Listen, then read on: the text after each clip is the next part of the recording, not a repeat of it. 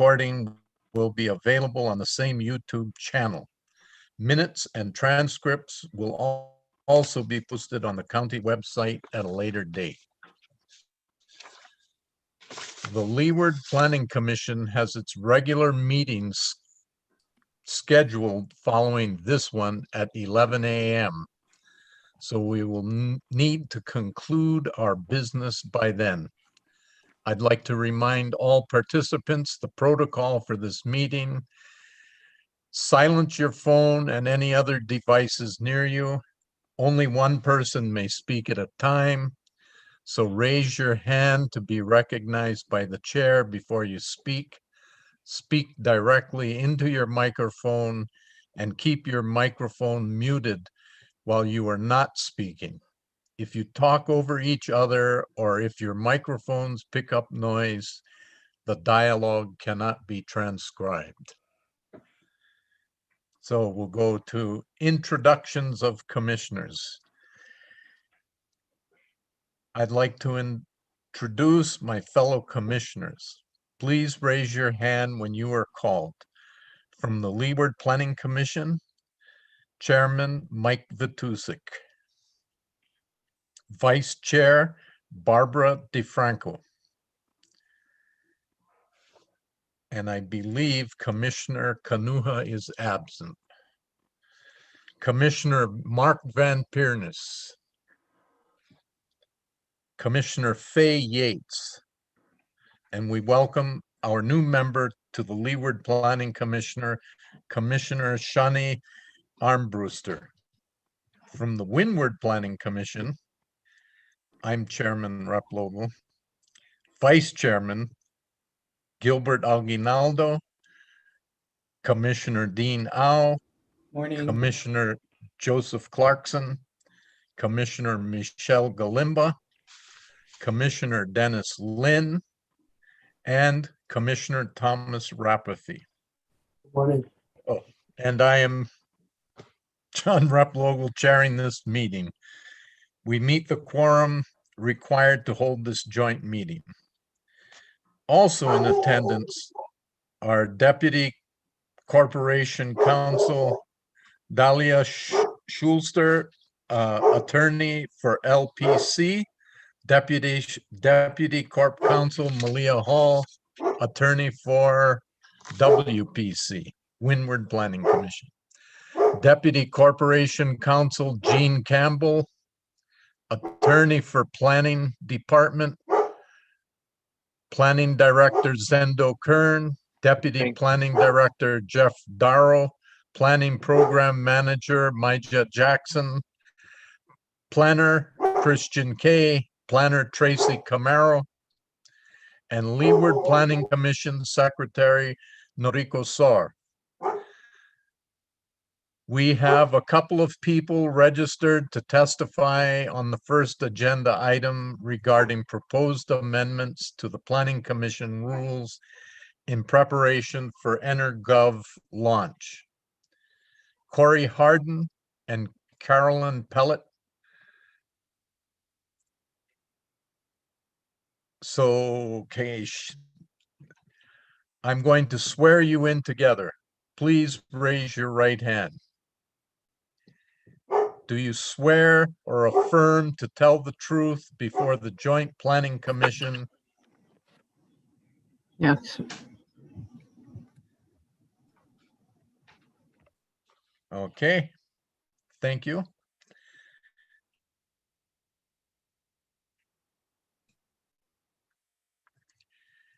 Please try to summarize your testimony in 3 minutes. Staff will let you know when your time is up. We'll start with Ms. Harden. We have received your written testimony on this matter, so it is unnecessary for you to simply read it to us. We'd appreciate it if you could highlight your points or provide additional information. Please state your name and the town you live in, and you may begin. Yeah, good morning, commissioners. Thanks for your volunteer service. Corey Harden, live in Hilo. I'll kind of summarize what I sent in.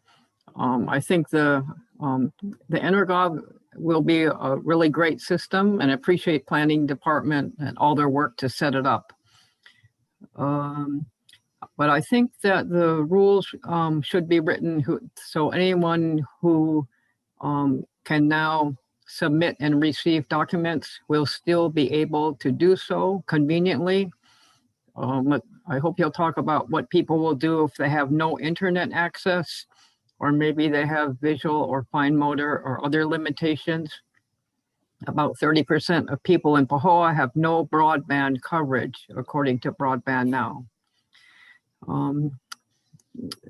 The staff has said the revisions have provisions that are non-substantive, but actually some seem substantive.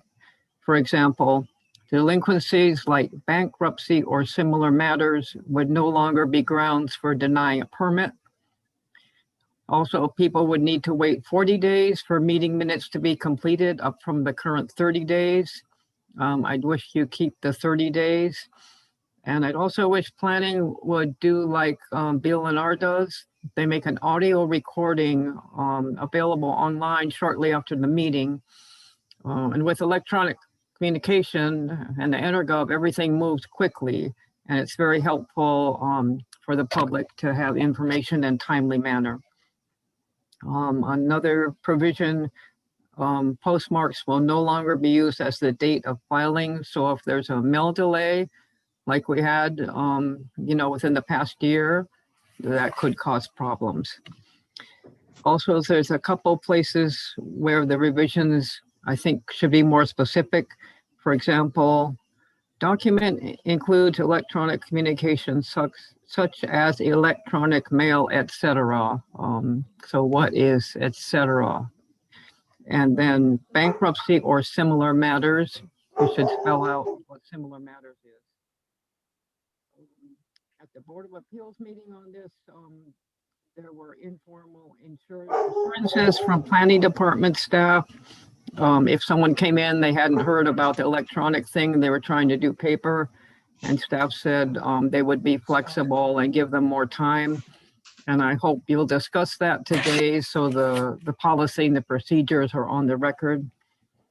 And last, I don't think the rules talk about testimony, but I hope you'll discuss if someone shows up at the counter at the planning department and wants to submit testimony and they just have it handwritten and hand over the counter, can they still do that? So thank you.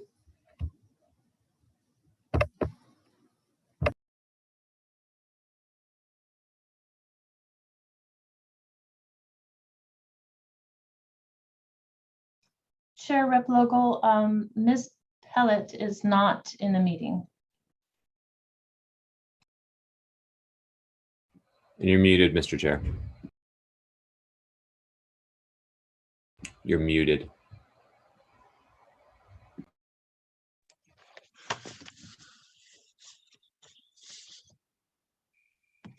So I will entertain a motion to end public testimony and Mr. Chair, did you say from the beginning that there were 2 testifiers? Mr. Chair, you are muted.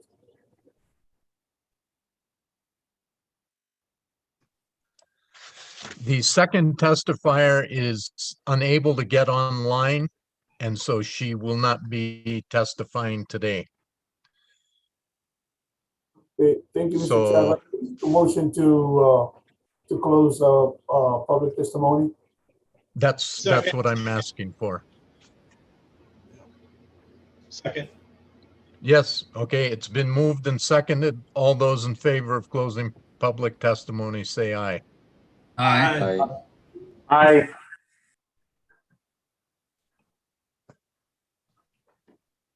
Okay, John, sorry, Yes. Chair Rep Logal, you also have to ask if Yes. there's any opposed. oh, thank you. Is Mhm. anybody opposed? There are no nays, so we are closing public testimony. And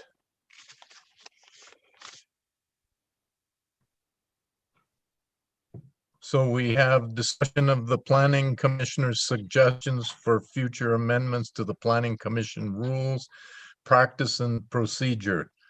Discussion only if the discussion appears to go beyond 11. And if you find it appropriate, you might consider scheduling another meeting to continue the discussion. Staff will assist throughout this item. I have set my clock or my alarm for 10:30 because I want to be sure we have enough time to allow the Leeward Planning Commission to have their meeting, which is supposed to start at 11.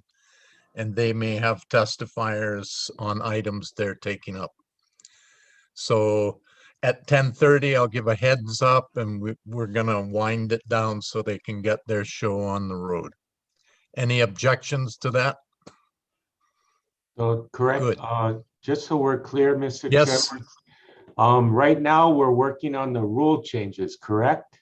And then after we finish the rule changes, we'll go into discussion of future possible rule changes.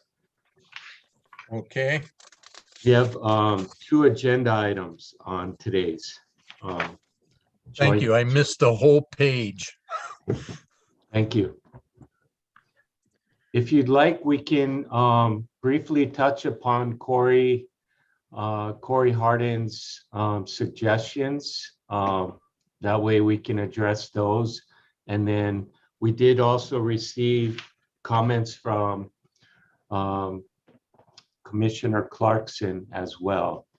And then we can also address any other concerns or questions that other commissioners have. That sounds like a plan. Zendo, did you want to talk about that?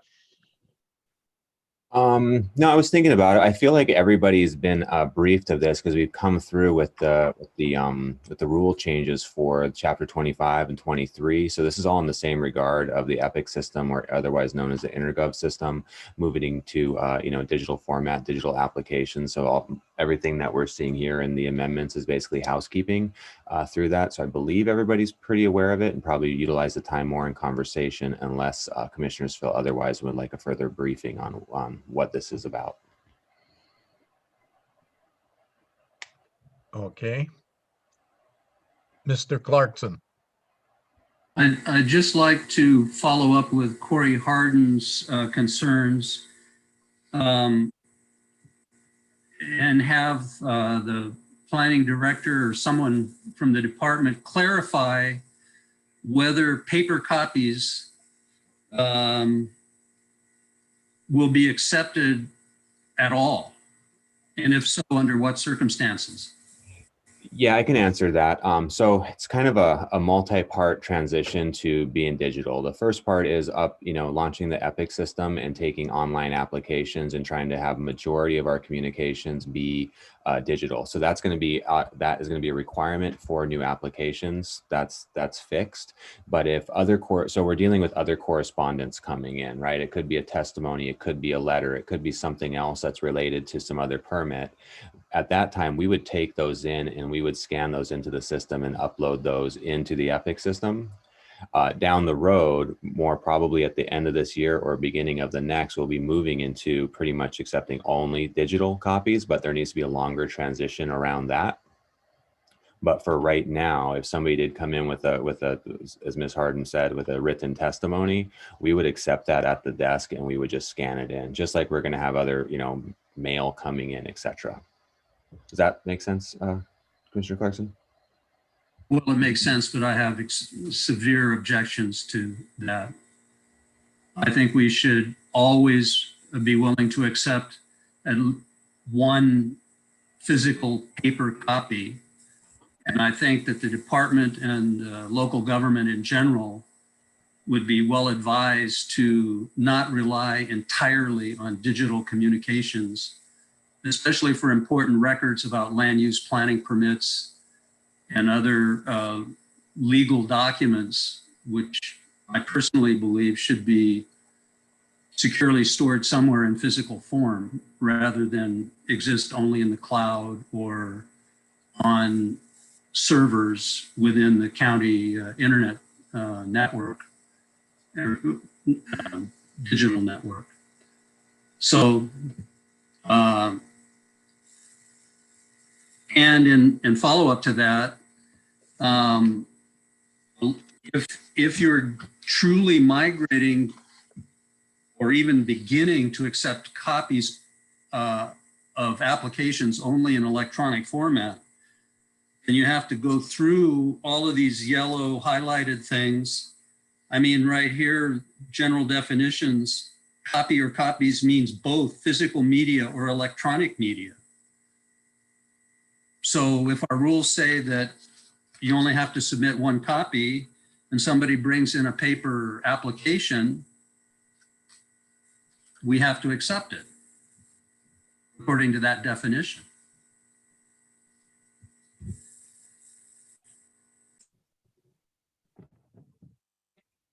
Yes, Ms. Yates.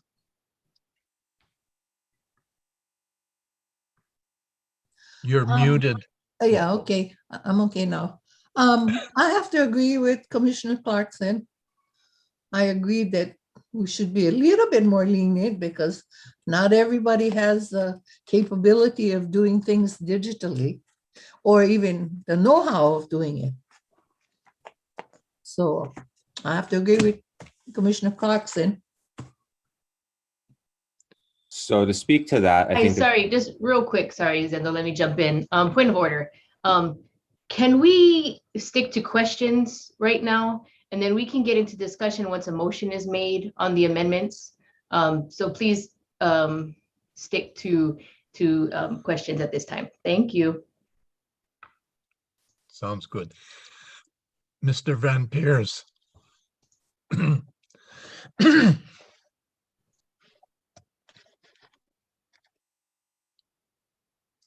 You're muted, I think.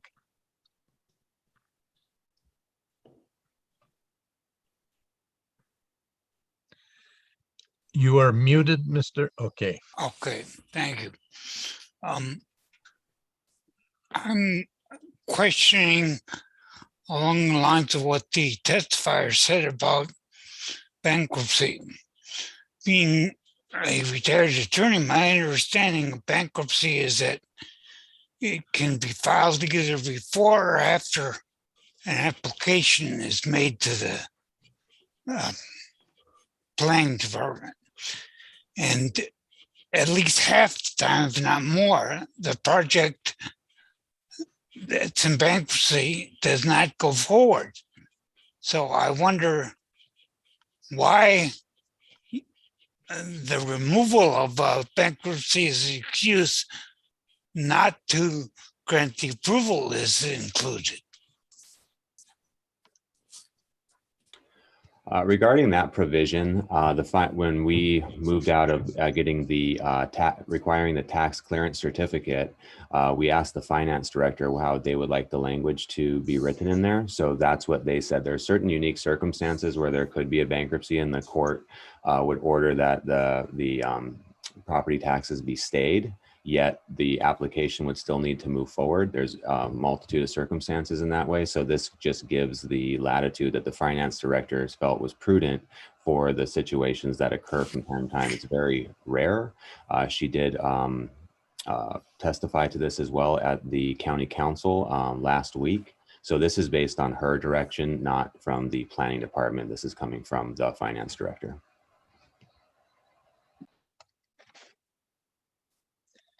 Okay. Anything else? I believe Yes, he- Mr. Van Peers. The planning director, I think, was ill-advised to accept that testimony or accept that recommendation. In most bankruptcy cases, the project does not go ahead. So my question. Excuse me, one moment. Yes, Ms. DeFranco. You're muted. You're still muted.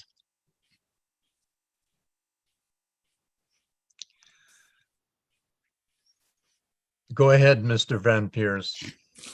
Thank you. Can I be heard? Am I heard? Yes. All right. Yes, you're, Thank you. I'm sorry, I went offline, but I think right now we're at a point of asking questions, not making comments or having discussions. Is this correct? So what is happening now is please ask your questions. Then they're going to be answered. This isn't a point of discussion or comments or viewpoints. Is that right? That's my correct. understanding. And the planning director has answered Mr. Van Peers' question. Thank you. Do you have another question, Mr. Van Peers, or do you wish to move along? Okay, anybody else? Mr. Clarkson, Yes, I muted. have Okay. a question for our corporate, our counsel, Ms. Hall.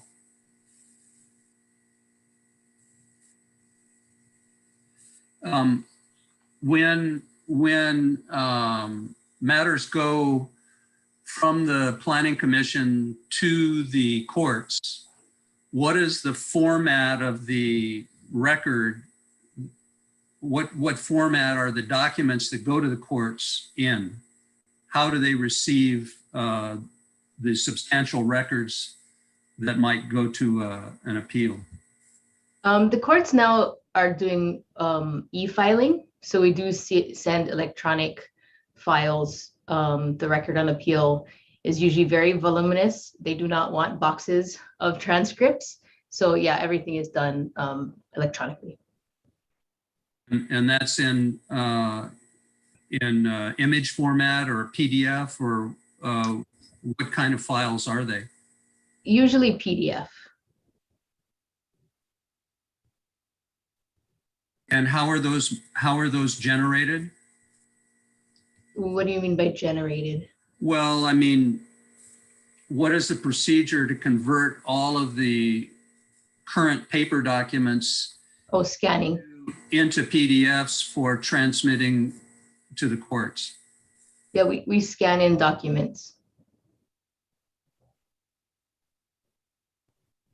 We meaning the department or the legal counsel? The department, usually the commission secretary and the department puts together the record. So is it true then that the department has the ongoing and has always had the capability of converting paper documents to electronic format?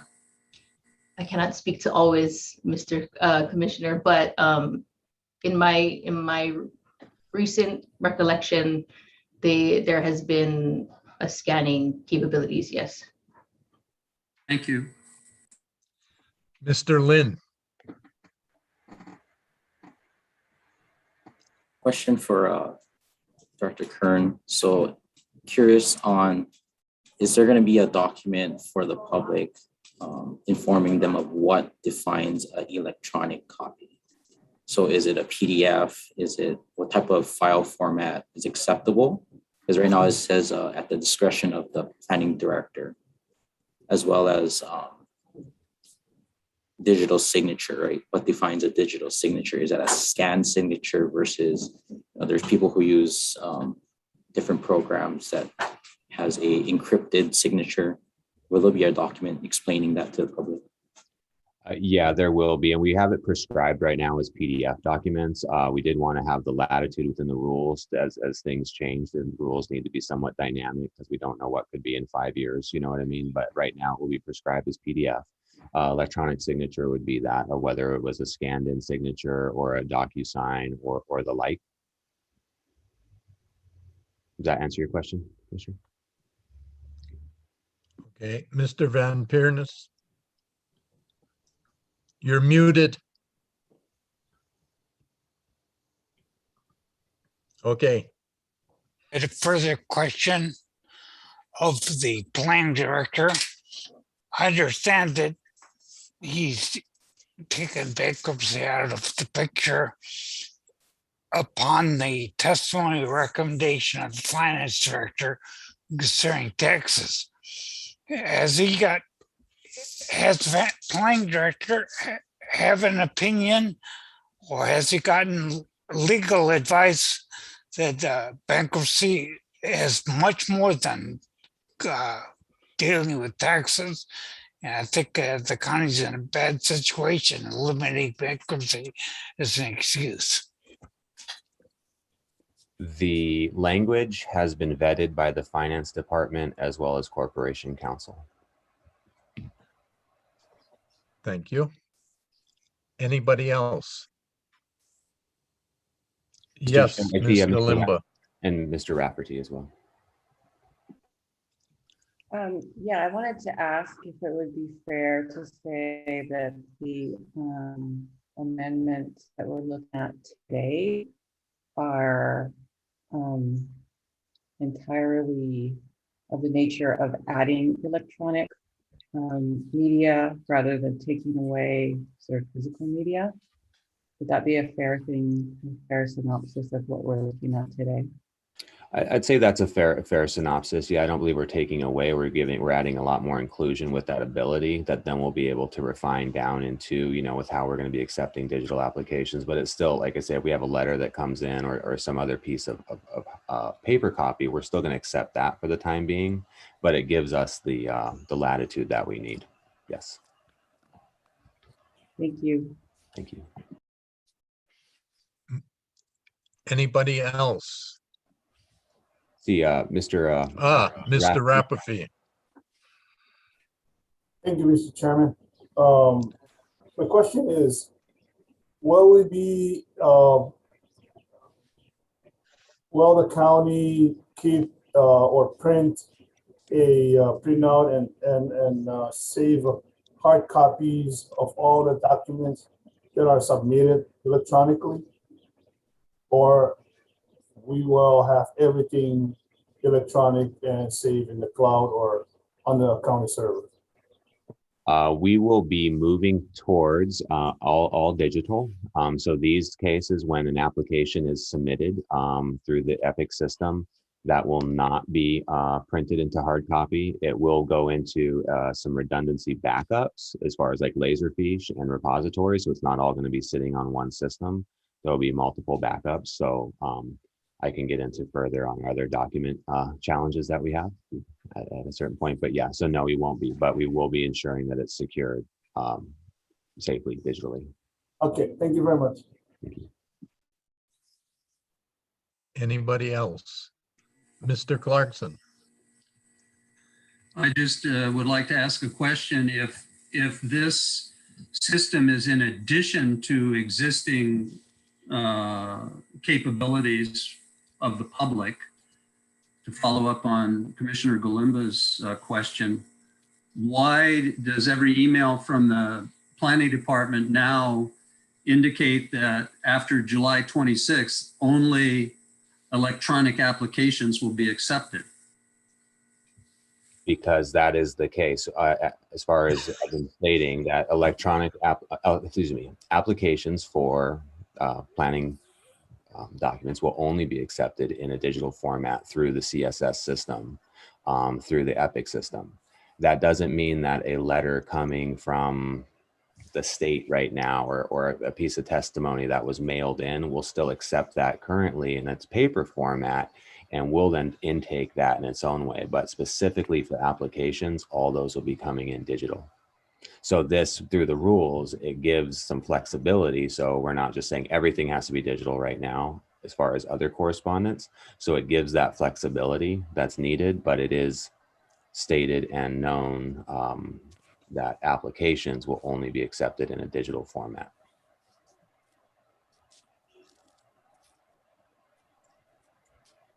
Mr. Lin. Just to comment on your remarks there, Director Kern. So as a service to the public, if they do not have access to a computer and a scanner, the department will help scan that document.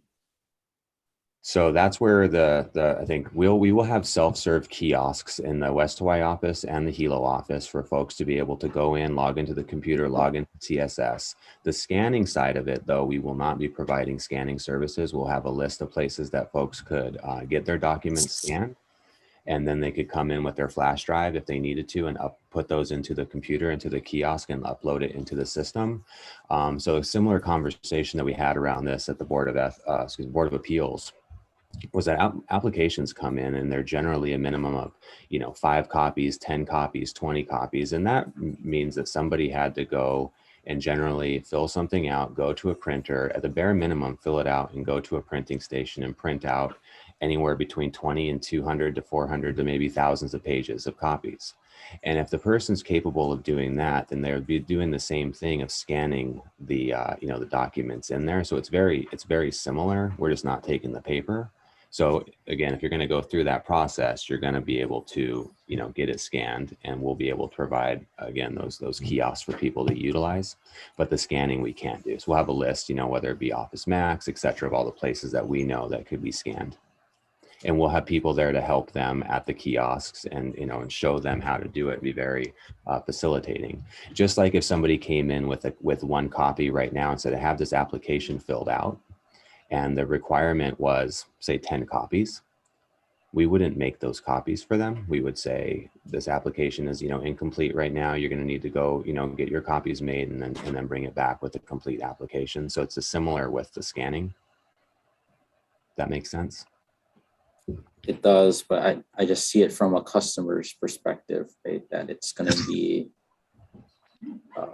upsetting or frustrating if they're going to the counter. That's just my comment. Just one more reminder, we're still in the fact-finding section. We're not opining and discussing yet. You'll have that opportunity shortly. Thank you. Mr. Clarkson. So I just want to ask one more question for clarification. So the planning department will accept a scanned image document of a handwritten application. Yes. And that's in question format. Yes. Thank you. Yes, it was handwritten out and then scanned into a PDF and uploaded into the system. We're in good shape. We'll also have fillable forms as well. Mr. Darrow. Thank you, Mr. Chairman. I just wanted to take this time. It seems like the commissioners had an opportunity to ask questions. We did receive several correspondences regarding suggested changes. So if I could kind of focus back on those, and then working with our corporation counsel, we have a suggestion or two that we'd like to also include as part of it. And this is in response to some of the comments that we received going through the changes at the Board of Appeals for their rules, similar to these rule changes. We've talked about it a lot, and we've gone through several meetings discussing this one section regarding bankruptcy. The whole intent of that particular section is when the planning department can or cannot or will not accept an application. So if real property taxes are not paid on a property, we won't accept the application. But we have been informed by the finance director that there are certain situations where they do not have to pay the taxes. One of them is when the bankruptcy court holds it in stay, and she just said use other similar matters, but it had to do with other legislative actions. She just asked to keep it general because she couldn't be very specific on that. We would confer with her if a particular applicant was going through a legislative action or a legal action that stayed any real property taxes, so that we could move forward with the acceptance of that application. In regards to bankruptcy, We've had a recent case where that happened in a bankruptcy court. A particular applicant was stayed on paying their real property taxes. We were able to accept the application moving forward. Corey Harden had requested why the change from 30 to 40 days for minutes. We're being reflective of what the state law is in HRS 91-9.5. I'm sorry. Yes, I believe that's it. 91-9. It changes it from 30. It's now 40 days legally that the departments or the counties have to place the minutes online. In regards to a request of placing audible files on the internet or available to the public, currently, because of Zoom and because of our recording of YouTube, we are able to do that. So that is already available.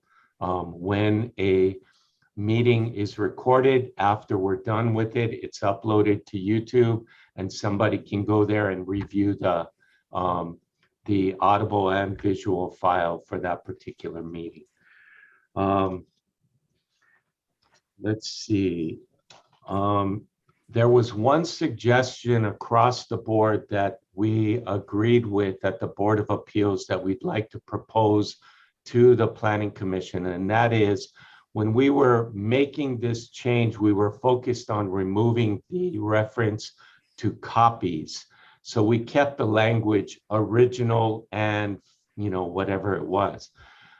They suggested removing the term original and just referring to that particular document. So where it would say an original with the deleted reference to copies of any written communication, we would just say any written communication and delete the term original. Or if it said the original application, we would delete the original and just put the application. So if the commission is okay with that, the department staff can go through, and any reference to original, just refer to that particular document. That was one of the changes that we'd like to be consistent, not only with Board of Appeals, but just across the board. Lastly, our Corporation Counsel, Jean, had a suggestion in reference to, I believe, Rule 430. Is that correct, Jean? Yes, Rule 430 addresses the decisions in order from the commission. And we're viewing this as the equivalent of a court decision. Currently, as Malia noted, most court documents are received electronically and then put out electronically. So if the commission were a court rather than a commission, the court order, the court's decision at the end of the proceeding would be submitted electronically to the parties. And so rather than require personal service of decisions and orders, we would like to suggest that Section 430 would read, decisions and orders shall be provided as certified copies to the parties of record. When a party to a proceeding has appeared by a representative, service upon such representative or counsel shall be deemed service upon the party. So we would delete the middle sentence there that requires either mail or personal service. And this would allow the commission to conclude its proceedings by sending its decision and order out electronically, which is consistent with the way that the courts are doing it in Hawaii these days. You had also mentioned, Jean, in your email to add the word as and or. Yes, as I read it. So it would be decisions and orders shall be provided as certified copies to the parties of record. And the middle sentence is stricken. The final sentence reads, when a party to a proceeding has appeared by a representative, service upon such representative, and instead of counsel, it would be read representative or counsel shall be deemed to be service upon the party. So we thank Corey for her addition of the word as, that clarifies that. And then we're essentially correcting a typo to change of or.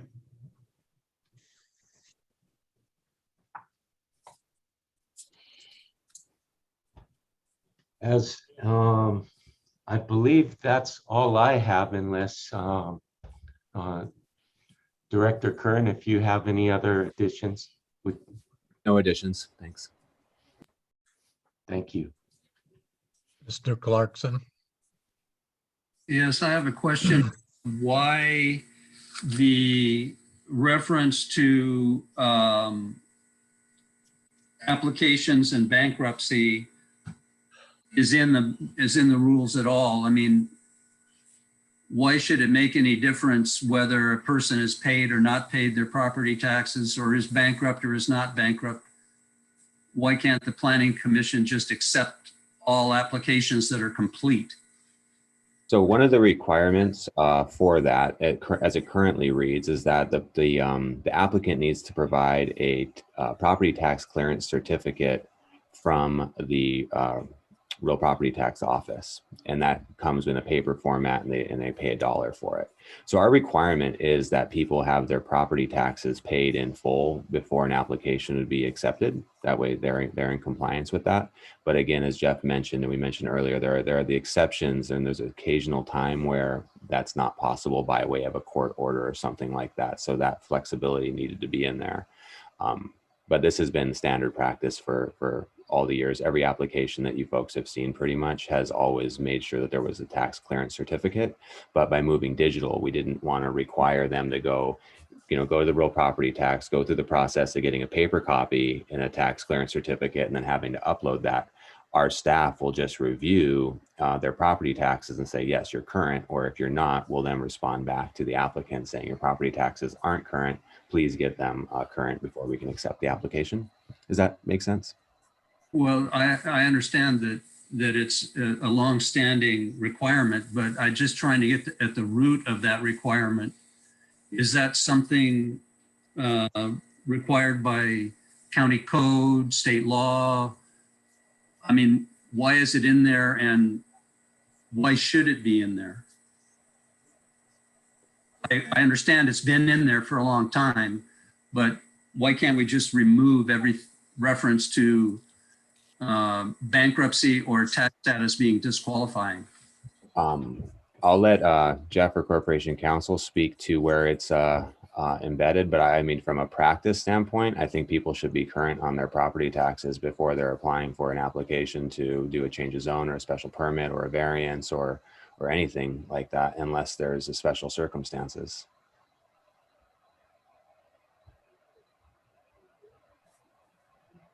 Sounds good. That is based out of county code. The zoning code requires it. As far as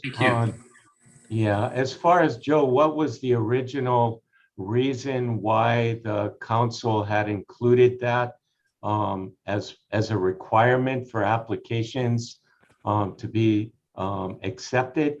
I would just guess it's to make sure that they're paid up with their real property taxes, so that we can make sure that us approving whatever requests that they're using, that they're up to date on everything that they need to be doing as far as paying taxes. Well, thank you, especially to Maya, for getting at the root of the reason why that requirement is in there. If the county code requires that, then of course you have to go through what you're going through to, prepare for exceptions. But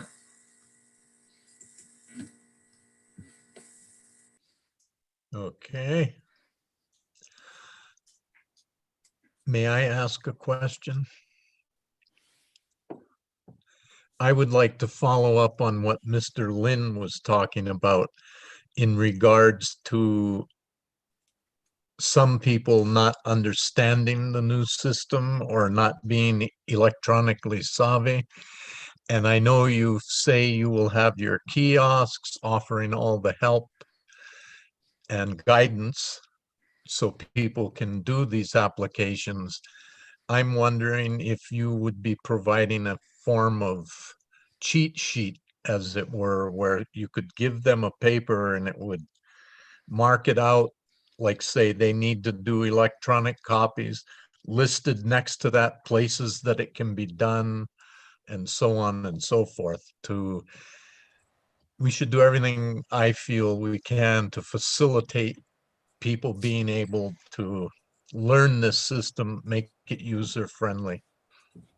Yeah, and to speak to that, we have frequently asked questions. We have resources there that they can actually, links they can click on, as well as videos guiding them through the process on how to, sign up for CSS, how to submit an application. So we have various resources that a person could do, because some folks will be doing it from home and it'll be foreign, and they don't necessarily want to come down and go through the kiosk. So we're trying to make sure that we have ample resources for somebody to navigate that through. And I think the simplest one will be the, some of the videos that we have showing people how to do it. Okay, thank you. Miss Yates. Are the kiosks going to be located in the planning department or in the county offices? There will be kiosks for planning. We'll have 2 kiosks in the West Hawaii planning office. So when you come in the door, there'll be 2 there on the other side of the desk, on the public side of the desk. And then in Hilo as well, we'll have 2 sitting on the public side of the desks, more on the side of DPW or towards the state building. We'll have an area over there. So we can still be serving people at the desk, but there'll be a separate space with 2 of those for folks to be able to utilize. So there'll be someone there to help in case they needed help. Yes. Okay. There will be. And the Department of Public Works is going through the same process as we are, and they will also have kiosks for folks that are working with them. So are you going to have like specific hours when, because I mean, I'm not really sure that, someone's going to always be available, or are you planning to always have someone available to help in case? Yeah, well, I would say, in normal practice, we usually have 2 to 3 folks up front to assist, customers right now when they come in, and that'll be the same practice now. And in any case, sometimes folks have to wait if there's a big influx of people coming in. But yeah, we'll always have somebody available. And in certain cases, when we're short staffed, we'll have planners from the back come up and work on the front desk as well. So we, generally speaking, we always try to have at least 2 people up on the front servicing customers. Okay, thank you. Welcome.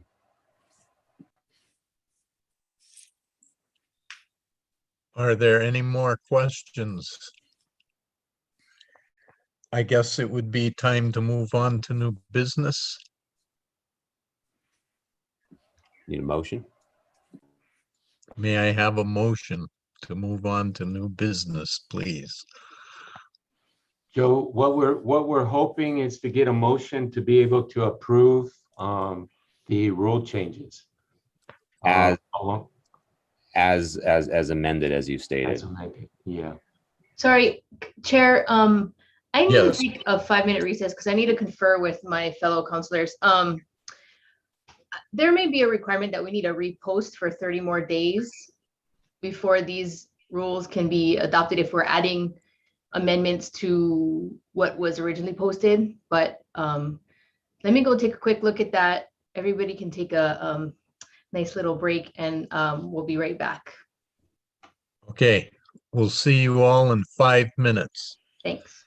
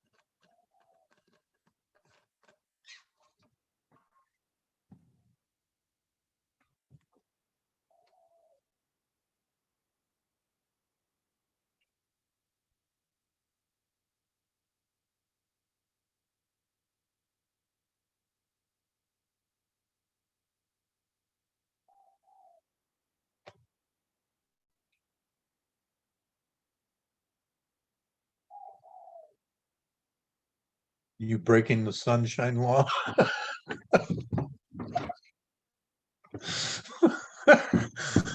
Oh.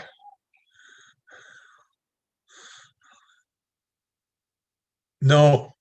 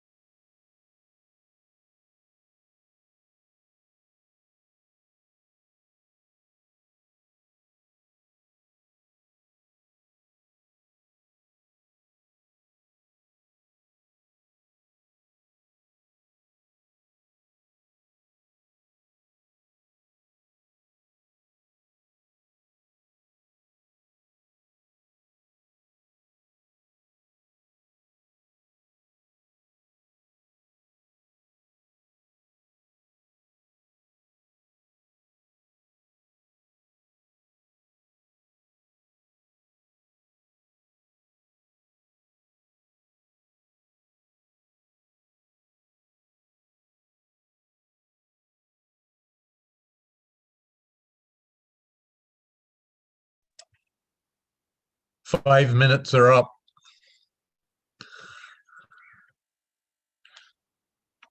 Okay, everybody, come back.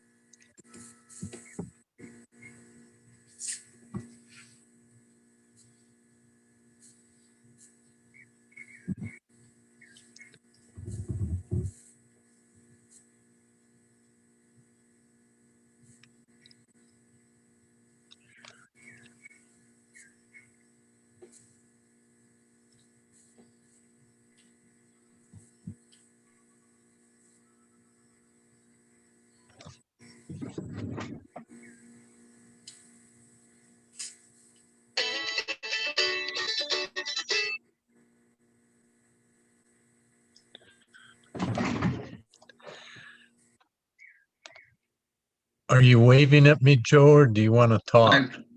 I want to ask a question when we're back in session. Are we in session? No, not yet. The attorneys have not returned. And it's just a FYI, it's 10:30, so we need to start making plans to vacate this meeting. We probably are going to need to continue it. I'm thinking we probably only need 15 minutes. I mean, we're all here Okay. online and we're waiting for one of our commissioners, and it says that we won't start till 11 on our agenda. So to wait for CJ, we have to wait till 11 anyway. So I think we have a little more time. What do you think, Mike? I mean, I think we're good to go as far as quorum goes for our meeting, since we have a new member. So we'll be all right there. We can proceed whenever we're done here. Just as a correction, as a clarification though, because it's agendized at 11, we cannot start prior to that, right? So as long as the Leeward folks are okay with maybe pushing up to that 10:50 mark. Oh, I didn't want to end the meeting this minute. I just think these discussions can get rolling, and next thing we know, it's 12:30. Yeah. Thanks for your being so mindful, Chair Pogel. My pleasure.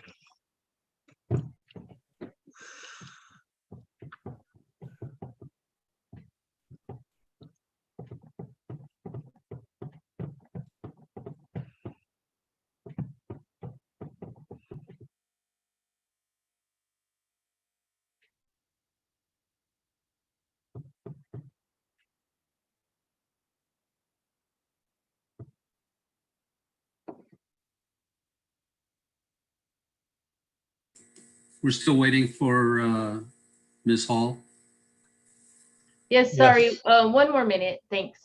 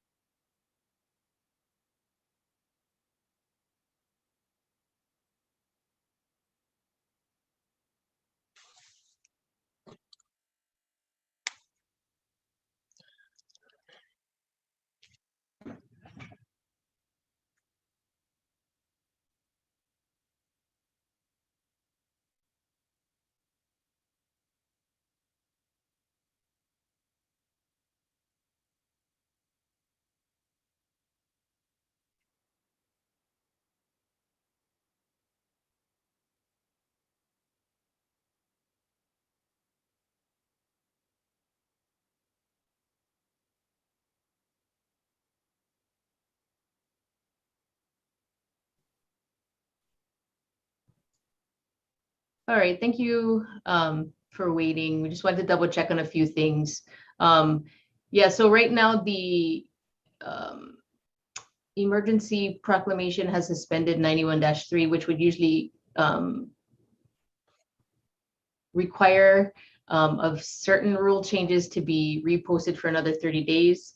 But because we have agendized this correctly and posted for 30 days, you are allowed to move in with your non-substantive amendments.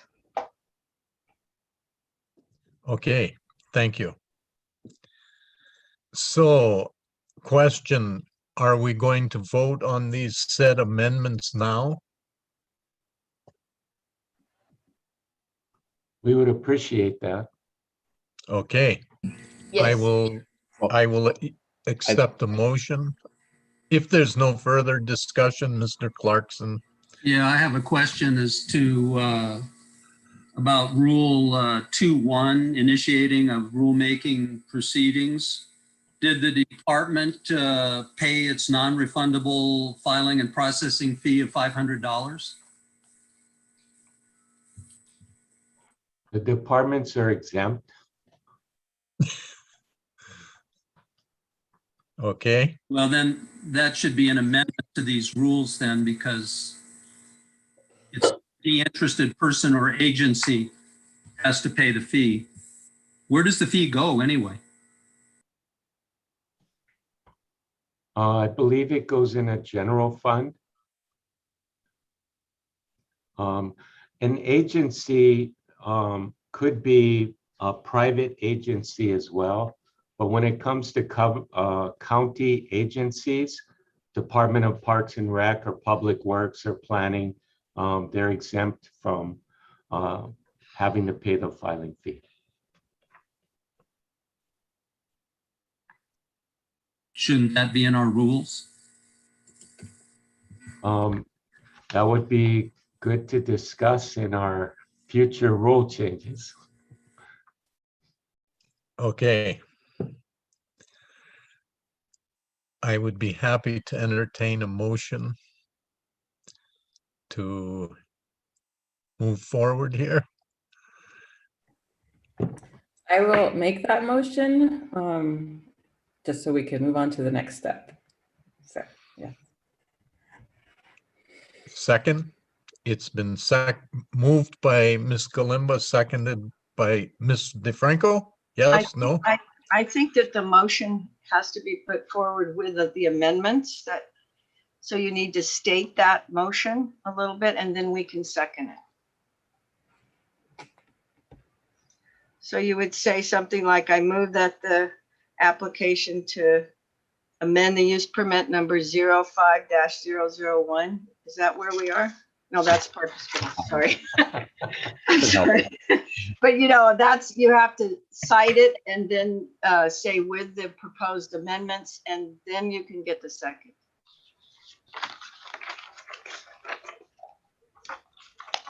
So where we're at it, let me get clarity then on the amendments that we're discussing. So there's the amendments that were published and there's the amendment that Ms. Campbell read into the record, I believe. Are we contemplating having that amendment to our amendment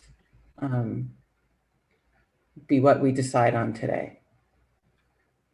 As well as Commissioner Galimba, as well as the just clarification that instead of keeping the word original, that we just reference that particular document throughout the rules. And again, this was something that was brought out at Board of Appeals, and everyone agreed that that was more practical. I see. That does seem to be very much a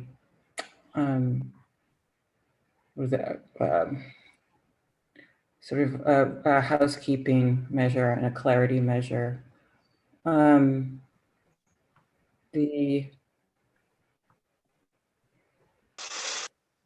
other amendment, I'm kind of forgotten already what it was about.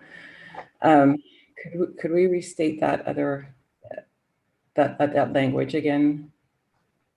Are you looking for the revision to Rule 4-30? Yes, thank you. The revision to Rule 4-30, which is service of decisions and orders, would now read, decisions and orders shall be provided as certified copies to the parties of record, period. When a party to a proceeding has appeared by a representative, service upon such representative or counsel shall be deemed to be service upon the party. And so the middle sentence of the existing Rule 4-30 is deleted. Okay.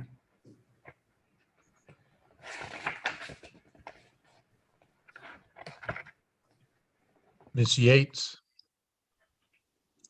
I'm a little confused. What are we voting on? Or what is the amendment?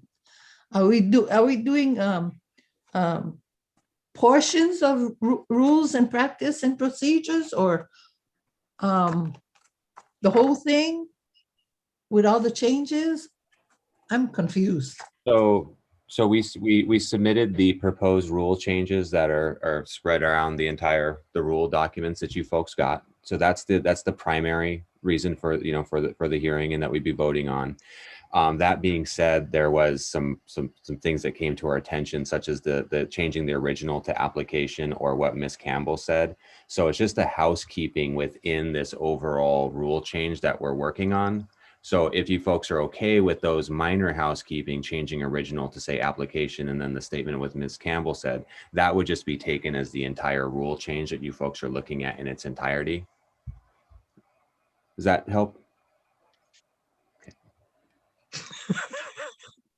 Mr. Chair, I can make the motion if you want me to, or if Commissioner Galimba still wants to. If not, I'll make it. Galimba? That would be fine, Commissioner Al, because I have to go research. So I think you've been researching and got it all squared away. So go. Okay, Mr. Al.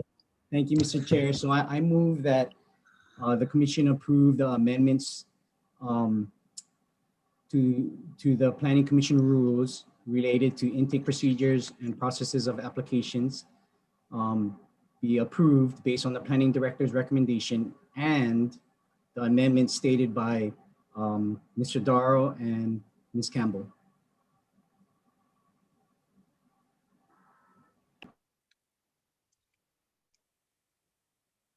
Ms. DeFranco? I'll second the motion. Okay, it's second.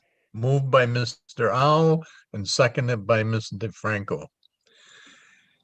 All those in favor of Mr. Al's, or would this be a roll call vote?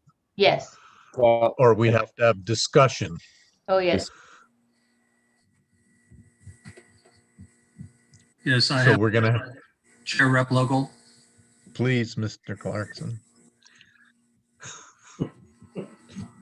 Please don't be so disheartened when I raise my hand. Or at least try to sound less disheartened. Unfortunately, I'm going to vote against this motion because I think that there are just numerous ambiguities throughout these proposed amendments that should be clarified as to exactly when physical copies, remember, copies can be physical, are accepted, and when only electronic copies are accepted. And that is not at all clear to me in reading these proposed amendments. Perhaps definitions need to be included for written. Definitional changes for copy need to be made. But as far as I'm concerned, there's so much ambiguity here that a person reading these proposed changes would not know when they could and could not submit paper or would have to submit an image file. That's my comment. Thank you. Ms. DeFranco. Yeah, I really appreciate how extensive this is and that we've had a lot of comments on it, and that you're providing the kiosks for people that don't get this. And I don't think it's much different than going in there and having to get 20 copies of everything. We're just not doing that anymore. I feel like we can move forward, and I think the quicker we can move forward, the quicker we can have progress in the backlog of the building department, the planning department, and our community. We need to get this in place so that we can move forward. So I think that with the housekeeping that's been done, and maybe there's a few words that, you know, I agree need to be changed, but I think for the most part, it's pretty clear what it means and how to do this.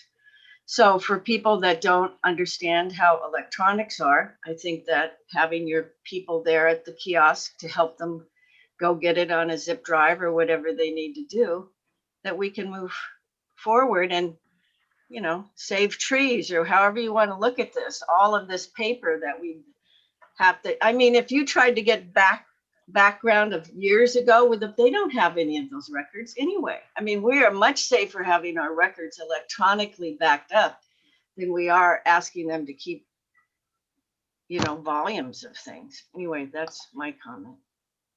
Thank you. Any other comments? Okay. Mr. Rapafy?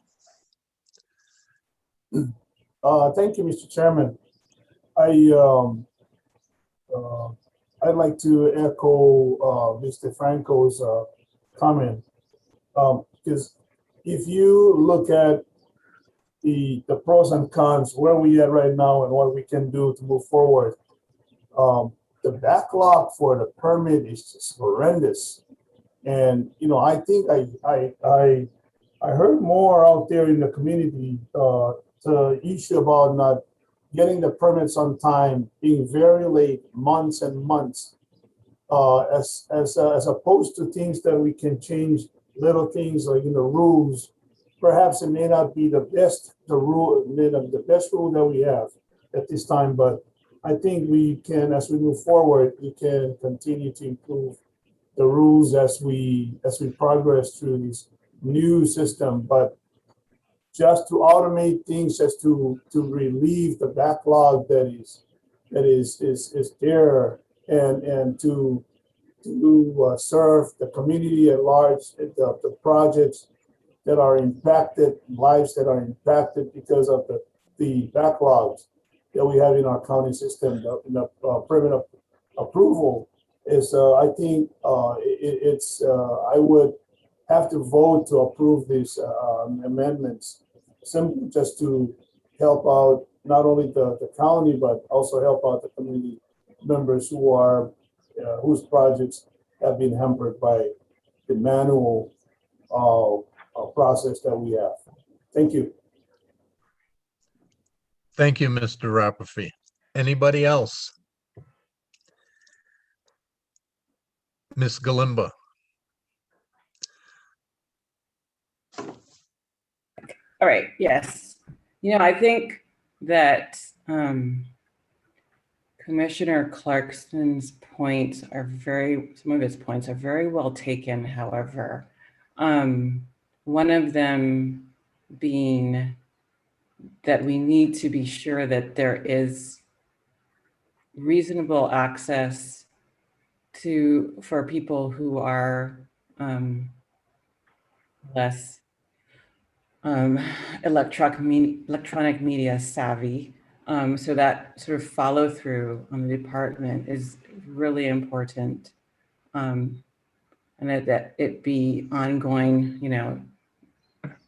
into perpetuity, that we have that capacity to help people get their applications into an electronic format.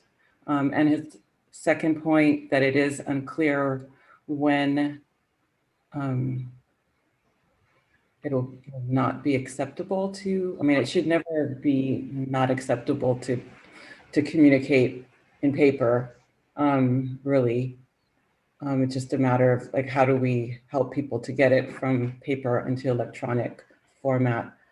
And sort of that third point, which I think is implicit in what Commissioner Clarkson is talking about, is sort of becoming, as a administration, too dependent on electronic media, such that if the internet goes out, we're all completely hopeless and can't function at all. So I think that risk, and that's sort of like what they call enterprise risk nowadays, is a serious issue. And we need to, the county and the planning department should have plans in place to deal with that kind of eventuality. That being said, I also see, the benefit of having electronic applications being the dominant mode, and having,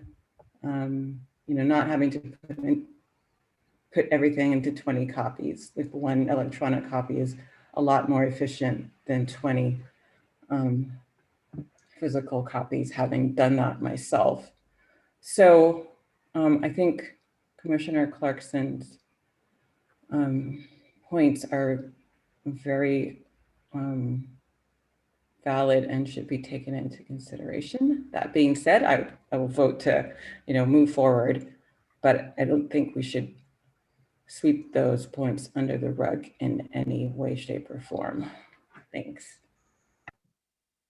Mr. Lin.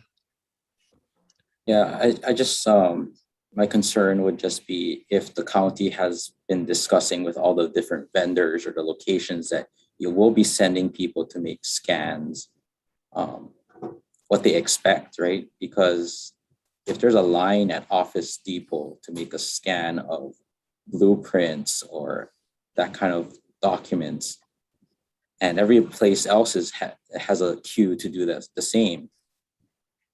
How does that, affect how we're going to be running the planning department? If nobody can get their stuff scanned, or there's going to be a delay at all these different locations, that's just my concern. Thank you. Mr. Van Peernes. Thank you.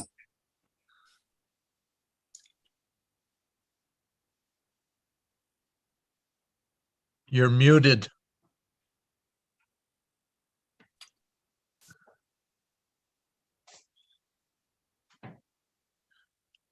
You're muted again.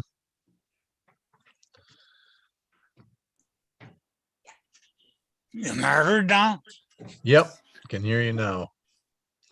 I believe that kind of needs to move into the digital age. Planning department is in archaic mode in many respects. So I think this is a step in the right direction. However, I don't really understand all the motion and all of the last minute changes that Connie wants to make. I also don't agree that they're all just housekeeping. I think some of them are very substantive, right down to the application process. So I think the motion should be in writing so that we all understand it, rather than go willy-nilly and leave it to some future write-up as what the motion is, which may or may not be what we're voting on. So I think the county should do its homework and submit a written motion on something that's important with all the changes, including the last minute changes they want. Thank you. Anybody else?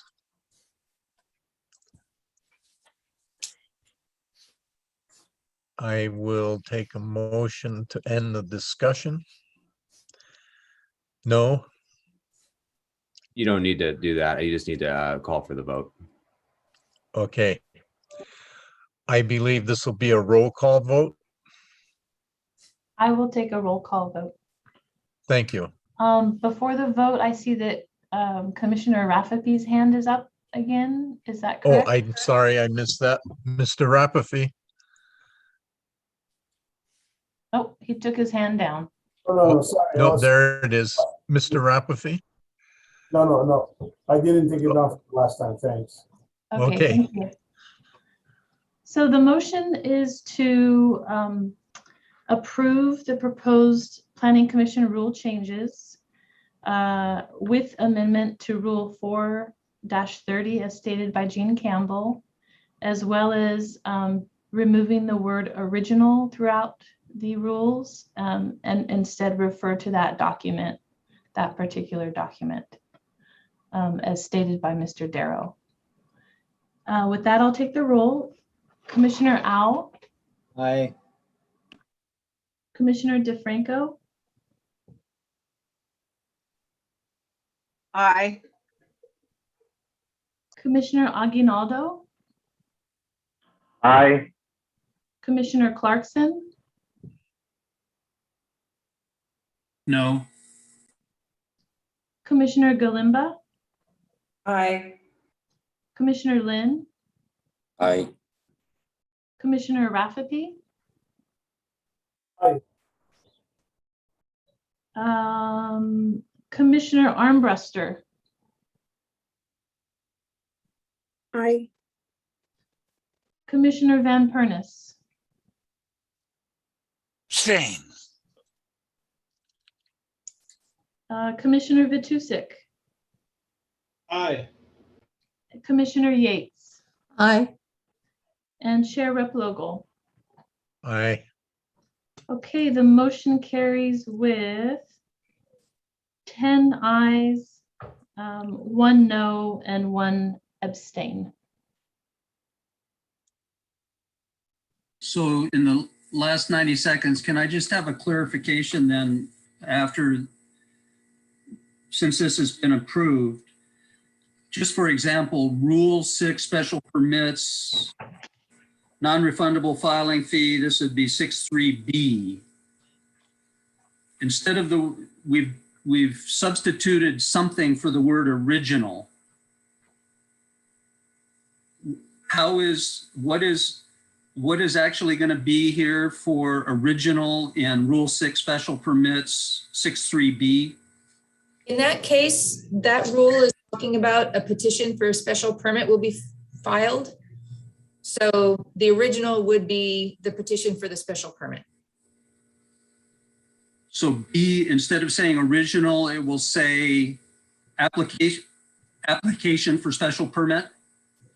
Or yes, or petition for special permit. Or just Document. Yeah. Okay, well, application, the application. I think in that case, it may be helpful to just have the list. It doesn't need to be anything there, because what that original indicated was that it was an original of all of the things in the list. So the application form itself is actually sub number 1. So I think it would just be B1, application form, description of property, plot or site plan. So I think in that case, original doesn't add anything. well, my point being that we still don't know. We've had Petition for special permit, application for special permit, no use of the word original whatsoever. And we've just voted that in, and yet we still have no idea what's actually going to be right after the parentheses B. I think that we were premature in voting on stuff that we don't really know what it's going to look like on the written page. That's just the final comment. It's almost time for Leeward's meeting. And I'll speak to that real briefly. I think the intent is very clear on what it is. It's either going to be the application speaking to that particular application. But what we can do is we can follow. I appreciate everybody's vote in moving this forward so we can begin the process. Happy though, Mr. Clarkson, to bring this back through with those specific languages and for you guys to look at it, and you can take a vote on that again to put that specific language in there. I don't see a problem with that if that would, please the commission. It would certainly please me to be able to see exactly what we're voting on. I agree, that would be great. That way we'll Mr. know. Aguinaldo? I totally agree with our commissioner because, I mean, he hit it on the nail. We're talking about this. We're just saying so pleasing people because there's multiple areas that says original. So, so with consideration to our planning director, if we go back around and, vote again later on down the road, because I got multiple areas that says original in that language. So, I mean, like what Joe indicated, 6-3B, there are areas, multiple areas that says original. So are we going to go back around on this? Commissioner, yeah, go ahead. The intent was to clean it up as we did for BOA. That came up Board of Appeals hearing to clean that up. Okay. Even leaving it as original, it still has the same intent, except it's a digital format. So it'd be cleaner if we specified what those documents were. I think it's very clear for the record on what the intention is. And I'm happy to come back through, like I say, and do a quick housekeeping on that to spell it out. But you guys, I think the intention is extremely clear that if that were to vary or alter from that, that anybody would be able to challenge that and see that wasn't the case. So I think as long as we stay with what the intent is, which that's what we will be doing, we can certainly clean that up for you guys and apologize about the format. Mr. Van Peernis. I'll just sorry, say, can I just jump in real quick? Sorry. Point of order. The Leeward Planning Commission meeting was supposed to have started now. So you may wrap up your discussion at this point. Is there anybody that would be testifying for the next commission meeting? Yes. Okay, are they on yet? No, they're not in the waiting room yet. Okay, so I guess we can continue until people start to show up for that meeting. At that time, we're gonna have to wrap up. And when it comes to wrap up, it's gonna happen. Yes, okay. Maya. Malia, we do have applicants in the waiting room. Okay. Not testifiers. So we should close this up. Fill up. Yes. Mr. Van Peernis. Thank you. Make it. Let's Thank get you. it out. I'll get it out real fast. As Miss Yates says, and to some extent, Miss Columba, as I said, what are we voting on? The intent is one thing. The letter of the law is more important than the intent. So I think that the intent needs to be finalized in a written letter. So I appreciate Mr. Kern willing to bring this back written rather than intent. Thank you. I move we adjourn. Excuse me, can I say one thing before we adjourn? Yes, you may. Item number 2 was supposed to be a discussion of planning commissioners' suggestions for future rule amendments. And I think we have a few things on the radar. We have changes to the SMA and shoreline setback rule. We have potentially new language that we'd like to add regarding conflict of interest for the planning commissioners based on our Board of Appeal rules. And I would also ask that if any of the commissioners have suggestions for rule changes, such as ways to refine wording, as Commissioner Clarkson suggested, please send those to either me or your commission secretary, and we will work on getting those rule changes before another joint commission meeting. Thank you. Thank you. So we have a motion to adjourn, and I was looking for a second. We have a second, Mr. Vitusik. All those in favor of adjourning, say aye. Aye. Aye. Aye. All those who oppose? The ayes have it. This meeting is adjourned. Thank Thank you you. all. Thank you, Chair. Okay, have a lovely meeting, Leeward Planning. You guys are lucky. You get to go home. We're still here with you, Chair Vitusik.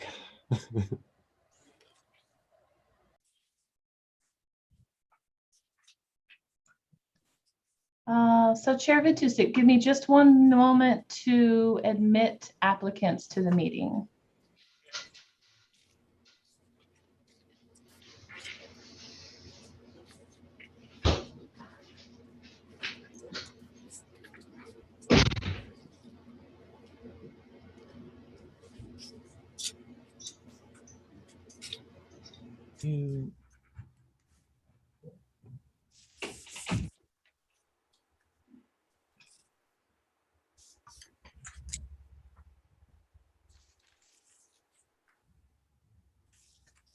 Okay, I think everybody is in.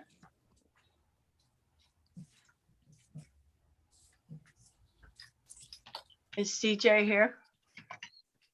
CJ won't be participating today.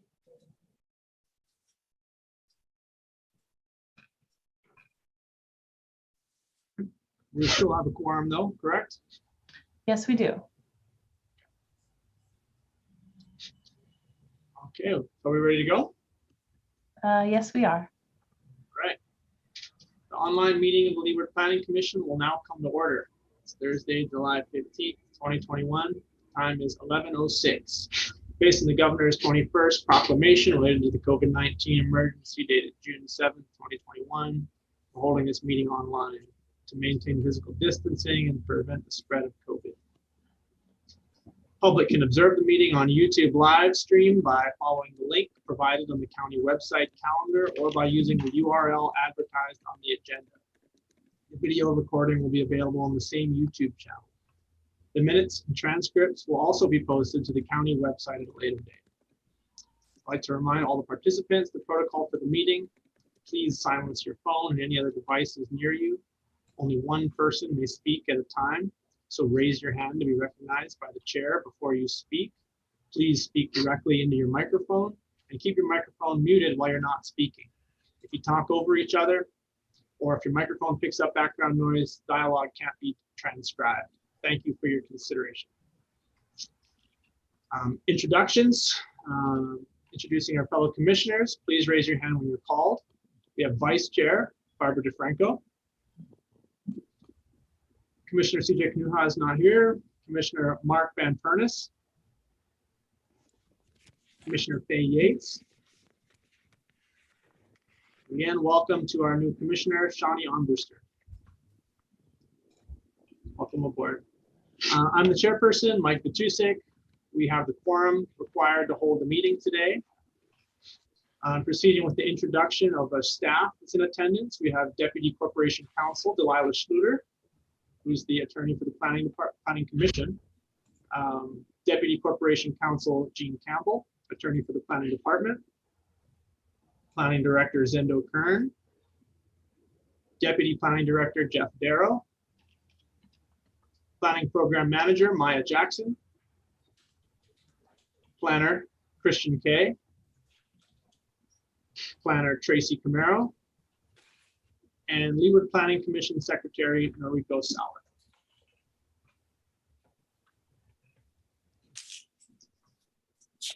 First order of business is approval of minutes from the June 16th, 2021 meeting. Minutes have been circulated. Are there any corrections? Seeing none, is there a motion to approve the minutes? Motion by Commissioner DeFranco, second by Commissioner Yates.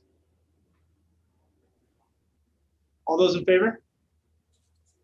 Aye. Any opposed? Seeing none, the motion carries. We'll move on to statements from the public on agenda items. We have received some written testimony in today's agenda items, which has been distributed to the commissioners. Also, there are two people here on Zoom that are going to testify. By any chance Obi started to bark, would you take him? Whoever's speaking now, could you please mute? I think it's Margaret Willie.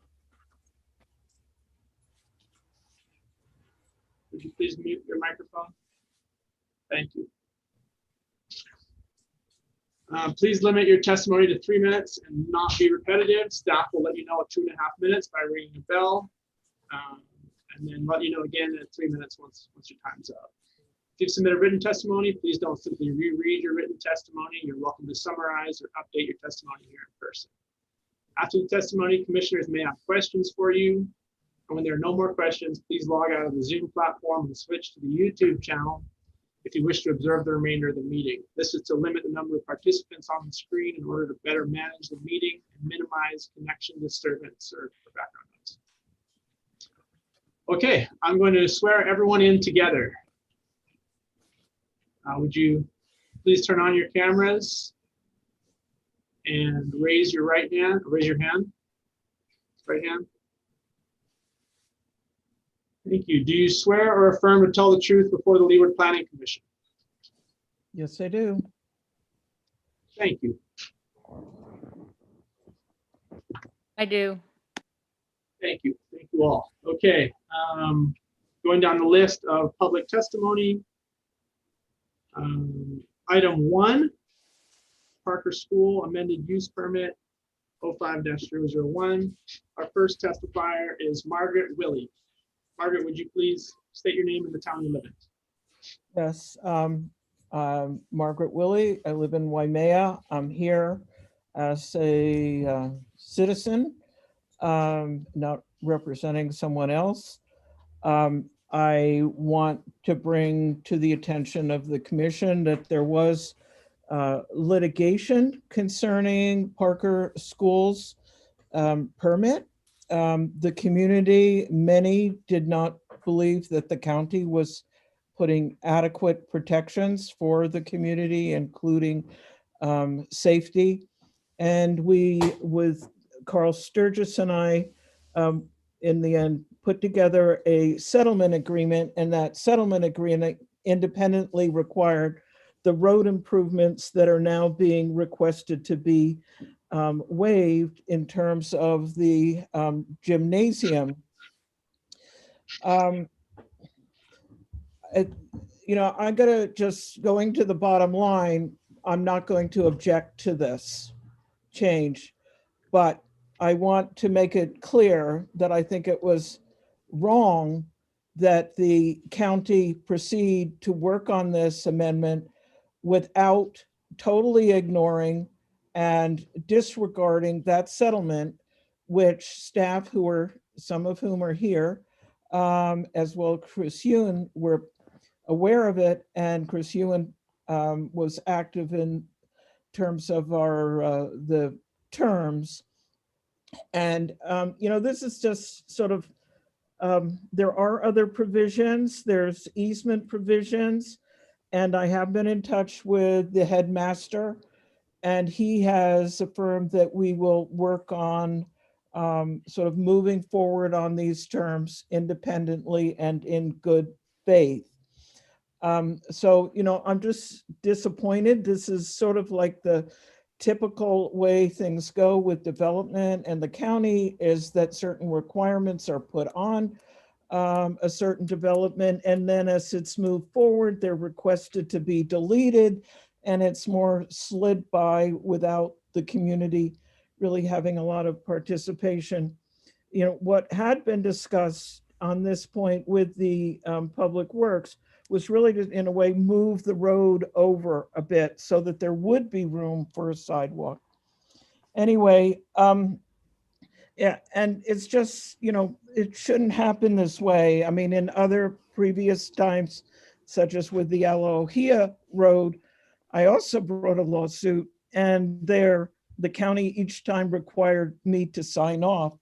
No matter what the commission does or the council does, those approvals do not trump what's in the settlement agreement. The settlement agreement is an independent contract. So, I just expressed my concern to you. At the same time, I have spoken to Mr. Dunn, and there are ways of other lesser road improvements that could be done, such as signage for speed or for no parking, and putting in a separate entrance for pedestrians and bicycles. And we are going to work on the easement. So that's, if you have any questions, I would hope that the committee has been given a copy of this settlement agreement, since it does affect many of the issues and Parker School's approval. And anyway, I'll conclude there. I am not here to object to it. I think it's shameful how these things are handled in this way, and yet I will be working with the school to move forward on some of the other provisions, such as the easements, which would provide further access to the school and for the public along the stream side of the property. And that's conclude. Thank you. Commissioner Van Pernis, questions? You're off mute already. You don't need to mute. Now you're on mute.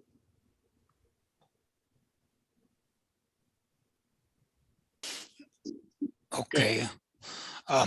Ms. Kimball, is the settlement agreement signed by all parties?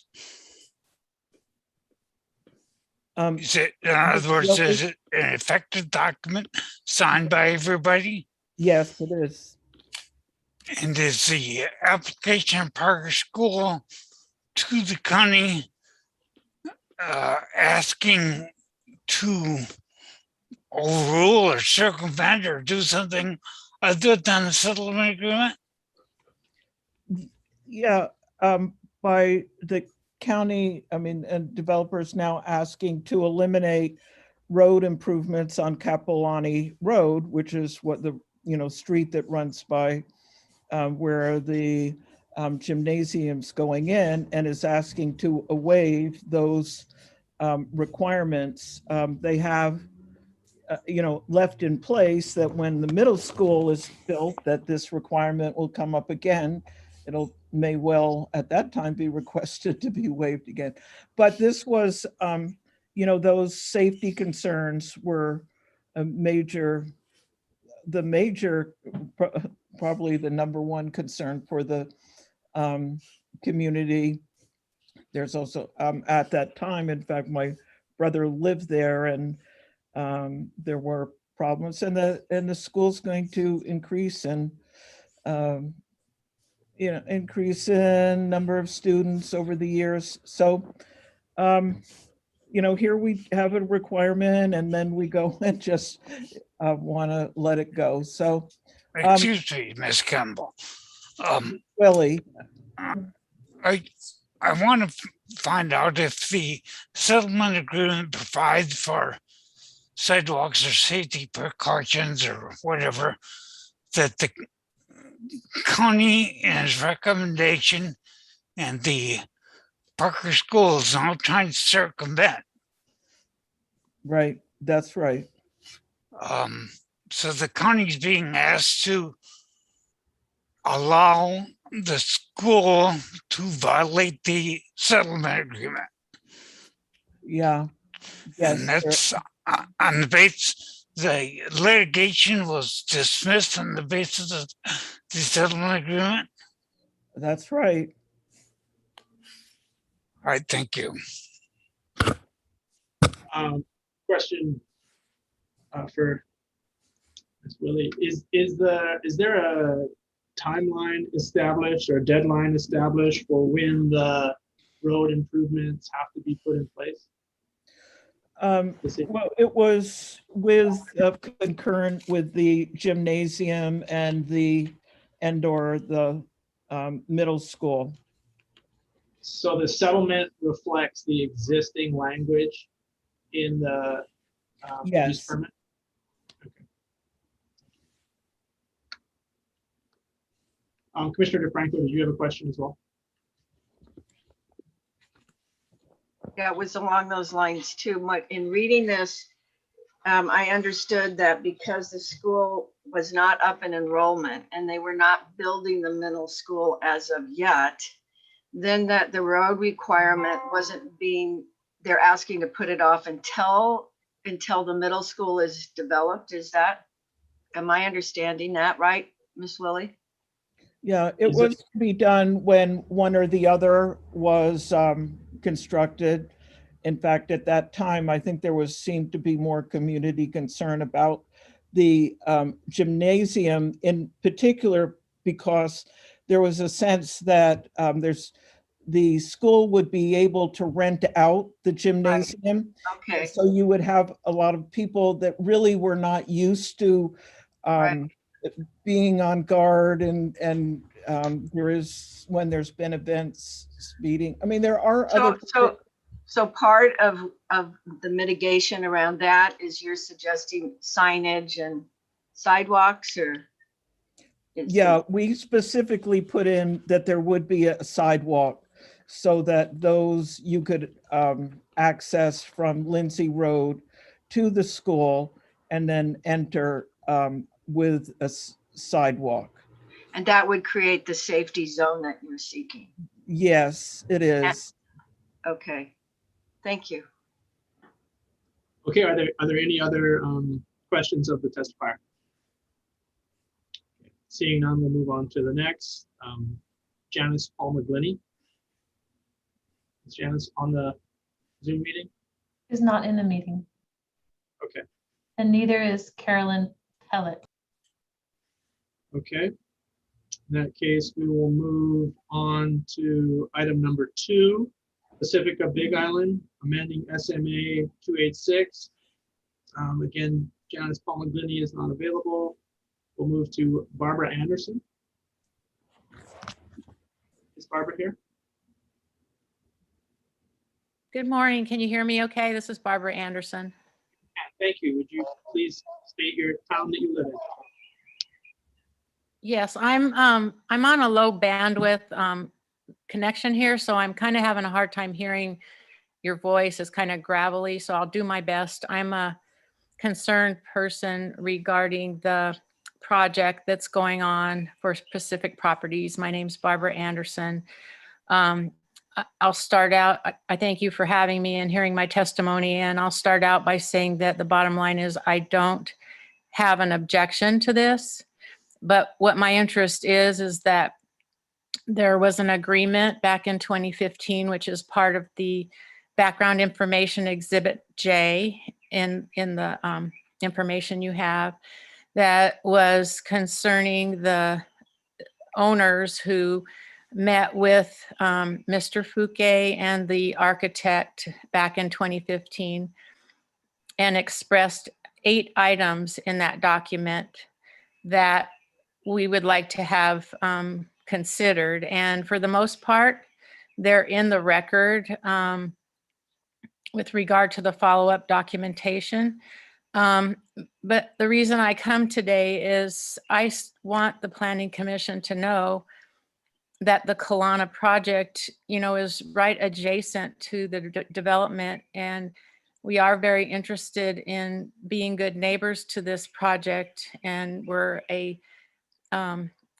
we have 44 units that are there. I'm not representing the 44 units today, but there are 44 units there that will be subject to all the everything that goes on with new construction and grading and excavating and all that sort of thing. So our concern is the concern of I have is mostly related to as the project is built, and hopefully that the concerns that were brought in 2015 will still be abided by, and that we can have communication back and forth with the developers as it goes on to make sure that they are. There's been some concern over the last 3 years about keeping the property up in terms of brush management and the feral ungulates and all that sort of stuff. So we haven't really had any conversation with the developers because I think we couldn't get in touch with them for a while. And there's been almost a 50% turnover of the condos since 2015.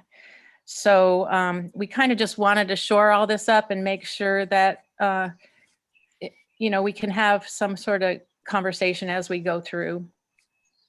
That's number one. And then number two is there's a comment on page 45 of the background that deals, it's paragraph 5 of the memo that deals with keeping the property cleaned up, homeless, taking, I guess, trying to live on the property and such, because it's like a lot of brush there that people can hide in, as well as the feral ungulates. And I just want to say that I hope we can have some more dialogue, because we tried to contact the owners and had a hard time, and the brush was just not kept trimmed down. And so hopefully we can start the conversation again now.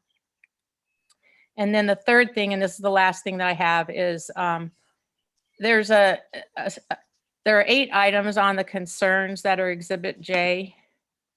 And the one that I wanted to bring to your attention, I didn't see really addressed. It said in the original documents it was going to be addressed by the Public Works, and that's dealing with site drainage. There's a 25-foot well that's documented on there that was going to be brought to the attention of the Public Works, and in the Public Works response, I didn't see anything relating to that. So I don't want to repeat what's already in the record for you. I know, because you have a lot of things to go over, but if you could just take a look at those 8 items, and then if anybody has any questions, I'd be glad to answer.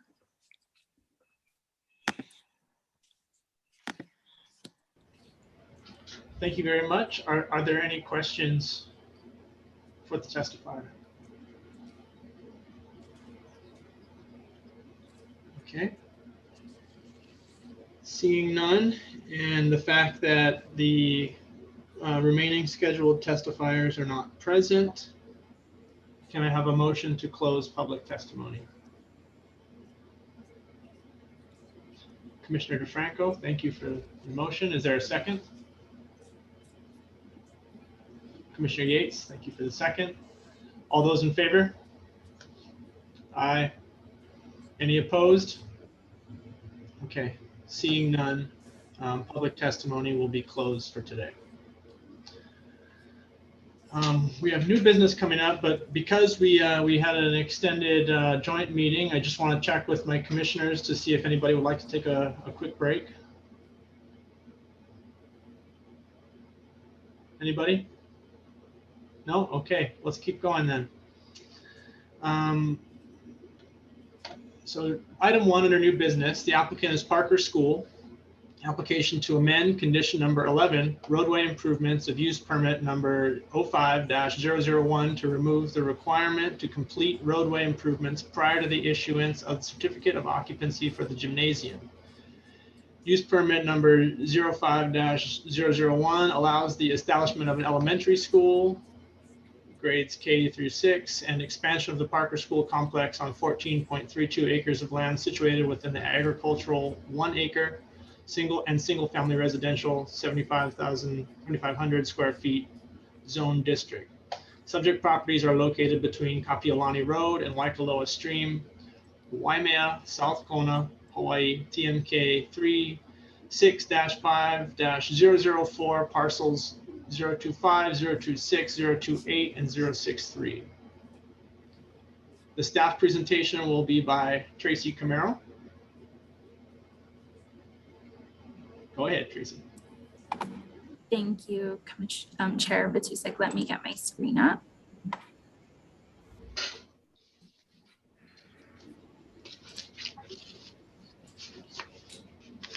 Can you all see my presentation? You can just give me a thumbs up.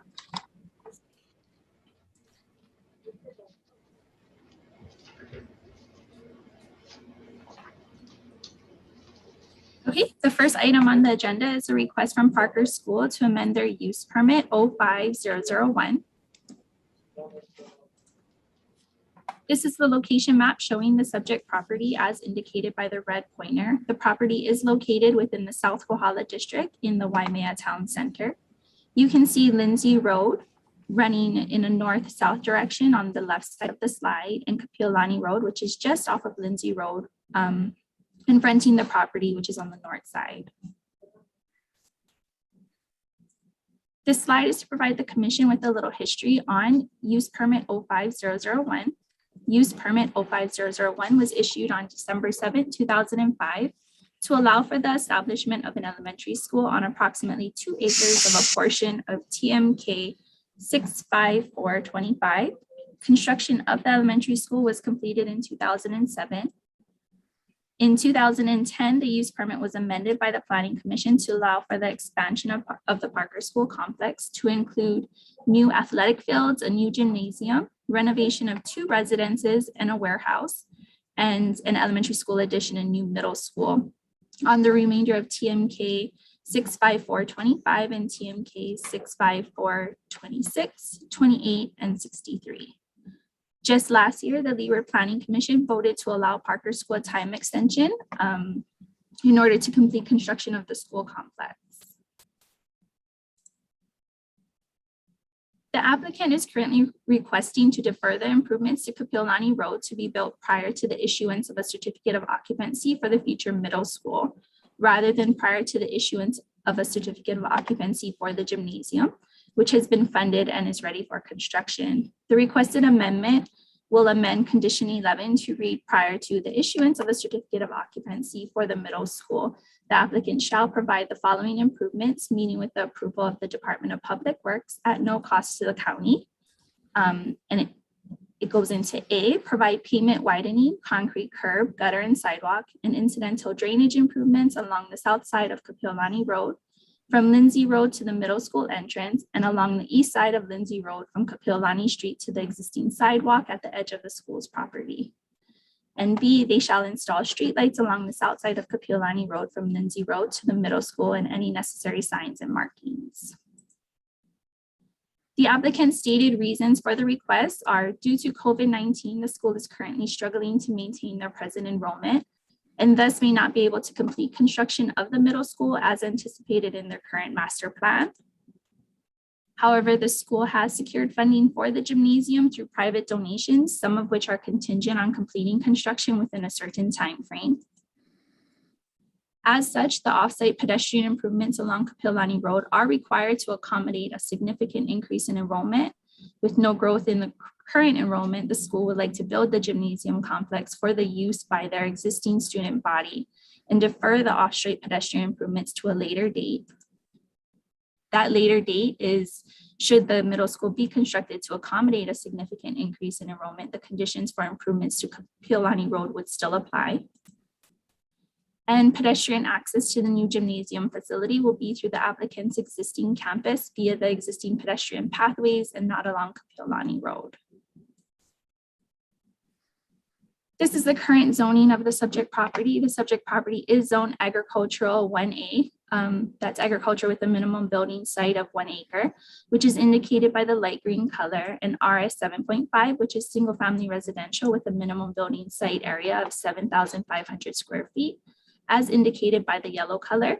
Properties to the north of Parker School are also zoned agricultural 1A, and properties to the west of Lindsay Road are also zoned single family residential. The state land use designation for the property, as well as much of the surrounding area, is urban, as indicated by the pink color shown on your screen. The general plan designation for the property is medium density urban, which is indicated by the orange color. Medium density urban allows for village and neighborhood commercial and single family multifamily residential and other related functions. Schools are permitted use within the medium density urban designations.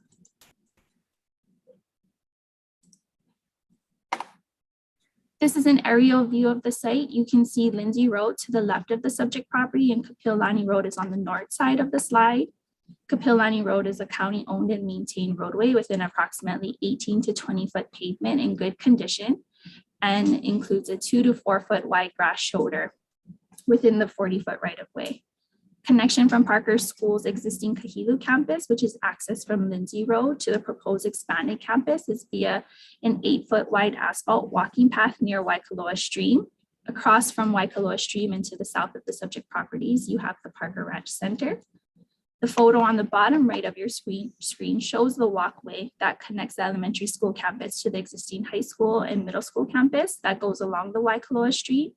Parker School has been diligently working on completing a MOU, Memorandum of Understanding, as required in condition number 24 of their use permit with the Department of Parks and Recreation for creating the easement access for the Waimea Trail and Greenway projects. This is the master plan that was provided in 2010. No significant changes to this plan have been proposed by the applicant at this time. You have Lindsay Road on the left side of your slide. You can see the existing campus that was built in 1975. You have Kapilani Road running to the top edge of the slide. This is the elementary school that was built in 2007. And just east of that, you have the future gymnasium and the athletic playfields. The future middle school is proposed to be located between the gymnasium and Kapilani Road. And then the existing warehouse that will be renovated for use is on the far east end of the property. There's the original campus that includes the high school and the middle school, as well as a parking lot that gets access off of Lindsay Road. The existing elementary school, which is permitted under use permit 05001, is in this area. So in the master plan, Parker School requested to expand the parking lot, add a gymnasium, and add a future middle school building. And then the students from the existing middle school would transfer over to the new building. The original campus would be devoted mostly to the high school use. This is a site photo of Kapilani Road facing the west and overlooking the intersection of Kapilani Road with Lindsay Road. You are looking towards the park area, and you can see that it's a 2-lane road with some grass shoulders. And this is a site photo of Kapilani Road facing the east. The existing campus is located to the right of your screen. Let me share a pointer with you just to show you where we're talking about. So this is the access to the current elementary school, which is located right in this area. There are single family residential lots. And beyond this is the warehouse along Kapilani Road. So these are the single family residential lots, and then the warehouse is further down this road. And this is the warehouse that Parker School has plans on converting for educational purposes. The planning director is recommending approval of the amendment to use permit 05001. And with that, that concludes my presentation. And I can turn the floor over back to the chair.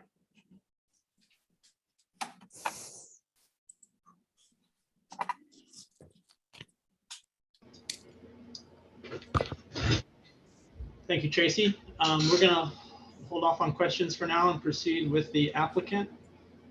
And then at the end of that, we'll give each commissioner the opportunity to do some fact finding. Applicant, would you? Looks like I gotta swear you in again, so you'll be extra sworn in. Please raise your right hand so I can swear you in. Do you swear or affirm to tell the truth on this matter now before the Leeward Planning Commission? I do. Thank you. Please state your name and the town that you live in. My name is Greg Moores and I live in Waimea. With me is Stephen Dunn, the head of school. Also reside in Waimea. Thank you. Have you received the background and recommendation reports from the planning department? I have, and we agree with the conditions as proposed. Okay, please go ahead with your presentation.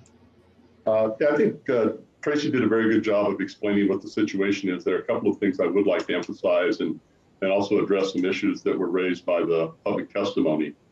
When the use permit was applied for and granted, it was in anticipation of a pretty dramatic increase in enrollment, which is not realized. And in fact, we are trying to maintain our current enrollment, as are all private schools under the current environment. We are in a situation where we have been fortunate enough to raise funds to construct the gym, but some of those funds will be lost if we don't construct the gym within a certain time frame. So we would hate to use those or lose those funds. But the gym is really for the existing student body. It is not causing or as a result of any increase in enrollment at this time, which was why we asked to defer the roadway improvements until such a time as the enrollment increase from the middle school would be required. One of the things I want to make sure is understood is that we are not asking to eliminate this condition. We're asking to modify the condition, and it's a timing issue. We're not saying that we're not going to do the roadway improvements. We want to do the roadway improvements at the time that the impact would be caused by an increase in enrollment. The other thing I want to emphasize is that the private agreement that Margaret Willie referred to is in effect. We are not asking the Planning Commission to in any way invalidate that or amend that condition, because you have no authority. That's a private agreement between Parker School and the appellants in that case. There is, as I will point out though, a condition in that agreement that allows us to apply for amendments and allows them to either oppose or agree with these amendments. And as I think you'll indicate, we'll note that Ms. Willie indicated she was not opposing this proposal, right? So I don't think that it was being implied maybe by some of the questions and answers that we were some way looking to invalidate that agreement. That is not the case, all right?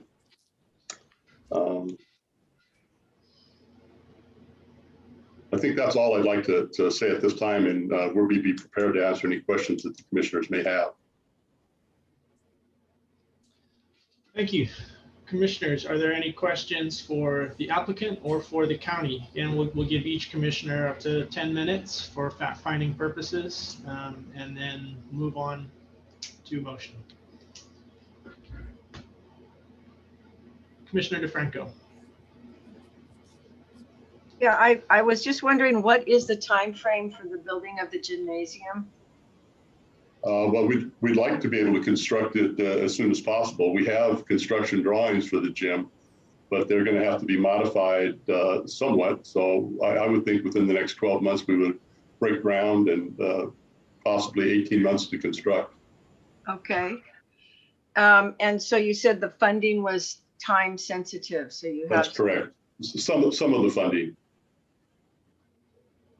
Can you speak to that? What your time frame is? I don't believe that I'd like to introduce the people that I think it might be a violation of privacy to talk about which people wanted things built in a certain time frame.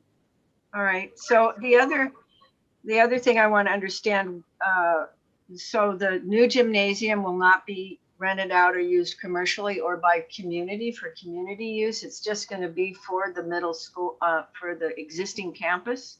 That's correct. It is going to be a school gym. So it's not going to be rented out as a community facility. At the time that our use permit was granted, there was no district park that they have now out by the airport. So there is another gym in town that's available for community use. Okay. It's primarily for our school use. And I will indicate that there's a condition in the permit that allows the seating capacity of only 250 seats. So it's not a large venue. Thank you. And I just had one more question. When I was at the presentation looking at the entrance to the middle school, I mean to the, yeah, the grammar school, whatever this, it looked like a small little driveway. Is that the driveway that would go to the gym too? Yes, but I think that the picture is, I don't know, it seems somewhat dated. That it didn't show the paved parking lot that's there.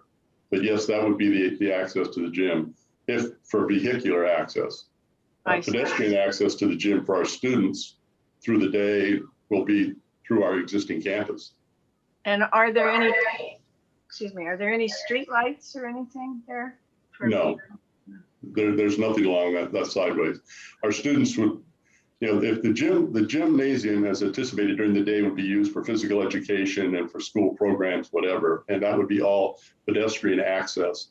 Typically, the types of games at nighttime, people don't walk to the gym. They would, you know, the teams and the buses from other schools, typically a van would come in with the students into the parking lot, and that would provide the access.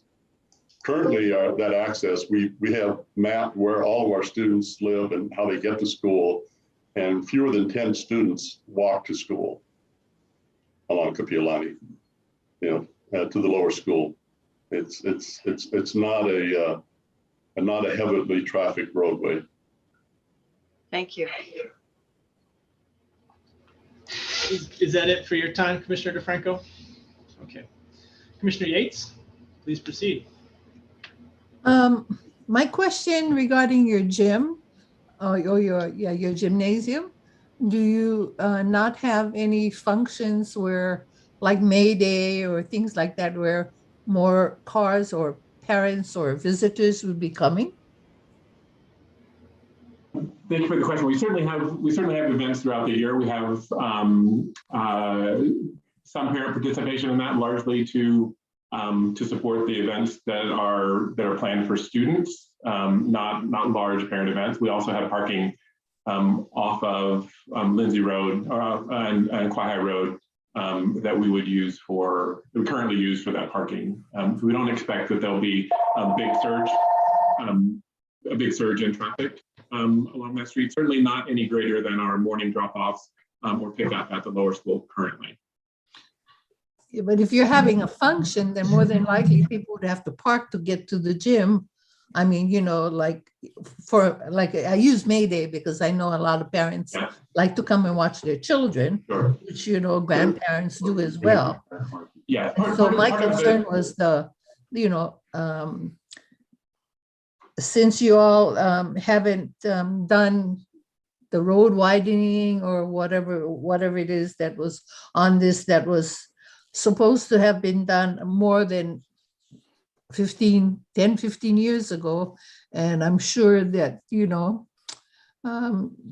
have people who come and go, and it looks awful small, for people to get by, or even if you had a function and people had to park, do you have enough? Would you be using street parking? And so I'm concerned about the parking. I'm concerned about the roads as well, because I know that, where kids are concerned, it's important. So this is my reason for asking the question. There are parking requirements, and all of those have to be complied with as part of plan approval. So all of the parking for the gym will be on our campus. There will be no roadway parking. Okay, so all of the parking that is required will be on site. Okay, and as far as the requirements, these requirements were not triggered 15 years ago. They haven't been triggered at all. The triggers for the roadway and sidewalk improvements was to accommodate a growth in enrollment, which has not occurred. So what we're asking for is to build the gym for the current enrollment, prior to making those improvements. And the improvements would be made at the time there would be an increase in enrollment. If there ever is an increase in enrollment, some schools never grow. Yeah. But as far as parking, all parking would be accommodated on site for all events. And I will point out again that the size of the gym is a 250 person capacity. So this is not a large gymnasium. Thank you.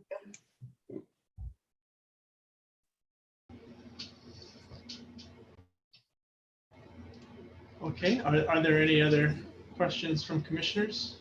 Commissioner Armbruster? Hi there. So I just had a couple questions for y'all. I know you mentioned that you weren't planning on increasing enrollment with this, but are there currently facilities on your campus that are meeting all the needs that this gym will meet, or no? We don't have any indoor athletic facilities at all. We have an outdoor sport court that our teams will use. It was actually quite a significant issue this year with lots of local and community resources being closed down for COVID, that our students had no access to gymnasium. So we don't currently have this type of facility on our campus. But if Our there was teams like have to use the county parks. but if there was like a basketball game or something and you were playing a different team, and right now that doesn't happen on campus. We would use the public county facilities for those for that competition, which is what we do now. Okay. And then the sidewalk that's being proposed, is there a sidewalk along Lindsay Road that it would connect to, or is it just going to nothing right now? There's not a sidewalk that connects at Lindsay Road. Okay, so it would just be along Capilani, like a portion of Capilani would be the only Part of the sidewalk. condition would be that we would then have to connect another sidewalk along Lindsay Road. Okay. Okay, thank you.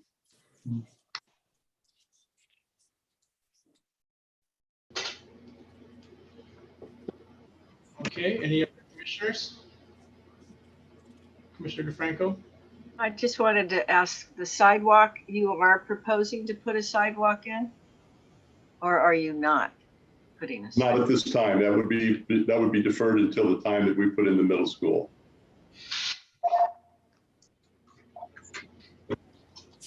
Any other commissioners?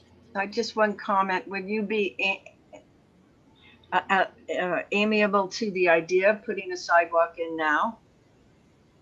Well, one of the problems with the sidewalk right now is that all the residents along Capilani have built hedges out on into the county right of way.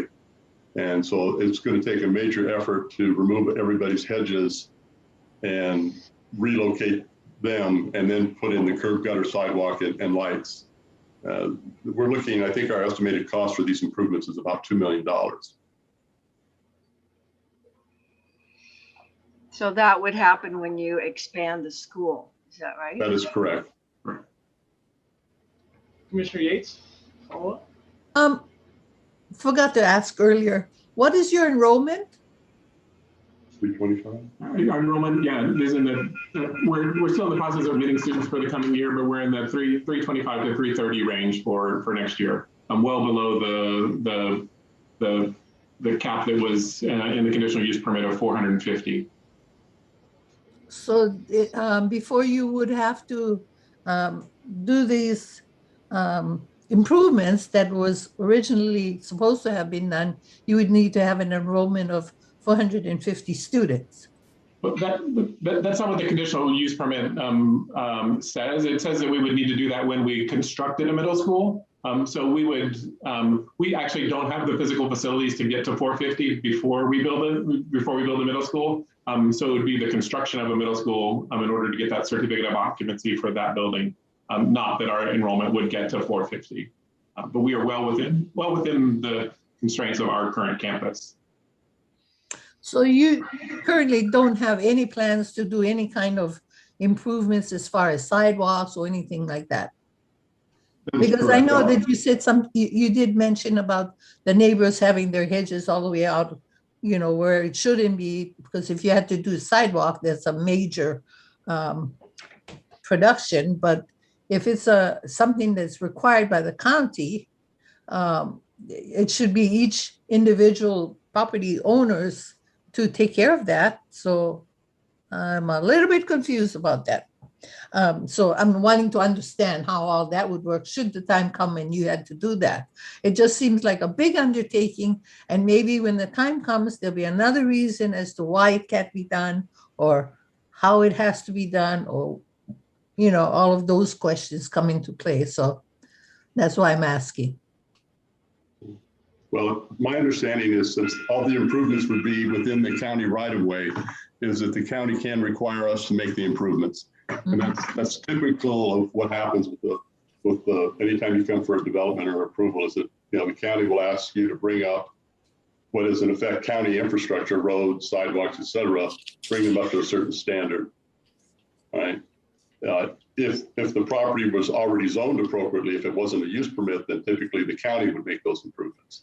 But that's not the case here. You know, I mean, I will point out that, I mean, Parker School is a small nonprofit, and like every other independent school, we lose money off every student we educate. All right, there is no profit margin here, and the more students we have, the more money we lose. All right, so that's why it's not something where people try to grow a school exponentially, because it really doesn't work financially. So we have to support that. So all of the improvements, as far as the sidewalks and streetlights, whatever, those all have to be funds that are raised through private individuals and private donations. It's not like we can take a percentage of profit and apply it to that. There is no profit. So. Well, you know, education is important, and you know, you're doing good. We're just trying to follow some of these protocols that, you know, someone will say that how come they could do it and we don't have, you know, that kind of things. They say, well, you were there, why didn't you ask? So I'm asking. No, I understand, but I will point out that the Department of Public Works did approve this request, and they thought it was reasonable to defer the improvements until such a time as the middle school was built. Thank you. You're welcome. Okay, anyone else? Okay, I've got a couple questions regarding the right-of-way issues on the south side of Kapiolani, or is it the south side of Kapiolani? Have we looked into the possibility of doing the sidewalk improvements on the north side of Kapiolani, where there is no encroachment issues and no power poles, where it would be seemingly a much simpler construction and you could do crosswalks to get through there? I couldn't answer that question, Commissioner. I don't know who did the design work for the improvements as requested. Mm-hmm. Yeah, to me, it seems like that would be something that's worth looking at, particularly if this is being put off. It would be seemingly a much simpler construction build. And I'll pull up the picture that we had in the presentation by Tracy, looking down Kapiolani Road. Okay, let me just get that up for you. It looked like a little picture.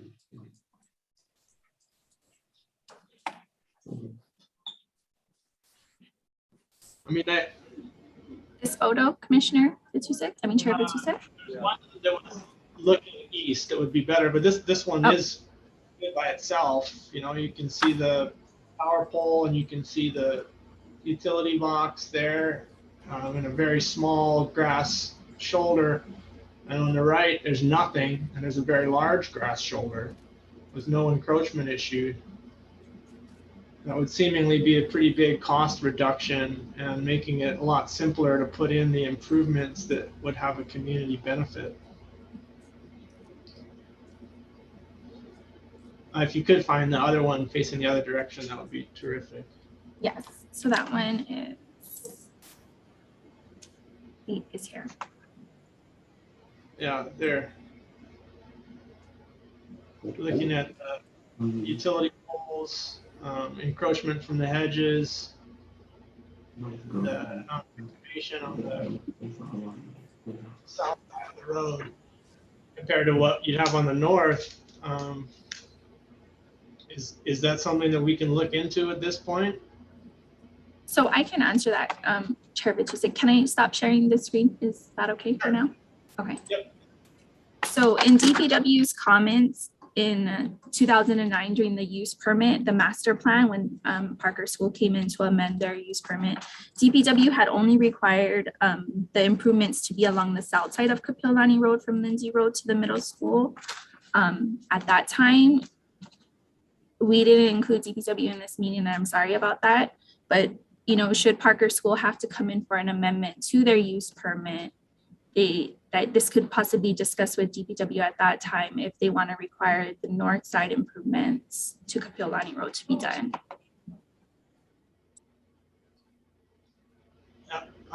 Commissioner Armbruster. Hi there. I actually have a little bit of insight into this. Waimea Parkside is on the other side of that, and we were approached several years ago asking if we would be amenable to moving it over there. And I don't think there were. I think the issue that arose from that was the location of the crosswalks. I don't think that there was a crosswalk location that that the transportation folks were comfortable with going across there. But there is a 5-foot road widening easement on the backside of Waimea Parkside that does allow for some stuff to get moved that way. Okay. Yeah, you know, to me, I mean, the applicant would agree that the gym is going to add traffic into the neighborhood, correct? Vehicular traffic, yes, but not pedestrian traffic.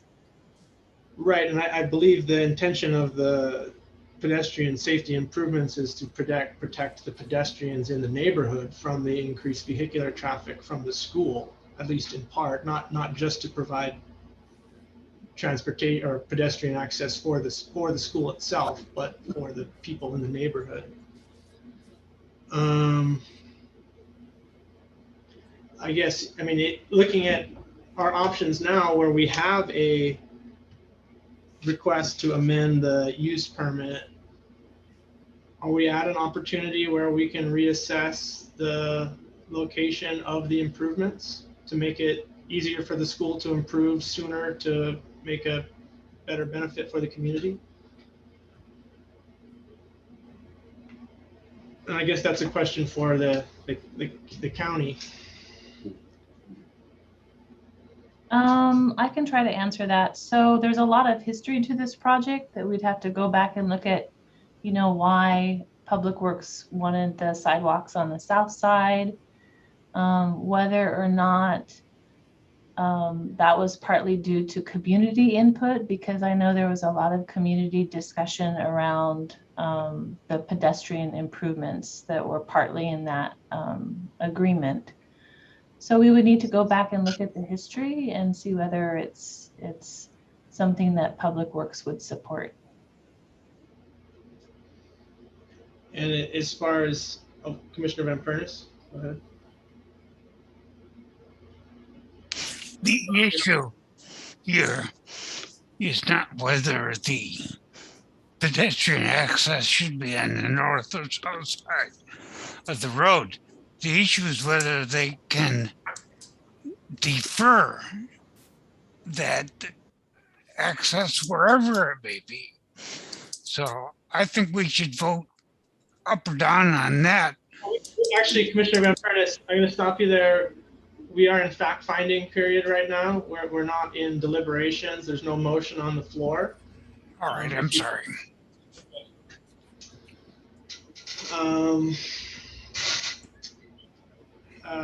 Just purely in terms of fact-finding, again, that would require additional time for the applicant to communicate with DPW to determine if that's appropriate. Is that something that the applicant would be willing to do?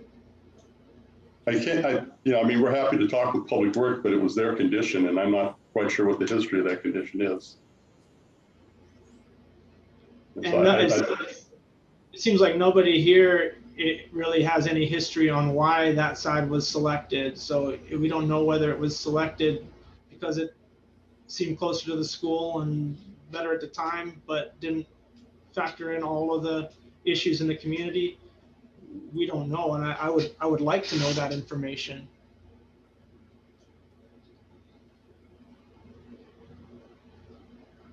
So again, is that something that we were willing to go back and do a little bit of research and then come back here on?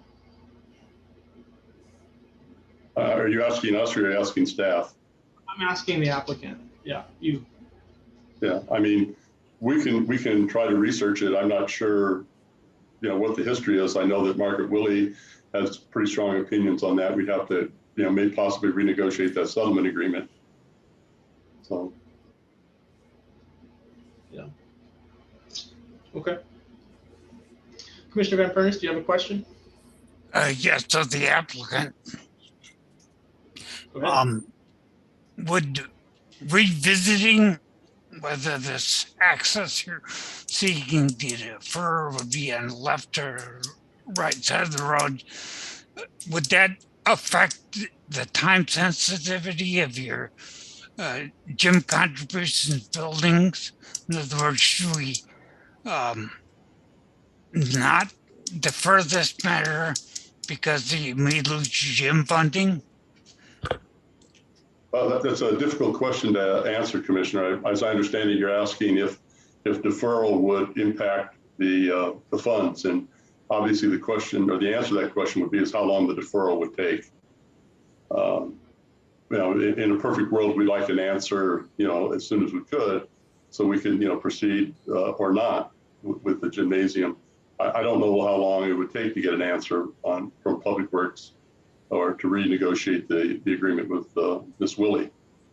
Can I just add, Dr. Kirk is also on the call, who's our board chair and has a little bit more history about this, the sidewalk issue. And he said to me that they investigated moving the sidewalk to the other side, and traffic opposed that move. David, do you want to comment on that? Sure. One second. Would you please state your name, or actually, have I sworn you in yet? I raised my hand, but I didn't unmute. My name is David Kirk, and I reside in Waimea Parkside. Okay, and do you swear or affirm to tell the truth before the Planning Commission today? Yes. Thank you. Please proceed. So we've been working on this for some time and explored a lot of possibilities with the neighborhood. Because in addition to concerns with the county and the use permit, we also want to be good neighbors for the people who are near the school. The people on is it the south side? It's not only hedges, but some people have built rock walls in the right of way. And there are power poles and telephone poles that will have to be moved. So that seems to be a difficult choice to build on that side. So we have investigated doing the sidewalk on the opposite side, and it created a couple of problems. One of them that's been mentioned is the crosswalk on Lindsay, and that the problems with the right-of-way don't end on Kapiolani. The property on the corner of Kapiolani and Lindsay, the actual building would have to be moved if we put a sidewalk there, not just hedges. And then the other place where crosswalks would have to be created are across the entry to Waimea Parkside, and then across the street from the north side back to the entrance of the Parker Lower School. So we looked at that, and our consultant at the time, Ken Melrose, raised that idea with the traffic department who opposed that change. I would have to look at the correspondence to find the exact reasons, but it was related to the crosswalks and issues.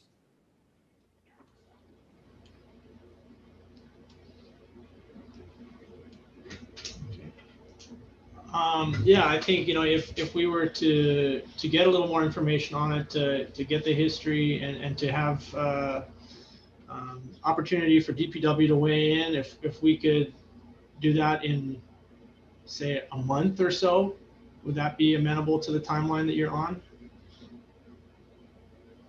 You want to answer that?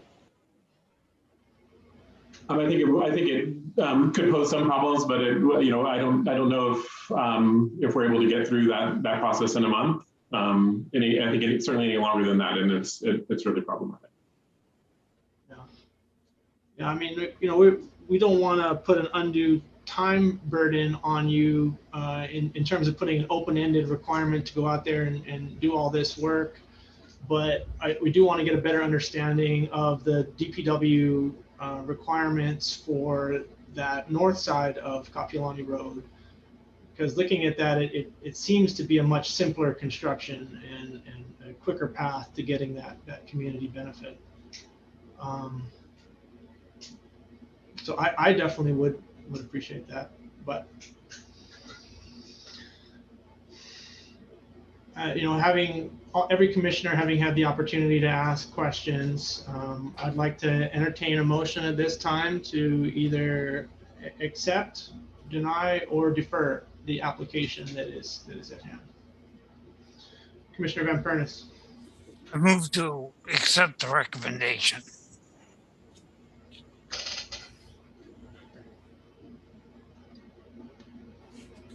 Okay. Is there a second?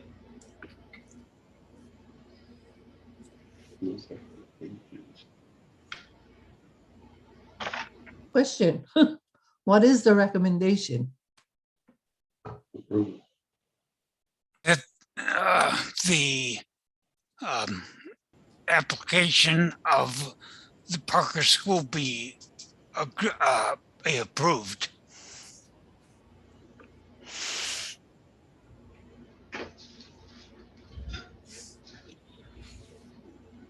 Okay.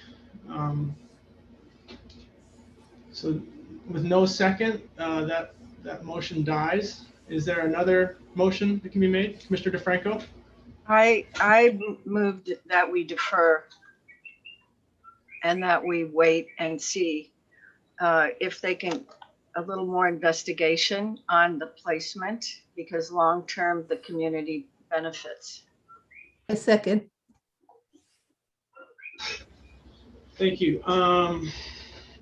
Discussion. Commissioner Van Pernis. The application is to defer the pedestrian access wherever it may be. It sounds like a deferral would be to go against the recommendation and instead, by a specific date, hopefully, find out whether the road or the pedestrian access should go on one side or the other of Kapiolani. So, I still think we should vote up or down on the recommendation, not a deferral. I hear you. I believe that the purpose of adding pedestrian safety improvements is not necessarily for the school itself, but to help protect the community against the increased vehicular traffic from the school. The vehicular traffic generated by the addition of the middle school and by the addition of the gymnasium. Both of those things will cause additional vehicular traffic in the neighborhood, which would necessitate pedestrian safety improvements. I don't want to get in the way of a small nonprofit school in accomplishing their objectives and trying to get a gym in place. I think that's what something every school should have. But if we can analyze whether there's a way to accomplish both needs at the same time, I think we should pursue that. I think if we can help the schools save money by aligning the pedestrian safety improvements in an area that's more appropriate, we're in a stage now where we can do that. And if we go back to Department of Public Works and it doesn't work out, and we give the school a month or two to try to get that information that we need, then at that point we can come back and make the decision on whether they can move forward without these improvements for the gymnasium. And that way I think no one's worse for the wear. I think they've got time, they've got a couple months to do that before they'll run out of funding. Commissioner Armbruster. Are we allowed to put a timeline on the deferral? Like, can we say we'll reassess this in a month or in 2 months or something, so it's not an open-ended situation and they're stuck that way? Absolutely. Yep. Is there a time frame that the applicant would like us to put on the deferral? Yeah, I mean, obviously, the sooner the better. I just like some clarification. I guess I'm not quite sure, what the deferral is going to accomplish. If Public Works has said that they want it on the south side, we're asking for a deferral of this until such a time as the middle school is built. Is that going to make a difference whether it's on the north side or the south side? I think once we have information about whether there's a feasibility of building on the north side, and whether that would make it easier for the applicant to complete those requirements now, we can make that decision. If we come back with the same information we have now saying that, or information saying that no, it's got to be on the south side, and those requirements are so stringent that we cannot move forward with them at this time, we will have information to then say, hey, we agree, you got to move forward with your building, and we can't do it under these conditions, so we'll move forward, in my opinion. But without that information, without exploring the option of putting in those safety improvements now in a more cost-effective manner, and I don't think we have all the information we need. Commissioner DeFranco. I'm just wondering if we can get someone from the county to weigh in on this a little bit. I can speak to the timing. So the planning department will certainly help facilitate that conversation between the applicant and Public Works and the traffic department. It will probably take a few weeks. And then I don't know if Chair Batusik, you're asking for the applicant to actually determine whether they can put an engineering cost on sidewalks on the north side of the road and bring that back to the hearing. That may take a little bit longer to do. So, yeah, I wouldn't be asking for a full cost, but I would be asking for an analysis of whether that can be done by the applicant and whether that can be done at the same time as the gym. Mr. Kirk. I don't recall the exact number, but I don't believe the cost was significantly different for where the sidewalk is. The difference is just inconveniencing fewer of the residents on the south side. Did you guys do a cost analysis of both options? I believe that we did. Okay, well, that would be definitely helpful information to have if we come back after a deferral, to have the information for sure that we're saying, hey, this doesn't affect it in any way, or it does, and here's what we can do. Certainly we can provide whatever materials we have. Commissioner Van Pernis. Yes. I would ask that the motion be amended to state that deferral will be till the next meeting in August, in hopes that we can get answers by then and vote over down. Would you like to make a motion to amend the main motion on the floor? Yes, I'd like to move to amend the main motion, your motion to defer to the date of the August commission meeting. Okay, is there a second? Second by Commissioner Armbruster. All those in favor? Do we need a roll call vote, or can we do a show of hands for this? In favor of the amendment? Yes. A roll call. We'll do a roll call. That would be we'll fast. Commissioner, sorry, I got too ahead of myself. Go, you can go, Chair. Sorry. I was just saying roll call vote for the motion to amend the motion on the floor. And the motion on the floor is to defer this application and the amendment until the August hearing after the applicant and the county have facilitated a conversation between the Department of Public Works, correct? So the main motion on the floor is to defer until we can have the information. But the current motion that we'll be voting on is a motion to amend the main motion to bring, to add that it'll be deferred until the August Leeward Planning Commission meeting. What if it takes longer, Mike, for them to get the answer? Yep. Then they come back in 30 days and they don't have the answer. Can I step in real quick? Yeah. So once the motion is seconded, so we've got a motion to amend, we second the motion to amend, we can discuss the motion to amend.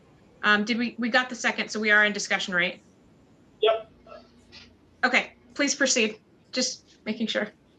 Okay, go ahead, Commissioner DeFranco. So my concern about agreeing to that is if it took longer than 30 days for them to get their answer, then they're on the agenda and then they don't have their answer. So I'm just wondering if there's a way to word it so that we're sensitive to everybody's timing on this. I don't even know what our agenda is exactly for the next month. So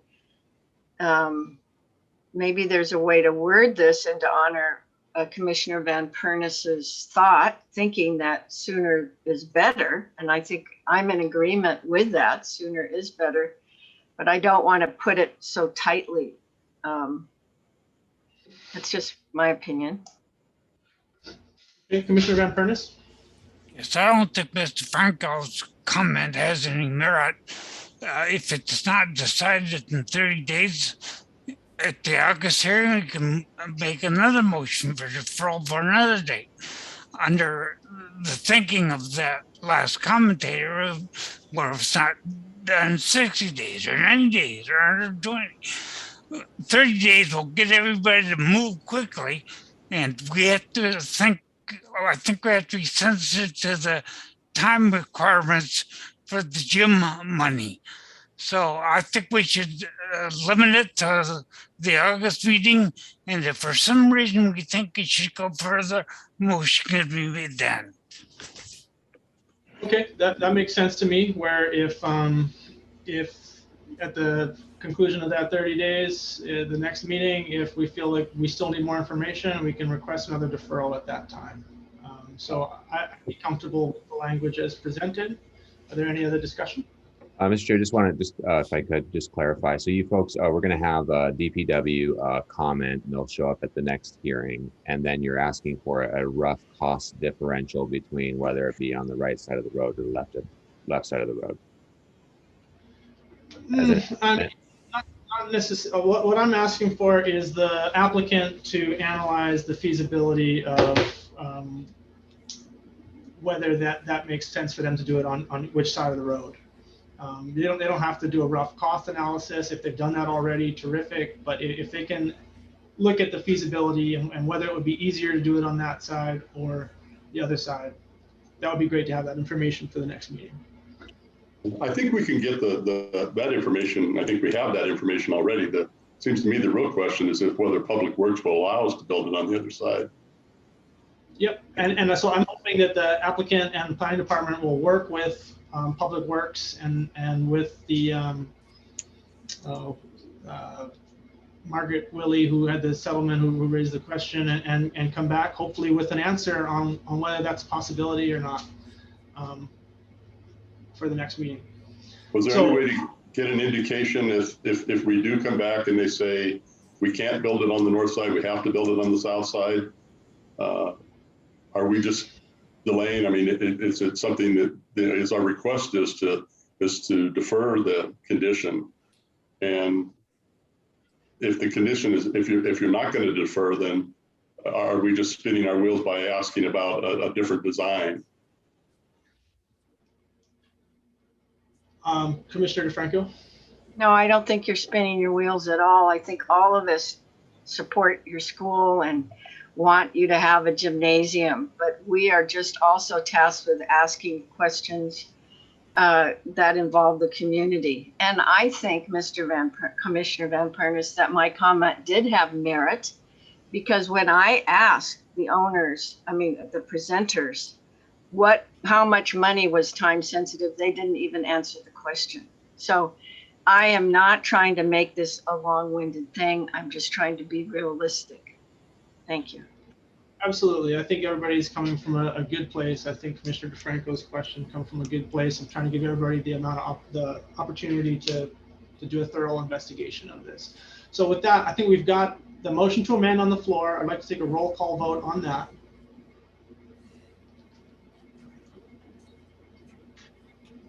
Okay. Commissioner Van Pernis, Aye. Commissioner Armbruster, Aye. Commissioner DeFranco, Aye. Commissioner Yates. That was an aye. Okay. And Chair Batusek. Aye. The motion carries 5-0 with Commissioner Kanuha is absent. Okay, and then we'll take a roll call vote on the main motion to defer until the August Leeward Planning Commission meeting. Commissioner DeFranco, Aye. Commissioner Yates, Aye. Commissioner Armbruster, Aye. Commissioner Van Pernis, Aye. and Chair Batusek. Aye. That motion carries 5-0 with 1 absent. Thank you. Thank you very much for your time to the applicant. We look forward to seeing you guys again and hopefully have the information to move forward. Okay, thank you. Thank you for your time. Aloha. Thank you. Aloha. Okay, it is 12:25. Let's take a 1 hour break. 1 for hour? lunch. Is that too long? Too long. Okay, what would we prefer, 40 minutes? Half hour. Okay, we'll come back at 1 o'clock. 1 o'clock, half hour. Okay, thank you.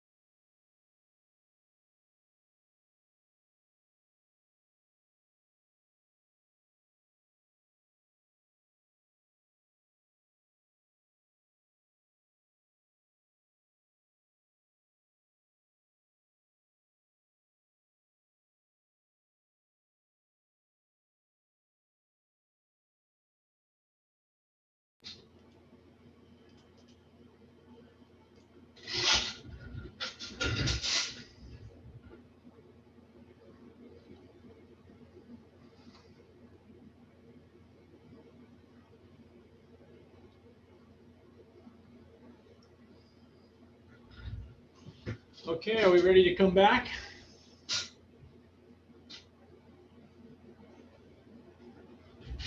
I think so. Okay. Before we begin, item 2, I'd like to give Commissioner Van Pernis a verbal warning that the unnecessarily argumentative statement directed toward the Commissioner DeFranco is not appropriate. You're allowed to state your opinion, but it is unnecessarily argumentative to say that her opinion has no merit. With that, we can move on to item number 2. May I respond? Is your objection, Mr. Chairman, to my use of the word no merit? Yes. What words would you suggest I use instead? I would suggest you use the words, I disagree with the Commissioner's opinion. Well, I apologize for the use of the words no merit, but I think that the outcome of the vote testified the use of the words. I don't think the words are inappropriate. It has nothing to do with the outcome of the vote. It has to do with being unnecessarily argumentative towards your fellow commissioners. And I'm just giving you a verbal warning. Use of the word no merit is unnecessarily argumentative, in your opinion. Is that right? Or use of the word, yes. Thank you. If you'd like to keep discussing it. Okay, thank you. We'll move on. Item number 2. The application is by Pacifica Big Island LLC to amend SMA 286. Application for a 3-year time extension to condition number 2, time to secure final plan approval of special management area use permit number 286, which allows the development of 184 units of multifamily housing and related improvements on 2 parcels totaling approximately 24.499 acres of land situated within the special management area. The subject properties are located on the east Mauka side of the Kamehameha 3 Road, Ali'i Drive intersection, Kahalu and Keoho First, North Kona Moku, Hawaii Island, TMK 7-8-010, 078, and 090. Staff presentation today will be by Christian K. Christian, please proceed. Yes, thank you, Mr. Chair, and good afternoon to the members of the Leeward Planning Commission. Welcome, Commissioner Ambrister. If you give me a moment, I'll share my screen, please.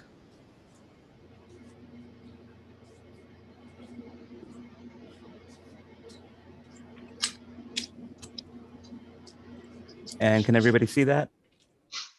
Okay, thank you. As the chair stated, this is an amendment to SMA use permit number 286. The subject properties are situated in the North Kona district of Hawaii Island, more specifically in the Keoho area. They're outlined here in red. There are 2 properties totaling 24.499 acres. And for reference, we've got Kamehameha, the 3rd Road, running generally north-south through the slide, and Ali'i Drive, Makai of the subject properties, running again north-south through the slide. Across from Kamehameha, the 3rd Road, is the Keoho Shopping Center.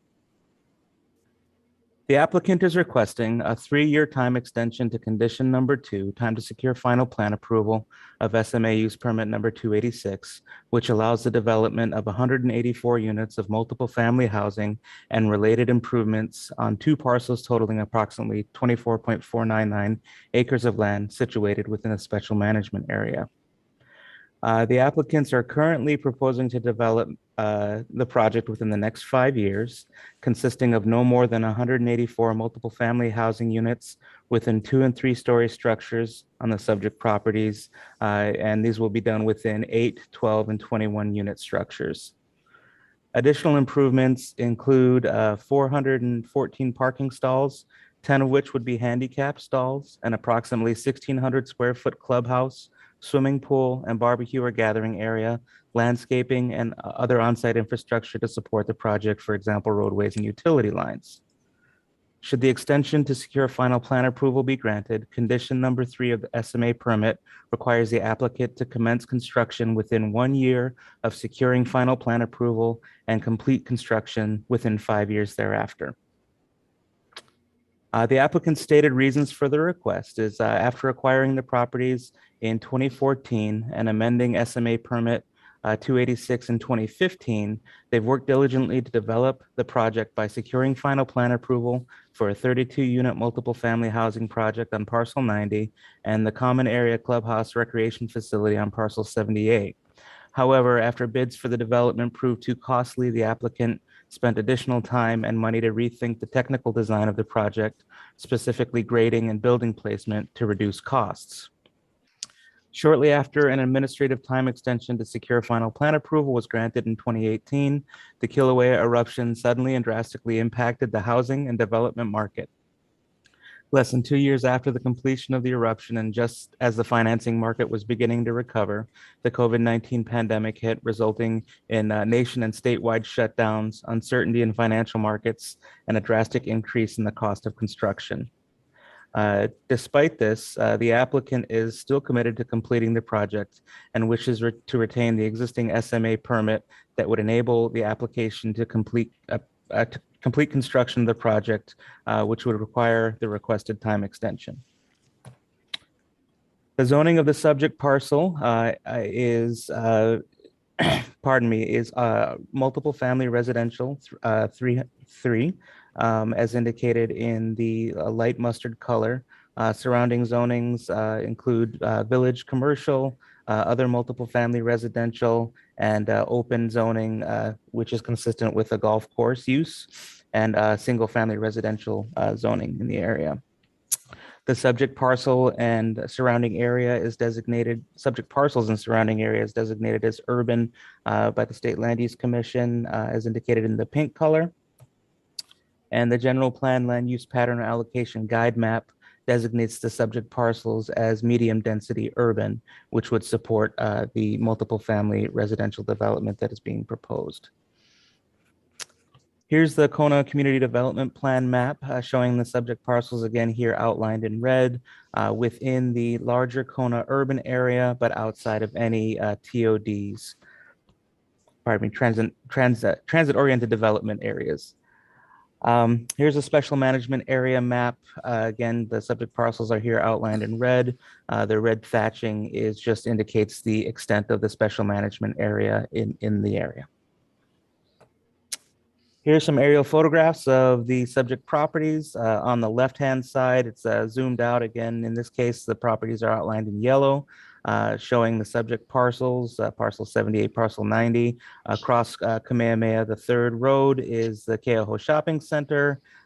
To the east is a golf course, and there are other commercial, single and multiple family uses and resort uses in the area. On the right-hand side is a little bit more zoomed in. Again, for reference, we've got Kamehameha, the third road, generally running north-south through the slide here, and the Mackay of parcel 78, Ali'i Drive, running north-south as well. Again, across Kamehameha, the third road, Keauhou Shopping Center, and other single and multiple family residential and resort uses.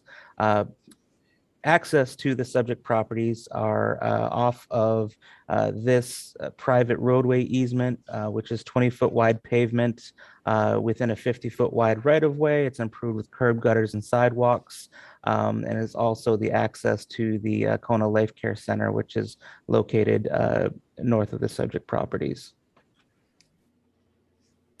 Here's the applicant's proposed site plan. Again, if you look at the upper right-hand side here, parcel 78 and parcel 90, we've got Kamehameha the third road running here on the left-hand side, and Ali'i Drive running on the right-hand side.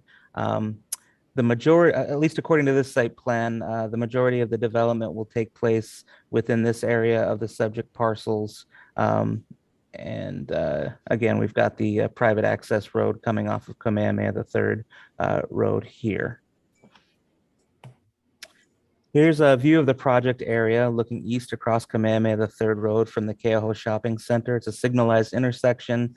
Here is that private access road that I spoke about earlier, with parcel 90 roughly on the left-hand side of that and parcel 78 roughly on the right-hand side.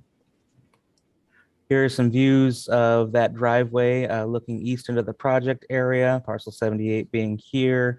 The turnoff to go to the Kona Life Care Center is located here where the vehicle is, and then looking west toward Kamehameha the Third Road and the Keoho Shopping Center, again showing it's improved with sidewalks and curbs and gutters. Here's a view of Kamehameha the Third Road looking Mackay, with the subject properties on the left-hand side, and a view of Kamehameha the Third Road looking Mauka, with the subject properties on the right-hand side. Further views of Ali'i Drive looking north, subject properties on the right, and a view of Ali'i Drive looking south, and this is the intersection of Ali'i Drive and Kamehameha the Third, and the subject properties are on the left-hand side.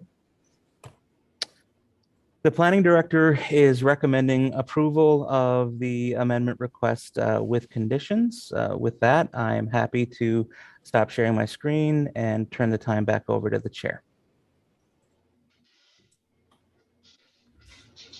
Thank you, sir. Appreciate it.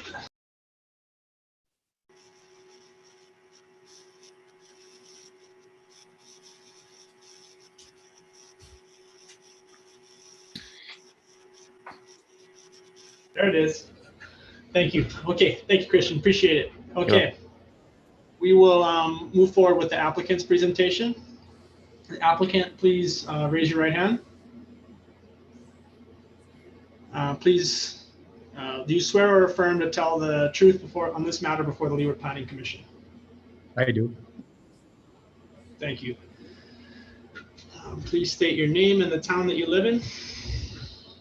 Hi, good afternoon, Mr. Chairman, members of the commission. My name is Sidney Fuke. I live in Hilo, Hawaii. With me are also Rick North and Jack Straw. They're kind of like on your screen as well. They're actually the developers themselves. If you wish, I would be more than happy to proceed with my presentation. Please do. Sure. As I mentioned earlier, on the screen also are Jack Straw and Ricky North of the Pacifica Big Island LLC. They're here to respond to any questions that the commissioners may have, which may be too sensitive that I can't.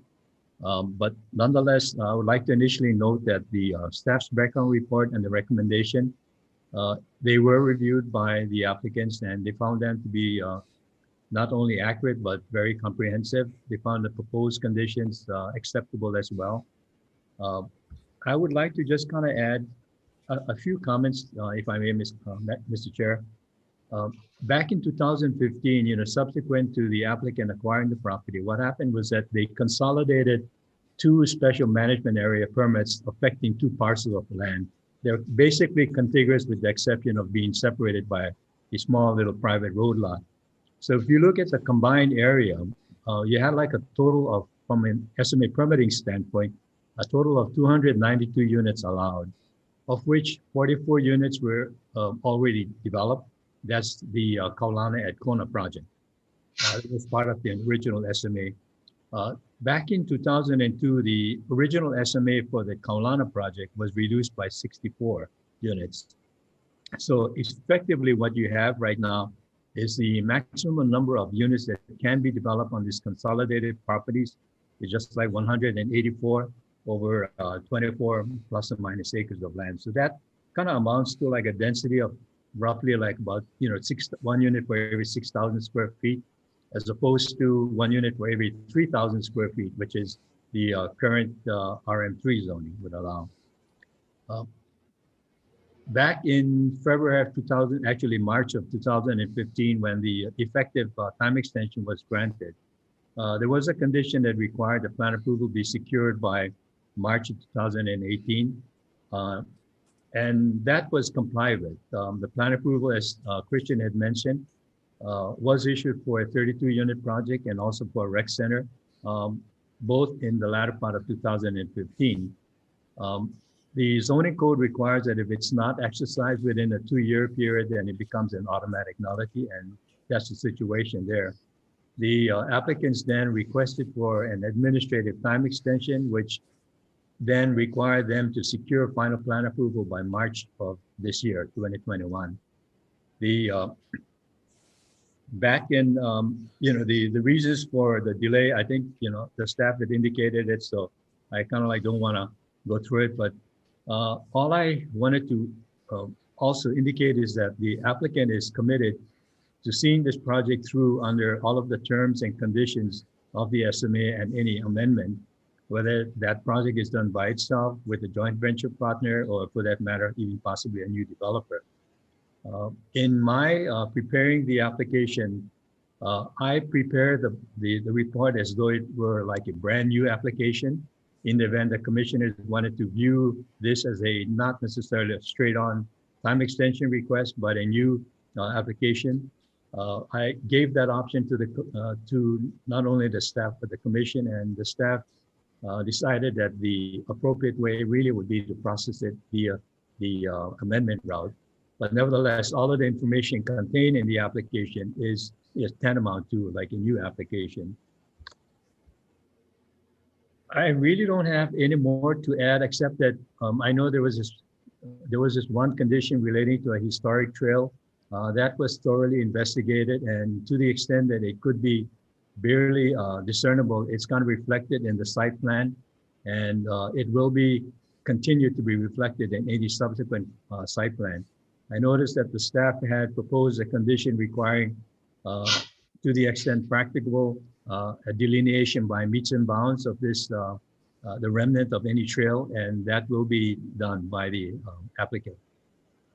Having said that, the other question, related to the public testimony talked about, issues relating to being able to accommodate the concerns of the Kaulana at Kona project.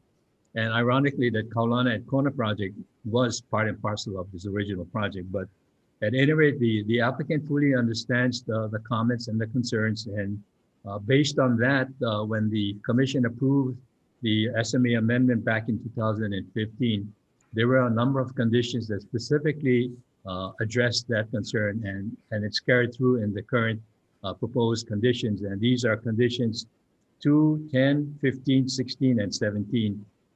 In this morning's public testimony portion, the testifier noted the question relating to drainage, and I'd like to again direct the commission's attention to proposed conditions 8 and 11, which specifically relates to that on drainage. So having said that, Mr. Chair and members of the commission, if there are any questions of me, I'd be more than happy to answer. Thank you, Mr. Fuki. Commissioner Yates.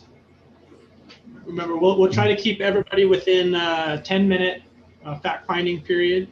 Okay. And then one bite at the apple, hopefully, and then we can move on to discussion. Please proceed.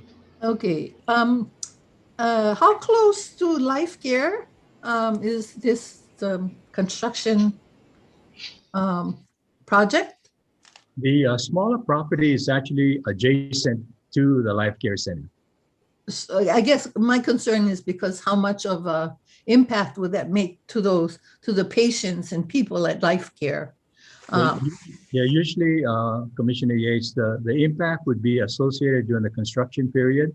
And so the applicant is very mindful of that. And Okay. there are specific conditions relating to dust mitigation and noise mitigation as well. Okay, I had questions on cultural sites, but you did mention some of that, and I think I'll leave that to Mike. He's smarter than I am on that. The other question I had, you had 184 units, is that correct? The maximum allowed would be 184 units Okay. over 24. But you only have 10 handicap parking? The parking would have to be consistent with whatever the zoning code is, but based on this, then what's been preliminarily proposed is 10, and I believe like that's still in excess of what is required. I think normally what happens is that when a person, when you have a project of this nature with separate buildings, it's incumbent upon the developer to at least have one handicap stall assigned to each structure. So each structure would have how many units? It- Approximately. Yeah, it varies from like 8 to 10. Okay. Well, yeah, okay. So, I mean, and the reason I'm asking is because, our population getting older and they're the ones that can usually afford to have a place. And Understand so that, parking becomes a problem. And then I noticed that you have clubhouse and recreation area, and those areas would probably need to have some handicap parking. And I think that's a concern. Well, And so that was the reason for my question about the handicap parking. Yeah, I think that your concern is very well taken. As preliminarily proposed, they're suggesting like proposing over 400 parking stalls, and the minimum requirement for parking for condominiums ranges from 1.25 to 1.5 depending on the number of bedrooms. So obviously the project would have much more than its minimum required. So if there's a need for additional handicap stall, and I think would behoove the developer to provide those kind of accommodations, there is ample room on the site to accommodate it. Okay, very good. That's all I have for now. Thank you. Okay. Commissioner DeFranco? Thank you, Faye. My questions was about life care too, my concern. So will the buildings that you're building below life care impact their view?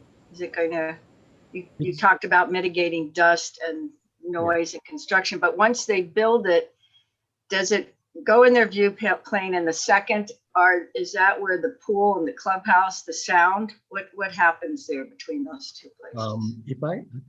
Very important question, I think, the view plane concern, because we addressed the view plane issues relative to the existing Kaulana at Kona project. Right. But we didn't specifically address the impact on the life care facility. Yes. I think in this particular situation, and I guess, Christian can show the site plan, which shows the property in relation to life care. Life care kind of like looks out more towards the, Kailua portion. Can't see it there. And whereas like this project, the orientation of the life care structure, the units are run parallel with Kamehameha, the third road. So they look out that way, like towards Kailua, the Kahalu area. Whereas like these projects are immediately Makai. So that's a good property, yeah. So portion of it would, on the Makai portion of the life care would have some amount of visual effect, but not so much on the section, further Malcolm. The units over there are going to be like 2 stories. So 2-story would be no more than about 30 feet high. And then if you look at the site plan again, Christian. Yes, so those would be like the 2 structures that are close to the life care facility. So the one that would have closest to the life care would be buildings number 1 and 2. That whole site, which consists of nearly 3 acres of land, the maximum number of units would be no more than 30. Okay, so my question is, because it looks like it takes up at least half of life care in front of life care. So I know it slopes up. So is life care's view plane above what you're creating, or is it just going to look right into these buildings? It's going to have like some impact on the view of the Makai portion of the life care portion, life care facility.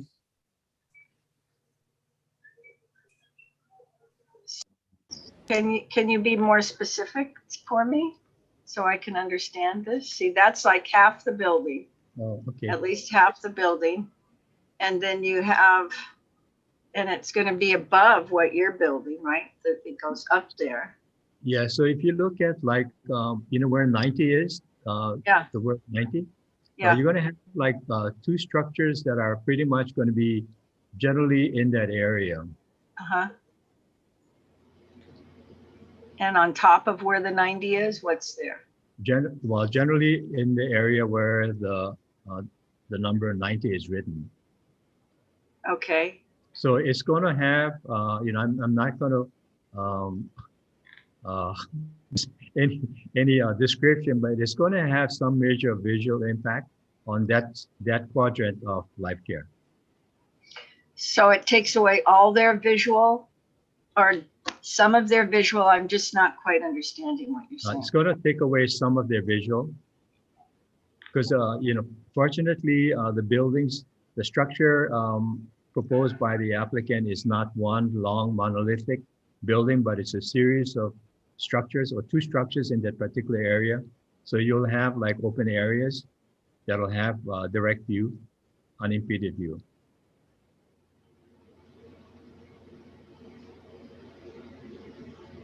Okay.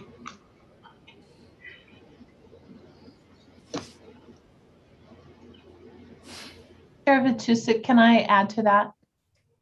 Yes, please. So I just did a quick elevation measurement on Google Earth, and it looks like the location of buildings 1 and 2 sits about 10 to 15 feet below the elevation of life care. So good. anything above a 1-story building would have some visual impact.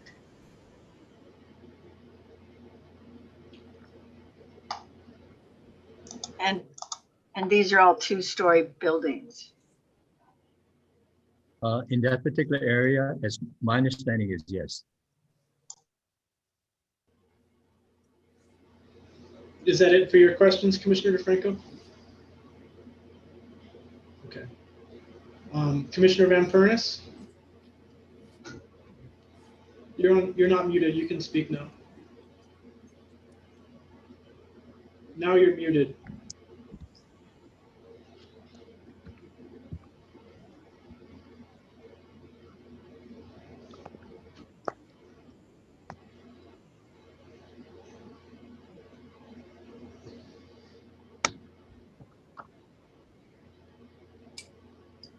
Okay, you're good. Okay. This question is for the planning department. I'm looking at your background report, and it appears that the project was first approved in 1989. Is that correct? The SMA permit number 286 was first approved on August 15th, 1989, correct? And there's been various extensions of time since then, right? Yes, amendments in 2002, 2005, and 2015. So, and now they're asking for another 3 years from now, right? To secure final plan approval, that's correct. So that would be not construction, but final plan approval. Yeah, that's correct. So if you take a look at condition number 3, they would have, after securing final plan approval, 1 year to commence construction of the project and 5 years thereafter to complete. So we're looking at a possible 9 additional years from now. Is that right? If it goes to the end, that's correct. Okay. So we're what? 1989 to 2030? Is there a question? I'm sorry. Yeah, is that right? We're talking about 40 years from the original first approval? Yes, to complete what is now the remainder of the project. 44 units of the original units that were initially approved under SMA 26 have already been built, and that's the Kulana at Kona condominium project. And then there's been some reduction in density allowed and things like that. But the remaining 184 units, if it goes to that from the beginning of the time the original SMA permit was granted to the time it would be complete would be from 1989 to, what is it, to 2030, correct? Okay, approximately 40 years. Now, many of those approvals were made by the planning director. Many of the extensions were made by a planning director, whoever that may have been during that time, right? Yes, so the background report identifies when there were administrative time extensions granted, and that was done by the planning director at the time. And from 1989 until now, there's been substantial changes in the amount of traffic on Leggy Drive and Kamehameha the Third Road. The care center has been built. The shopping center there has been built, and there's been innumerable other projects and houses built during that period of time, right? I'm aware of the care center and again the 44 unit phase one. I don't know exactly the history of all the other development in the area, but yes, there's been construction since the time 286 was granted. And what additional infrastructure requirements have been added since 1989 to this project? Public infrastructure. There are requirements for curb, gutter, and sidewalk improvements along the frontages of parcel 90 and parcel 78 prior to. When was that first imposed? I'd have to look back. I don't know exactly at what point in the process that was required. I know it's carried through from the 2015 amendment. Sid may be able to address that, or the applicant may be able to address when those requirements were added. Sometime before 2015, is that correct? I'm not exactly sure if it was done prior to 2015, but I know in 2015 that was one of the conditions that was part of the permit. Now, has the public had an opportunity to weigh in on what additional infrastructure since 1989 and 2015 is appropriate? The public has had an opportunity, as the amendments have come in front of the Planning Commission, to participate in those hearings. I think that the zoning in this area has always been RM3. So the entitlement that was requested in 1989 and has been amended throughout has been the SMA permit. And I believe we've talked about this before as a commission, that the traffic is not one of those discussions, or those type of roadway infrastructure pieces are not one of those triggers like a zoning would be if this was like a zoning change. Was there other infrastructures that's supposed to be imposed other than traffic for such a development? There is water available for it. There's wastewater available for the proposed project. So I'm not sure that I understand the question. Are you saying, have there been other requirements above and beyond those? Yes. Not to my knowledge, just what are conditions of approval, the requirement to have the water available for the project and wastewater availability, capacity availability, which they have. Are there turn lanes required? I don't believe so. Is access would be taken off of that 20-foot wide private easement, and that's a signalized intersection there across from the signalized intersection of Keauhou Shopping Center. So there's already the facility in place to handle those turns at signalized. Yeah. Thank you. I have a question for the applicant. Sure. Mr. Fuki, has the developers considered the fact that during a period of time we're involved here 40 years, that the amount of electrical vehicles is going to approach 50% and they would have charging stations in their parking? Well, first of all, I'd like to indicate that the current applicant was not the applicant way back in 1989 when the original SMA permit was secured. And I think as Christian pointed out, the SMA permit was approved. The project was completed, but not its in entirety. And because the original SMA had required the project be constructed and completed in phases, that's the reason why the extension had to be made. The applicants, acquired the property in 2013 to 2014, nearing the expiration of the earlier SMA permit, and as a result, had to come in for the SMA amendment back in 2015. Now, relative to your question about the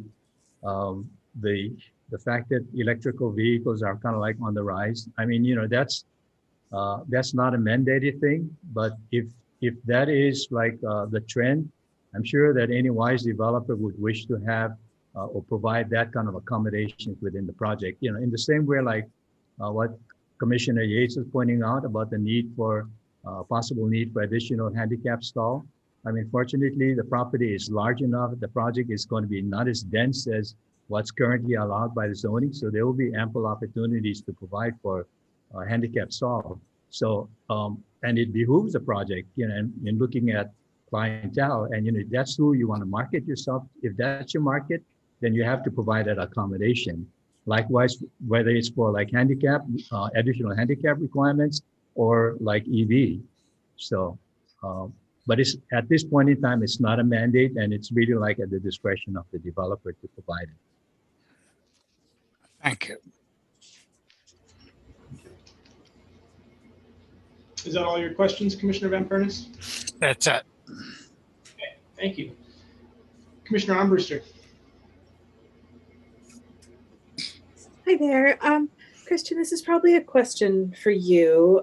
Is there anything that's changed in the code or in the process since this was originally granted that would prevent an SMA prevent this SMA from being granted today if it were a new application? No. So just to give you an idea of what our process is on amendments is we look at them, even though it's not a new application, we kind of look at them as it were a new application. We look at all the same information. One of the criteria is, is it consistent with the original reasons for granting the permit in the first place? So we go back and we take a look at condition compliance to this point. We take a look to see if there's been any significant changes. The Kona CDP was granted in 2008. There's nothing in the CDP that would preclude this amendment or the development of the project in this area. So yeah, I mean, as we look at amendments, we don't just look at it as what's being asked. We kind of go back and review the record and see, what if anything, what if any changes there have been that would require additional conditions and or would necessitate a denial recommendation. In this case, it's if the applicant were to come in with a brand new application, today, we would look at the same things, and I think the approval would be the recommendation would still be an approval. Right, thank you. And then for the applicant, I'm assuming this is 100% market rate housing that you're proposing? These are going to be like condominium units. Is there any thought of affordable housing or any affordable housing offsets that the developer is proposing? There is no affordable housing requirement, and at this point in time, I don't know whether the developer has any plans to assign any units for affordable housing. Normally, affordable housing requirements are associated with any change of zone. And I think as what Christian had mentioned, this is already a zone property for a number of years, and we're just coming in for an SMA permit and trying to address all of the criteria and guidelines for issuance of an SMA permit, which are different from the criteria and guidelines for issuing a rezoning application, for example.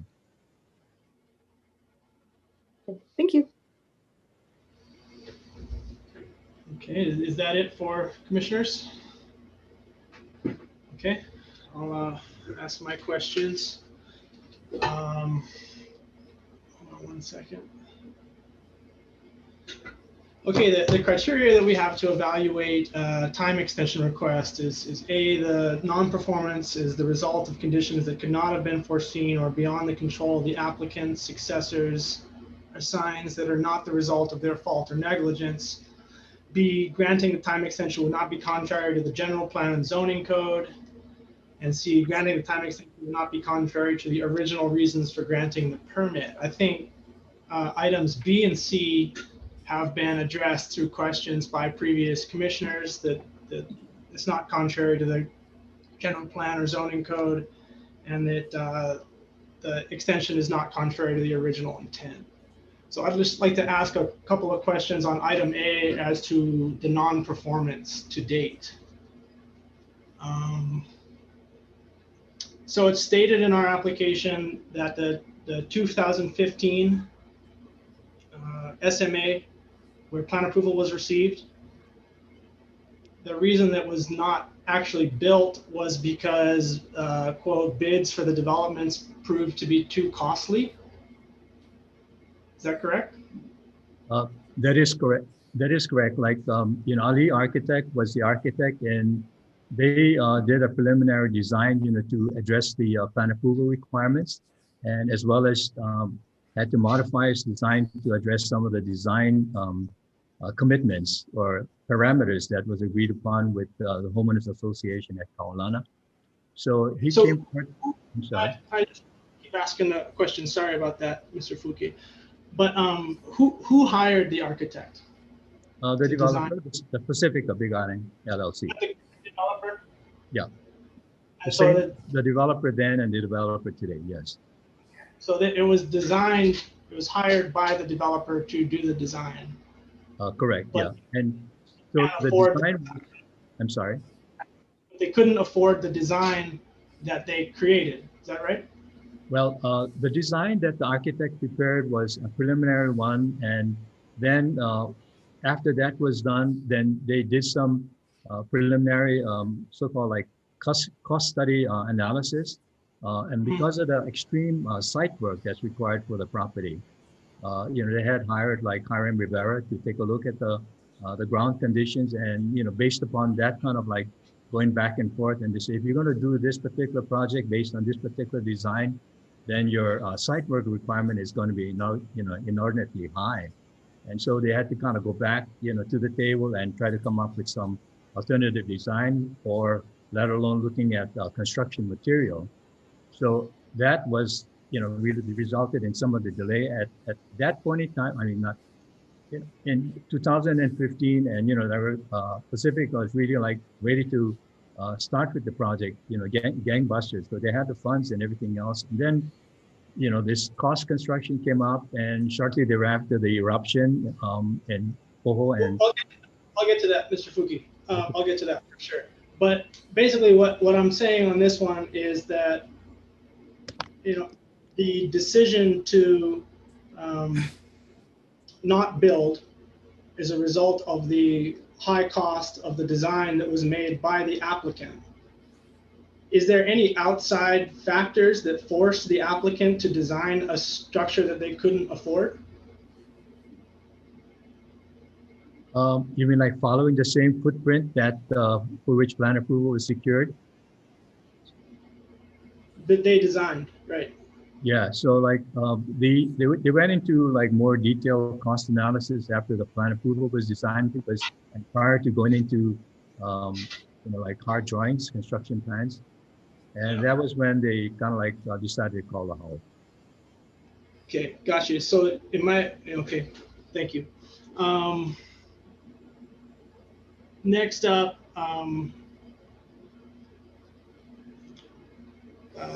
they state in there that in their 2018 request for administrative time extension, they state that the market for housing is robust, but the frenzied labor market drives up prices. Is the frenzied labor market the result of high amounts of construction elsewhere in Kona? I really don't know. I think that there was a comment written, that request for an extension was written by the former project manager. I didn't generate that letter, so I can't really speak to what he was referring to there. Okay. So it seemed to me as though the labor market being frenzied because of high amount of construction would be an indication that there's a lot of construction happening in the area, and that there are no outside factors that would prevent the applicant from pursuing construction, since there's so much construction happening. Do you agree with that? That is true. I mean, like, if you have a lot of construction activity, it would demonstrate that there's a lot of interest in a project of this nature. But I guess any homeowner or developer would have to kind of balance the availability of funds with the what you're going to be building. And so in this case here, I guess the conclusion was just that they'd like to build, but maybe that time was the right time, but not at the kind of cost that to construct the building was going to be. So there are no outside factors that prevent them from building because of the high amount of building in the area. So the decision not to build is because of lack of financial resources on the part of the developer? I would say to some extent, I think that could have affected it. I don't think that was a sole decision, but it's just like saying that, say you got like $500,000 to build a home, and then after you have your design, and then oops, now even like trying to build today, because of the material cost is exorbitantly high. What your original budget and your actual ability to build is it becomes two separate matters. And so I think that was the dilemma that the applicant faced at that time. I'm just reflecting what's stated in our background packet about the reasons that are outside their control. So the next reason that's stated is the volcanic eruption in 2018. Do you know the date that the time extension for plan approval was granted by the county? Yeah, the plan approval was granted like shortly after. They were actually granted in July of 2015 and September of 2015. Now the SMA was granted, became effective in March of 2015. And the fact that they, within the span of 6 months, they pulled the trigger to do all of that, was indicative of their desire to get something on the ground as soon as possible. Gotcha, thanks. And I stated my question wrong. I'm asking if they're aware of when the administrative time extension for the SMA in order for them to attain plan approval was granted in 2018. Yeah, it was granted in 2018, and I believe like when the former project manager had written the request for extension, I think that the eruption had already occurred, and that kind of dampened some of the overall market. Okay, so the extension occurred on September 4th, 2018, which is the same date that the eruption stopped, September 4th, 2018. So they received the extension after the Kilauea eruption had ceased. I think it was purely coincidental. I don't think that was by design, but nevertheless, I think, leading up to that, understandably, the overall real estate market for the island of Hawaii was really, it sagged.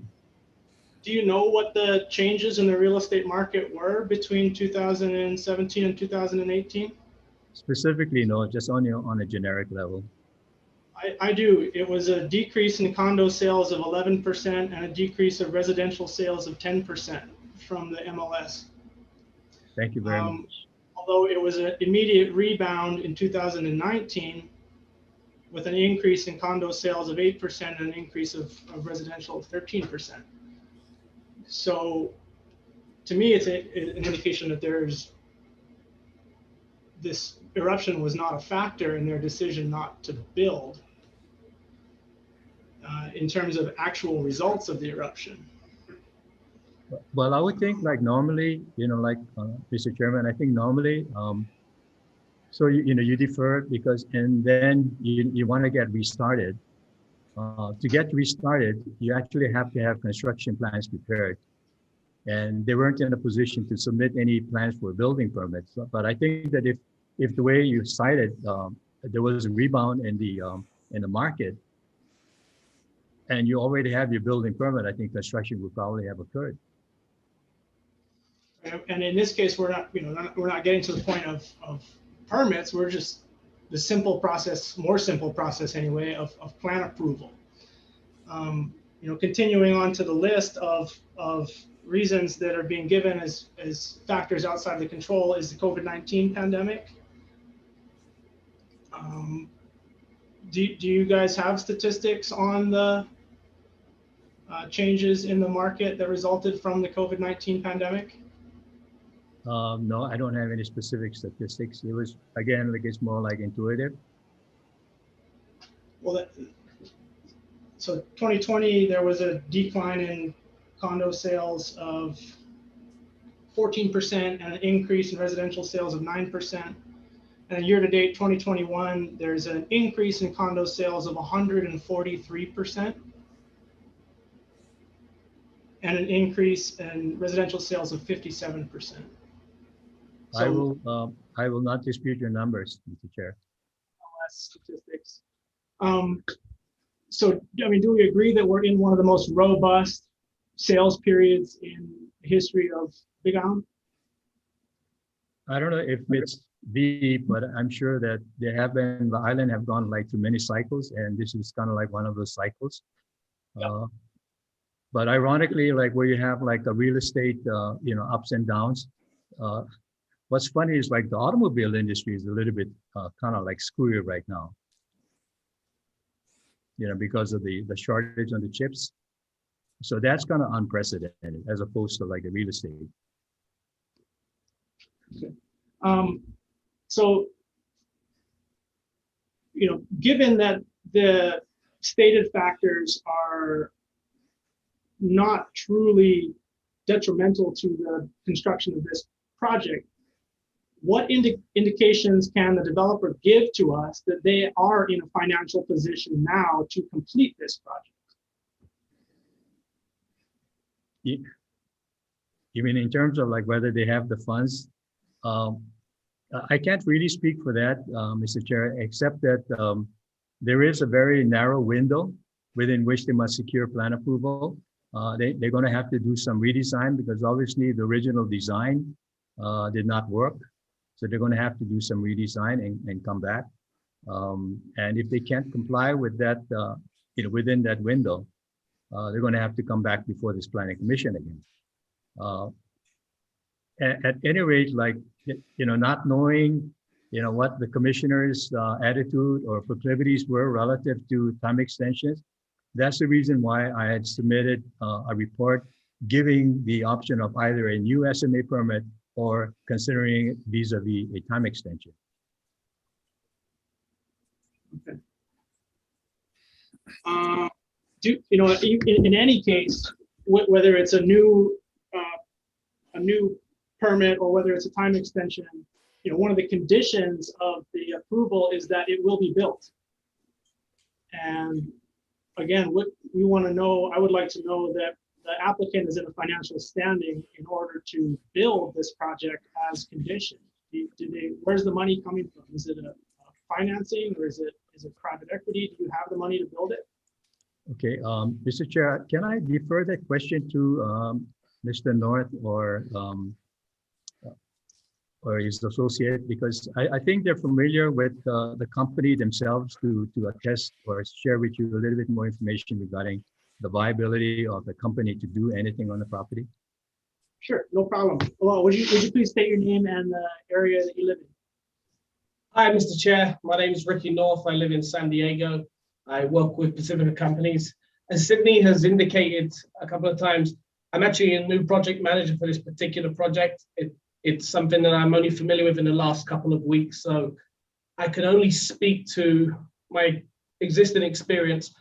In listening to some of the comments regarding the market conditions, a lot of the data that you're giving us is what we're seeing, but it's in hindsight. And a lot of times when we go through things that are considered to be a disruptor to the market cycle, we question internally what we're going to do and how we're going to do it. In terms of the construction costs, when there was a big boom of construction, typically what we've seen, I'm seeing this on the west coast of California particularly, is that supply and demand. It's hard to get the labor at a price and material at a price you're comfortable with if everybody's building. So what happens is you're now paying more and more for things that typically were budgeted for a different amount previously. I can't speak specifically to Hawaii because I'm not familiar with this particular project and the budgets that we had beforehand, but that's something that I've seen come up here in California on my other projects.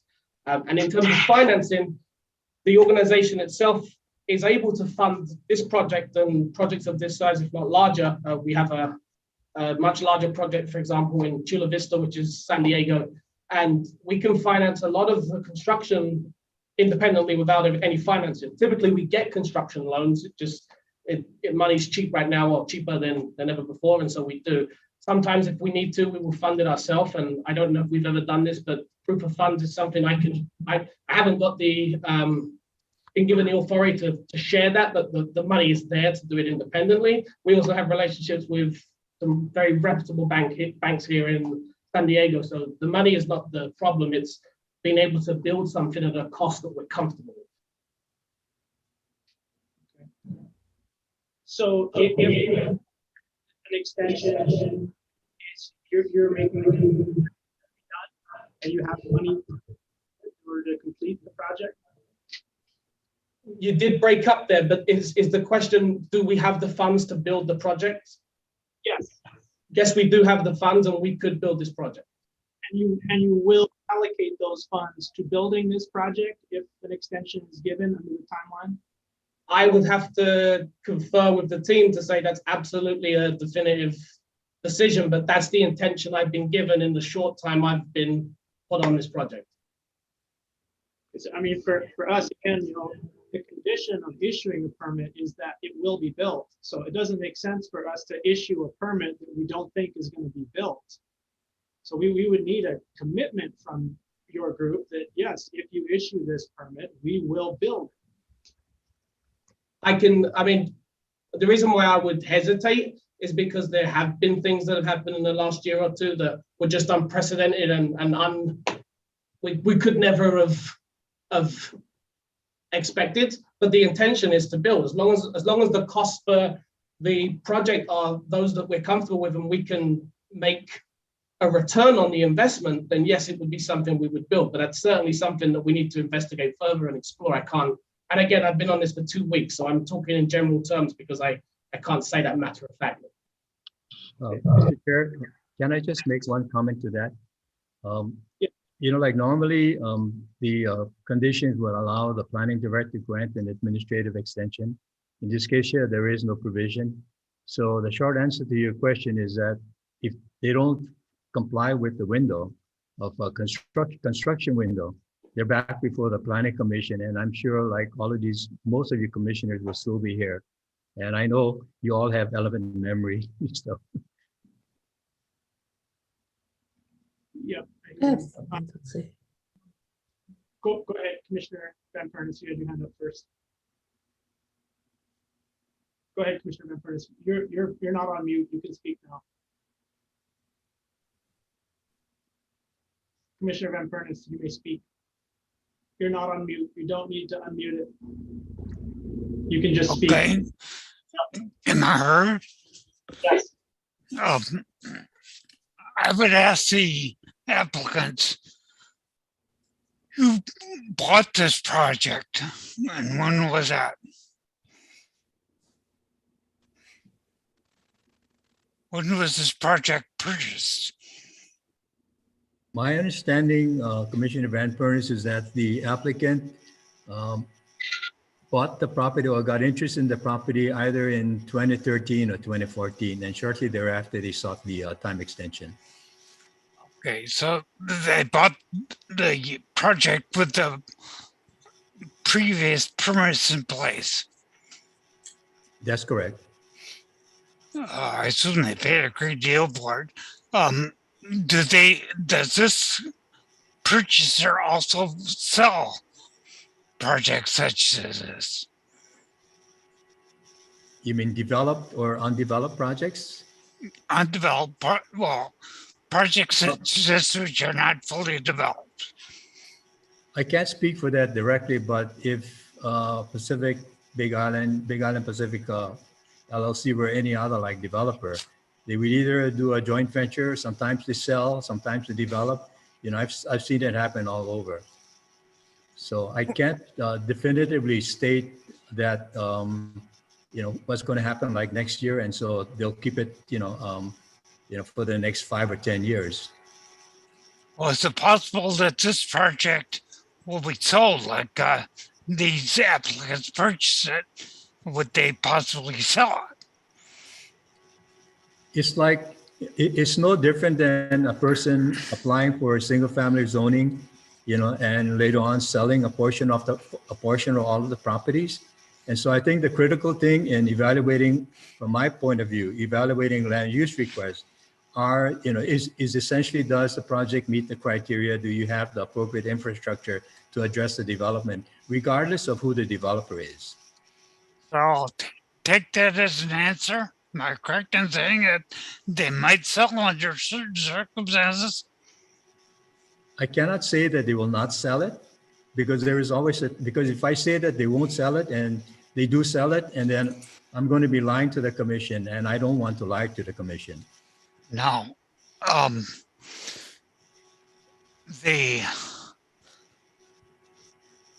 they applied for any financing for this project since they acquired it? I can't speak to that. Maybe Mr. North can. But I think that he indicated that in response to a question to Chair Vitusek, that independent of any financing, the company is in a position to build it. Well, the question is, if Mr. North can answer it, was any financing applied for this project? That I don't know. And may I ask the relevance behind that question? Well, I'm following up on Mr. Vitusek's questions about whether this project is actually going to be built. It was first approved in '89, and here we are almost 40 years later with no certainty when and if it would be built versus sale or refinancing. You haven't got any information that's been financing have been applied for. You say we can always come back to the planning commission, but I would say that the permit should be, or permits should be automatically canceled with a sunset provision if it's not built within a certain period of time. These applicants should commit to when it's going to be built. Okay, we'll get into that during discussion. And Mr. Chair, if I may. Yes, sir. Just, I'd like to try to bring us back to more of the criteria around the SMA. I do understand where you're coming from, that you want a commitment that this is going to be built in some way. Fully get that. I think we're need to probably bring the guardrails in a little bit. I'd also like to point out that the applicant did ask the planning department whether it was going to be a new, whether they want us to do a new application or a time extension, and it was the planning department that determined that this would be most appropriate as a time extension while reviewing it as a totality as it would be new. So I want to underscore that we actually said that would be the most appropriate manner to go. I have a question. Commissioner Yates. Just a quick question. Hopefully it's quick. If this project has been approved previously and back in 2008 or whenever it started, then how come we're looking for another extension rather than just getting it going? That's what I'm confused about. And since the developer said they have the money, they don't really have to go and get the money, then why isn't it just doing it? Or is something missing? They ran out of time on their condition to secure plan approval, so they didn't go out and do it, and that's the problem. They didn't do it, and then the time clock ran out on them. Now they need more time in order to complete the requirements. You have another question, Commissioner Yates? Okay. Actually, there's not another question. I'm just saying that if they were able to, I'm just not understanding why they did it, at the time. Because like I said, like Commissioner Van Perny said, it's been Can I almost 40 pause you years. real quick? Can I pause you real quick? We're waiting for a motion on the floor before we fully engage in discussion. If we can finish questions and then you folks will get to discuss further. Okay. Last question I've got is in regards to the historic trail. So we're in a situation where Na'alahele has made a claim that there is fee simple land on this property that is owned by the state as unencumbered lands under control of the Board of Land and Natural Resources. This doesn't mean that it's been fully adjudicated to prove that in fact that land is owned by the state. Is there a drawing of the site plan that shows the location of the trail? Yes, Mr. Chair, I added that at the end of my presentation, just in case this question came up, and it was included in the response that Mr. Fouquet provided as part of the report in compliance with that condition related to the trail.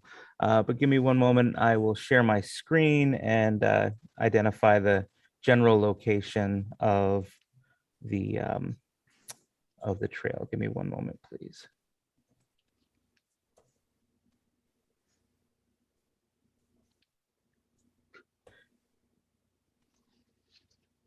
Can everyone see this? Yes.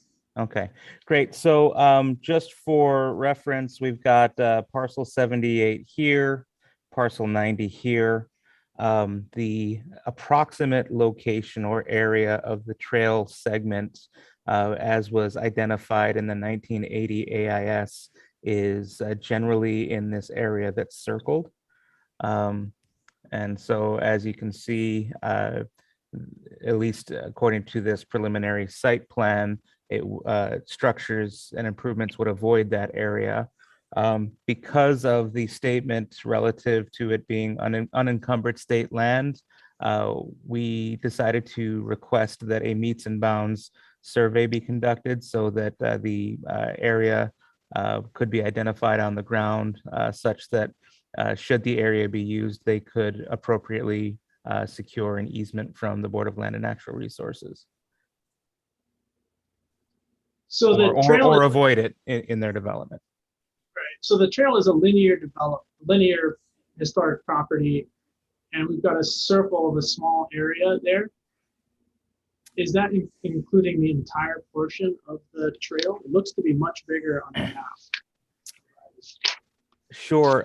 It was a trail segment, at least according to the AIS in 1980.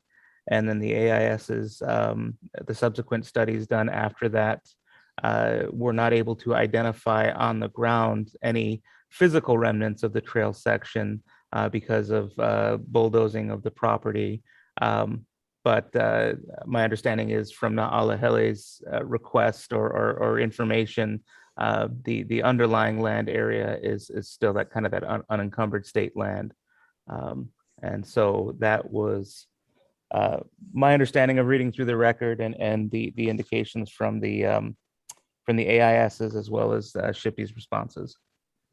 Gotcha. No, looking at the Hammett and Folk 1980 site location map, it's hard to, there's so many lines on there, it's hard to figure out what is the parcel that we're looking at. Yeah. But it appears as though, I mean, hard to say. It's either a small little section of it or a larger section. But in any case, have you made any efforts to figure out whether or not this is or isn't state land?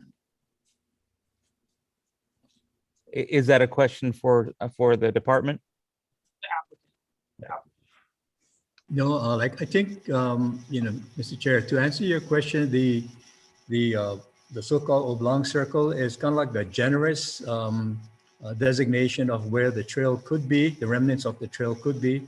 You know, obviously the archaeologist could not find it on the ground, but based on this condition that the staff is proposing and the applicant has accepted, will be they're going to have to make a concerted effort to at some point in time delineate something, you know, on that area and have it described by meets and bounds, you know, in meets and bounds. And if in the process it turns out that they have to secure its acquisition or easement from the state, then that'll have to be done. So what I'm saying is that I think it, you know, that this is fine, the conditions are fine. What I'm saying is that the determination that this is state property is not complete yet. Na'alehele is saying it's ours, but they don't have the legal authority to determine property, right? Maybe there's no indication that it is in fact a Highways Act and is subject to taxes and government and actually is state property, rather than just being a trail alignment that was privately utilized in historic times. So there are factors that go above and beyond Na'alehele's claim that this is state property. And I was just wondering if the applicant had ever researched and done any work to determine within a court that this is state land or it isn't state land. I don't believe the applicant or the archaeologist has taken it to that level. May I kind of like suggest that if that is an issue, you know, the applicant would welcome any amended condition to that effect. Well, all I'm saying is this isn't an archaeological issue. The archaeology of the trail has been destroyed. There's no more trail. But the underlying property beneath the trail is a Highways Act issue that Na'alehele has claimed, but that's never been determined to be state property. And I mean, the language is fine, but I was just curious if the developer had taken the next step, because in order for the state to give you an easement, you have to determine that it is in fact state property. And that's not Na'alehele's determination, that's the court's determination. Yeah, I think that as a result, you know, the staff's proposed condition would indirectly mandate that kind of research. By having it now, you're going to have to specifically describe an area, whether it's obliterated or not. Okay, commissioners, any last questions before we seek a motion? Mr. Chair, can I make one more comment, if I may? 1 second, Maya had her hand up. Chair Vitusic, so I just want to get a little clarification from you on your comment about it not for certain being state land. So I think maybe the department assumed that it was based on the Na'alehele memo from 2015. In that memo, Na'alehele said, as such, the trail is considered, I'm sorry, let me back up a little. They say, although the trail has been destroyed, the underlying fee simple title of the trail remains with the state through its Board of Land and Natural Resources. As such, the trail is considered unencumbered state land. And so I'm a little bit confused as to why you're saying it may not be state land. So in my opinion, Na'alehele is making the claim of this trail. They're saying this is state land, but it doesn't automatically become state land because they say it does. That has to be determined by land court. So it can become state land through a quick claim by the owner. They can say it already is state land and that needs to be established, and then it would be state land. But in my opinion, the mere fact that Na'alehele is claiming it doesn't mean that it has become fully adjudicated to be state land. And I think that the guidance that staff has gotten from Na'alehele and Land Division before is that even if something is destroyed, if it's a trail, historic trail covered under the Highways Act, it is still state land. And the impression that we had been given was that it doesn't have to be adjudicated. that it's just automatic. So So I think that's why we're being ultra conservative with putting that condition in that, hey, if it appears to be state land and if you intend to use that area at all, you would need to get some kind of approval from the board. I think the condition is fine. The condition is totally fine. All I'm saying is that I don't think that it has been fully proven to be state land. Folks, I think we're getting a little far into discussion here with lots of opinions and things. Let's try and stick to our questions and we'll discuss in just a moment. Okay. So with that, can we have a motion to? Mr. Chair, can I just make one final comment to address like one of the questions that was raised by the commissioners? Yeah, I think that Commissioner, DeFranco had raised a very made a very interesting observation about the view plane impact the project would have on the life care facility. Normally, if my understanding of the SMA rules are accurate, the view plane considerations are important usually from a public highway perspective and not necessarily neighbor to neighbor. But notwithstanding the fact, that criteria, it is important to remain neighborly. So in this particular situation, fortunately, there is like ample space to kind of adjust, the placement of buildings. And it was comforting to hear what Maya had mentioned, that in checking the topography, this area, the subject property is like 10 feet lower than, the life care facility. So, I would kind of like want to encourage the developer and, like they're here, that during the course of the plan approval process, prior to submitting the plans for plan review, that they at least have some consultation with representatives of Life Care Center to see like how possibly buildings could be massaged to address their concern, but at least give an opportunity for the Life Care Center to weigh in on it. And the plan approval, that information obviously would have to be transmitted to the planning director as part of the plan approval process. And maybe the planning department through that process can modify, if appropriate, some of the placements of the structure. And I think that just only being good neighbors. Thank you.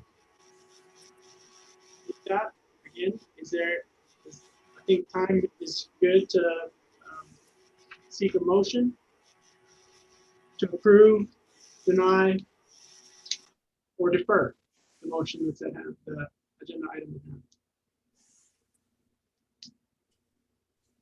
Commissioner DeFranco. Okay, so I move the application to amend the special management to area permit docket number 286 be approved based on the planning director's recommendations, which shall be adopted. So I need a second.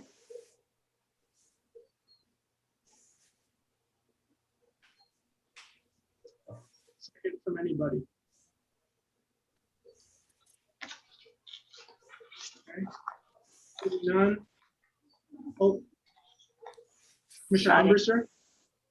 Yep, I second. Okay, we have a motion and a second. I'd like to open it up to discussion at this time. Commissioner Van Pernis. It's clear that this project has gone on and on for many years, since '89, without any adequate public input on needed infrastructure.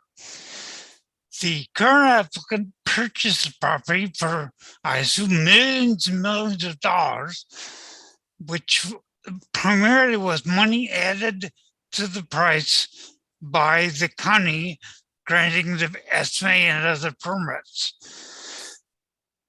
What does the county get in exchange for that? Well, we're supposed to get a bunch of infrastructure that now is not going to happen, if at all, for up to 40 years. And we're not going to get it's a bad deal the county's made, a real bad deal. Giving them millions, they purchase for millions, and the county gets nothing back, not even for this extension. There's no give back for this extension. And I think Mr. Vatisik was barking up the right tree when he said, or when he pursued the matter of what outside influence caused this delay. There is none. It's their desire for profits or the inadequacy of the profit margin that dictated whether and when they were going to build. After the original applicants got millions of added value. This is not something outside their circumstances. The volcano eruption and COVID is just a shebang, in my opinion. It's just the planning department has not looked into and has not adequately shown that there is an outside influence that dictated this need for an extension. The need for an extension is purely one of they want to adjust their profits. I would suggest that we put a sunset provision on this application. Mr. Fuki says, well, you can come in and the planning commission if you want a further delay. I tell you, terminate the matter and start over again. I don't think the county should have said, we'll just do it as an extension. I think it should have been an original application all over again. So the matter of infrastructure could be addressed. I think allowing a sale and adjustment for profits, delay for profit is inappropriate. I would suggest that all permits be terminated and a certain future date that the matter be approved as to the extension. But if everything's not under construction and completed in say 3 years, all permits are canceled. Thank you. Mr. Chair, I'd like to opine real quick. This is an SMA permit.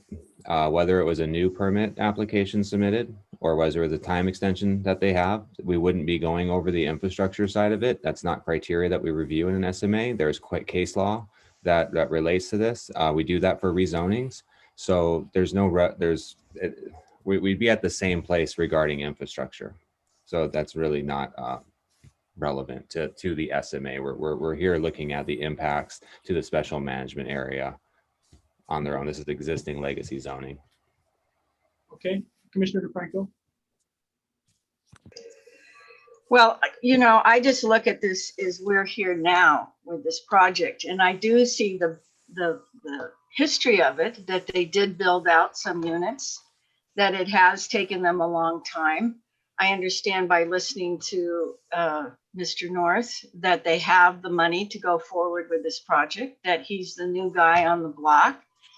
You know, building in Hawaii is even harder than building in California because of the cost of materials. But, you know, the point is, for me, it's like, I appreciate the idea that they might look at their project and give the seniors home a view. I think that's a good idea. I think if the trail is addressed correctly and protected, which I think it can be, it's on the corner of that property, and I don't understand why they can't come up with a solution there.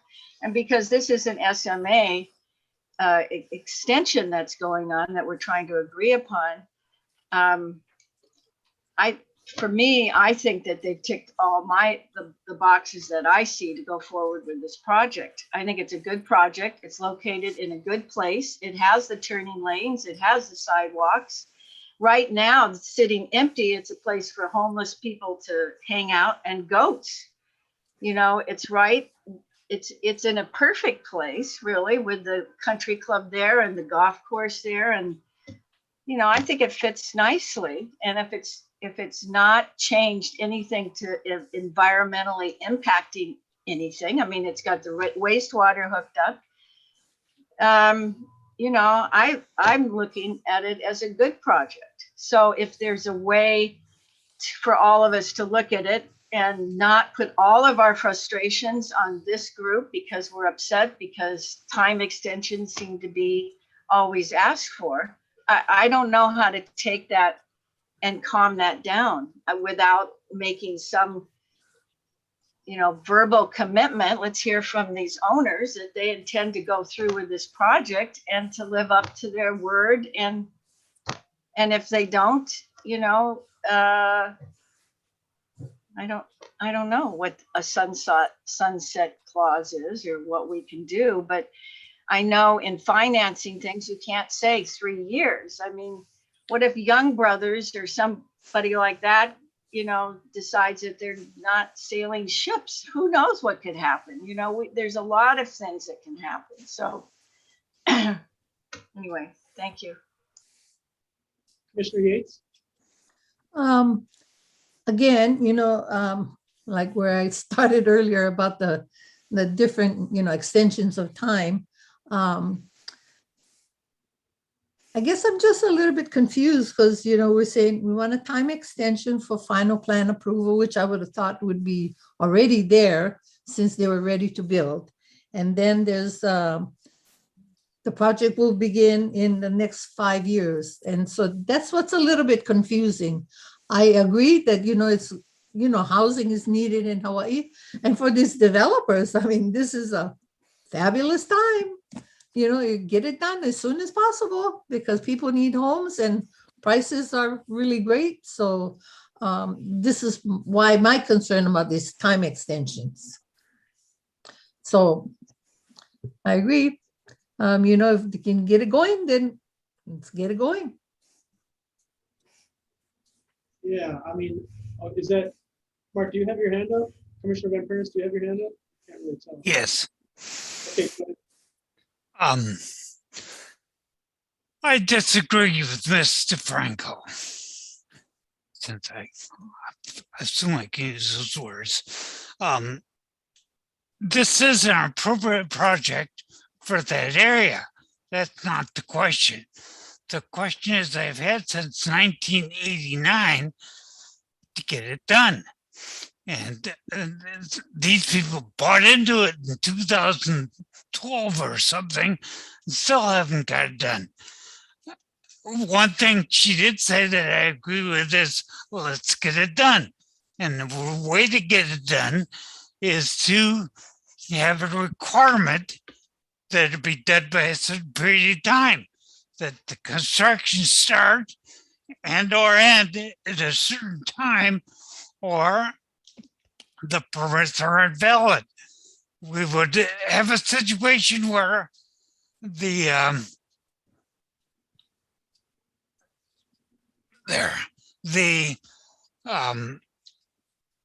build up would take place rather than endless delays and possibilities of resale upon resale.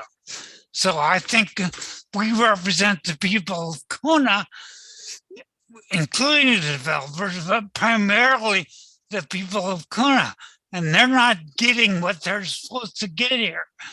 We can accommodate developers up to a point.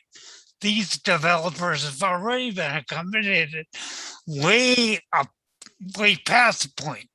They want 40 years. If they want 40 years, we'd better be done, not come back in front of the Planning Commission and hear again how it's a good project. Give us more time. Let's get it done or move on to the next guy. Yeah, I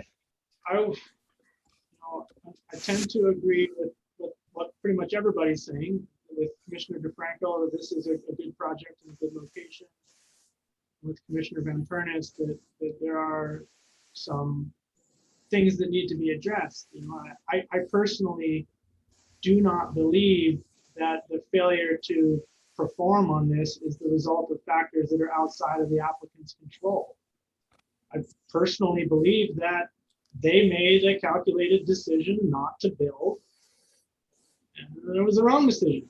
You know, they said hindsight's 20/20, but it was their decision. There was no outside factors preventing them from building other than themselves.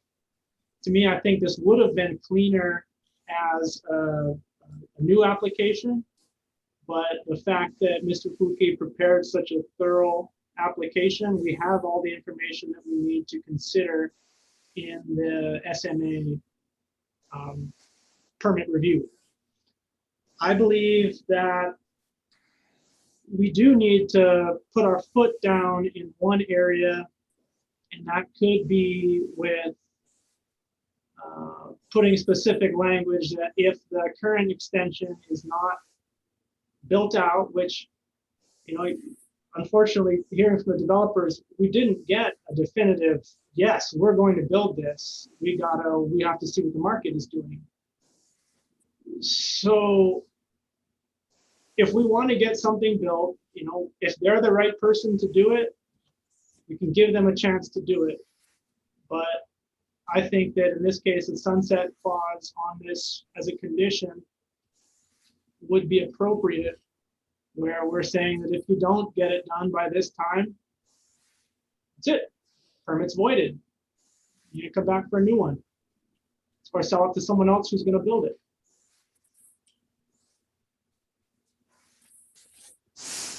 Commissioner DeFranco. Yeah, I agree with you, Mike. I just don't really understand legally. I need to hear legally how you say that, or how that would sound and how we would do that. A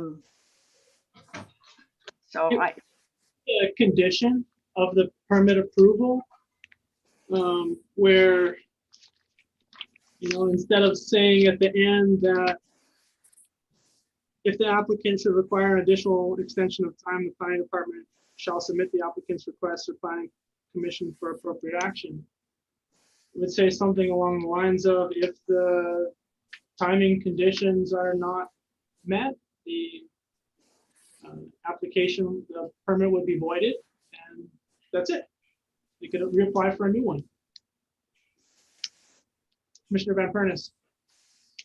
Yes, I'd just like to say in response to what Mr. Kern said, that it's, from my point of view, it's not good enough to hide behind, well, this form of application does address infrastructure, and if another application would be it doesn't affect infrastructure.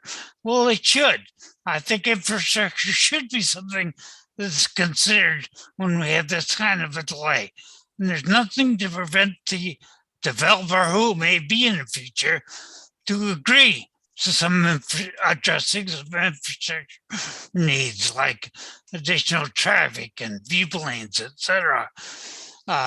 So I think that it's not okay to say, well, what doesn't make any difference anyway. I think we should have that opportunity, which would come about if the developer doesn't perform as measured to success. Okay,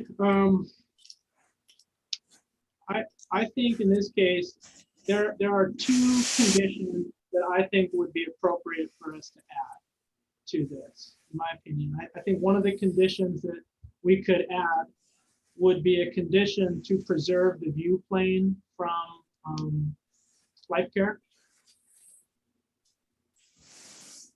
as the view planes are an SMA issue. And we do want to protect the view plane of our kupuna, who are spending a lot of time there. They're not able to get out and move around so much. So I would love to leave them with a beautiful view of the coastline. And I think we can do that through a condition. And then the other would be altering the conditions to indicate that if the current extension is not fulfilled at any phase of it, if they don't get plan approval within the 3 years, if they don't start construction within the year, and if they don't, well, if they start construction, I'd like to let them finish. But if they don't do those two things, then the permit will be revoked. And I just wanted to know if the applicants would agree with that.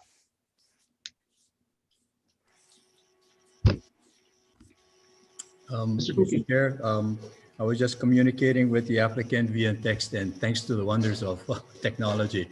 I specifically asked them the question whether they would object to any sunset clause provision as along the lines of what you had articulated, and the response to that is that no problem, they would accept it because, understandably, whether it's they or their partner or whomever, they understand what the constraints are and they're ready, willing, and able to develop the project as represented.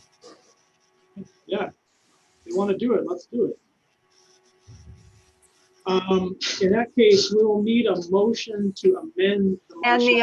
And the other provision? The other provision, correct, yes. Yeah, the other provision was, just having a consultation, with the representatives of Life Care Center and try to see what kind of site plan can be developed over there. Now, knowing that the planning director has the discretion to move structures around as part of the plan approval process, the concept was to have that kind of discussion with representatives of Life Care, come up with a scheme and provide such a report to the planning director in conjunction with the plan approval application.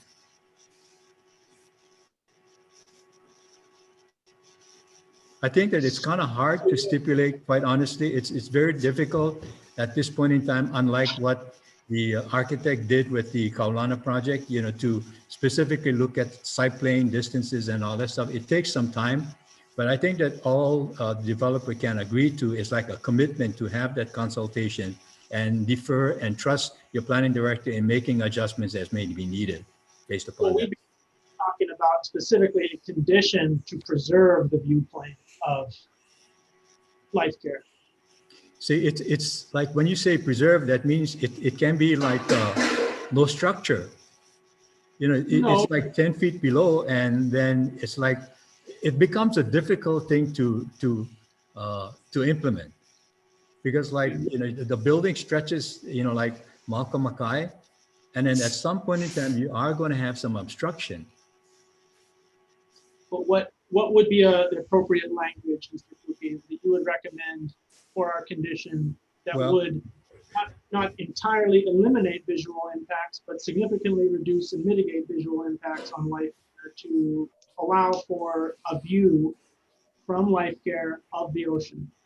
Chair, if I can jump in real quick to make a comment. This is Jack Straw with Pacifica. I don't know that we're in a position where we can commit to something like that right here because we haven't looked at that in depth to see what those impacts are and whether or not that would create necessary changes to the plan designs. We would need to look at that first. I don't know that we're in a position where we can definitively say, yes, we can agree to that today. Mr. Van Furnace. I guess the statement or commitment that they'll consult means they can consult and refuse or consult and impose whatever conditions they want. So I don't think that Mr. Fuki's suggestion should go anywhere. I think that in a multi-concern, if it's up to the planning director, he'll wait planning director to make the decision. We also can't rely upon that as preserving the viewplanes. So I think that we need some sort of language that the viewplanes will be to some extent preserved by relocation of the buildings or lessening their height.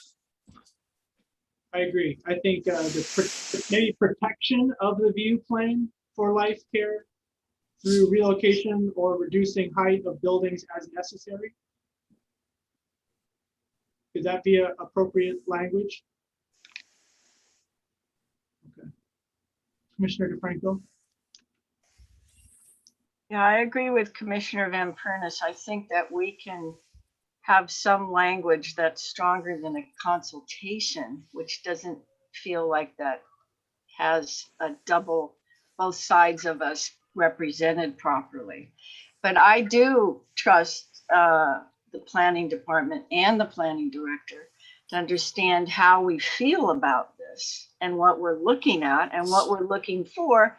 And I also appreciate that the honesty coming from the owners or the representatives of the owners to tell us, they do have to look at a lot of things to be able to make this kind of commitment.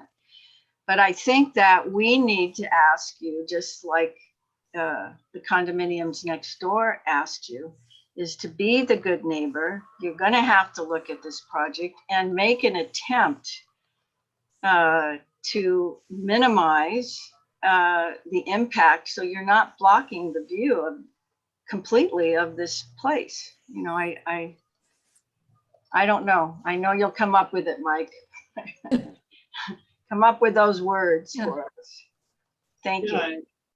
My proposed language would be view planes from life care facility will be protected through relocation of buildings or reduction of building height as necessary in the plan approval. Just one more thing, that Mike, that's not in the middle. That's not meeting in the middle. You have to use a terminology that gives them a place to explore and gives us a place that we're going to be seen. I don't know that those words achieve that exactly. So maybe someone, Maya, does anybody have an idea? I would suggest, instead of using the wording to preserve view planes, maybe minimize obstruction.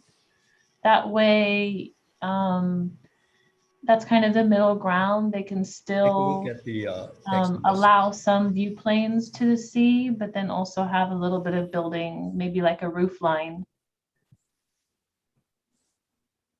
Commissioner Yates. No, I don't think so, because once that building is put in place, there's no preserving that view. I agree with Commissioner Matusek that you have to preserve that view plane. There's a lot of space. I mean, if you look at the plan, there's a lot of space there, even if you have to take down that building a story, because once that building goes up, too late. You can't change it. I feel like that there is a lot of space on the property, that they can accomplish their objectives still, that they can move things around, and they can do it. I mean, I'm sure they've got high quality engineers and design and architects that can make a beautiful project happen while preserving a beautiful environment for the Kupuna Life Care. Mr. Chair, I want to try to chime in real quick. I mean, the concept is to mitigate visual impacts, right, from the Life Care Center, right? It doesn't mean that you're not going to see a roof. It doesn't mean that you're going to have unobstructed views. I think there's opportunity for the buildings to potentially be sited there, maybe with some adjustments. I think there's a lot more investigation that would probably need to occur to really understand the true impact. But I think the essence there is something, to mitigate the visual impact due to Life Care Center. But I think it could go a whole nother way if you're saying by way of relocating buildings, because they may not need to be relocated. We don't know. I think that's where we're lacking a little bit of information there. So how do we find that middle ground of mitigating the visual impact to allow them to have a view, right? Yeah, I think. So, Mike, what about protect view planes within reason? What's reason?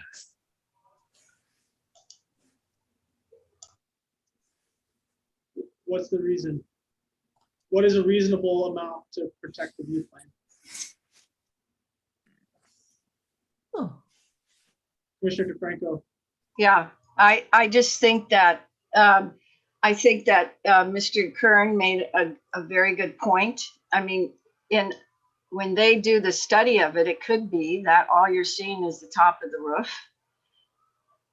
Terrific. Then that would be okay, right, Faye? I mean, yeah. But I guess where I'm coming from is because the project is such a huge project that it would not affect them if they had to, move it or not put one there and put one somewhere else, because they're looking for to be able to secure final plan approval. So if they're going to do that, I would think that they would take that into consideration so that we won't have to go and fight with them later on and says, no, you can't put that there. No, because there's no such a thing as compromise. You're going to have a little bit of a building in the front of you. I don't think that's the intent. We just don't want any, because there's so much space there. So there's no reason to clog it all there and make it the view from Life Care to be looking around the corner. Just to add to that, just as a thought, the topographical challenges sometimes of the sites, while it may be a big general canvas, can be very tricky, and which can adjust costs up and down greatly. And so it's just something to be mindful of in this discussion, that while you look at it from a one-dimensional, there's a lot of room, but when you actually get into the elevations, the topography, how all they're going to have to do that, it gets a lot more complicated. Just something to consider. Same could be said for using the topography to avoid visual impacts. It could be a lot more simple, where if they move the building 5 feet forward, there is no visual impact anymore because of that topography. And I think that what the commission's saying, some of us, is that we're okay with them having to shuffle things around a little bit in order to maintain a view of the ocean for Life Care. Mr. Kay, you've had your hand up for a while. Go ahead. Thanks, Mr. Chair. As I'm listening to the discussion, it strikes me that there may be a way to bring together the different suggestions. It seems like Life Care Center is the party that's really not here at this moment.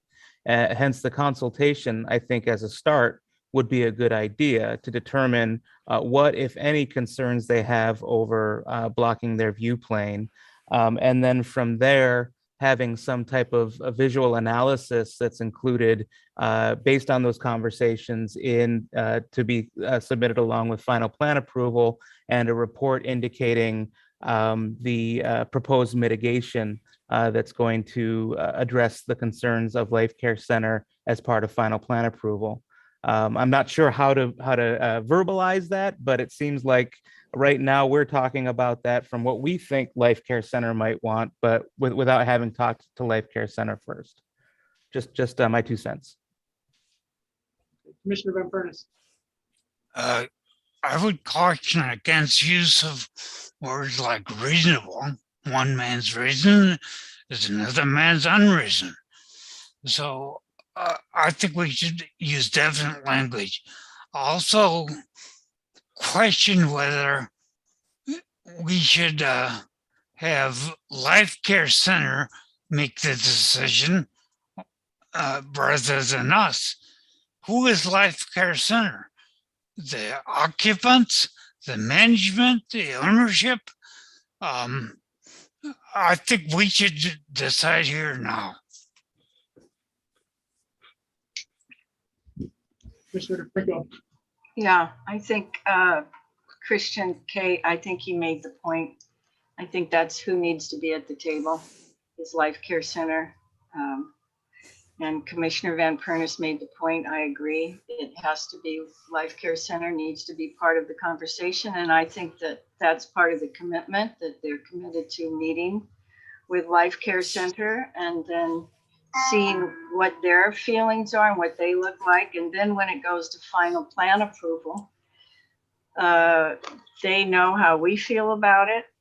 And then we can support however Life Care sees it, because it could be that side of the building doesn't even have windows. We don't really know, or what that part even is, but we need them to be consulted. So I agree with you.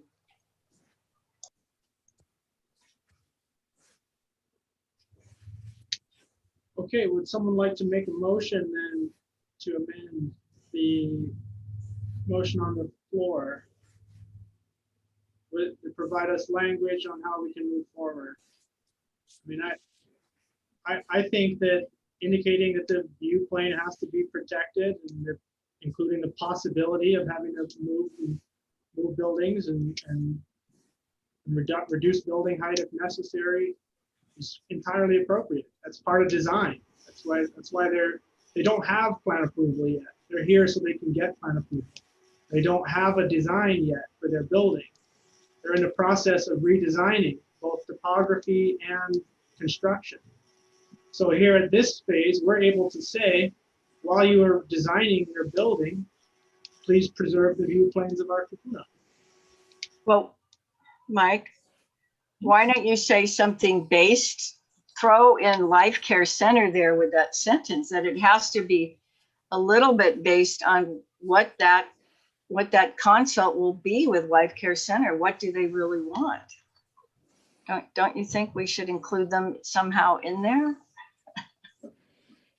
I think great for them to be included in there. And if we want to defer this item so that we can give them the opportunity to come to the table and consult, that's fine. If we want to move forward with it today, we need language in the condition that memorializes that viewpoint will be protected. So really, to me, that if we want to bring Life Care in, fine. We need to defer this action and bring Life Care in. Otherwise, if we're going to make this decision, we got to make it. And as Commissioner Van Pernis says, you know, there are a lot of levels to Life Care. There are the patients who are there. There are the residents. There are the employees, and perhaps the employees and management wouldn't be speaking for the residents necessarily. Commissioner DeFranco. Well, we have them committed now to going forward with the project. This is good, right? We have that commitment, which we were all worried about, that they were just going to not do it. So now we have that commitment from them. And so we just have to word this so we have a commitment for them to consult with Life Care Center. So I've worded it the way that I think is appropriate, and you're welcome to word it another way and make a motion. Okay. Mr. Chairman, can I make a suggestion then, as a result of my discussions with the owner and hearing all of the conversation? Go ahead. Yeah. Oh, okay. So I would think, like, if you have a condition that reads as follows, you know, like the applicant, meaning like its successor or signs or whomever, right, shall confer with representatives of the Life Care Center to address and mitigate view plane impacts and provide the outcome of that discussion to the planning director as part of the plan approval process. Now, having said that, we know that the planning director has the ability through the PA process to, you know, move structures around. At least now you have a sense as far as like there is going to be this kind of engagement with Life Care Center. I don't know whether Life Care Center, you know, like as you saw the site plan, it seems like the Mackay section of, you know, the Life Care building is that portion that will be visually most impacted and not the Malka portion. And I don't know whether that portion you have the, you know, those who are like on skilled nursing or like the assisted living. If you're like on the skilled nursing portion, and that's all on the Mackay section, then obviously view plane has less of an impact than those who are like on assisted living. So not knowing that and having that discussion with representative of Life Care, then at least you can kind of massage the structures if there is a need to massage it, and provide all of that information to the planning director when we submit plans for plan approval.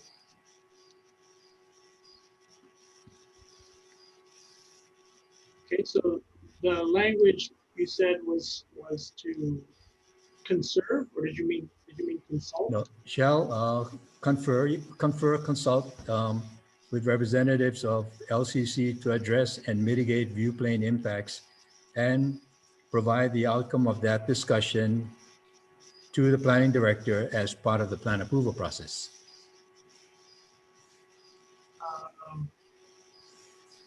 The middle part of that again, LCC 2.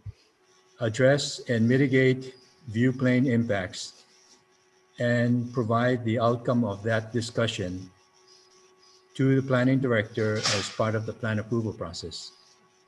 To address and mitigate view plane impacts. Yeah.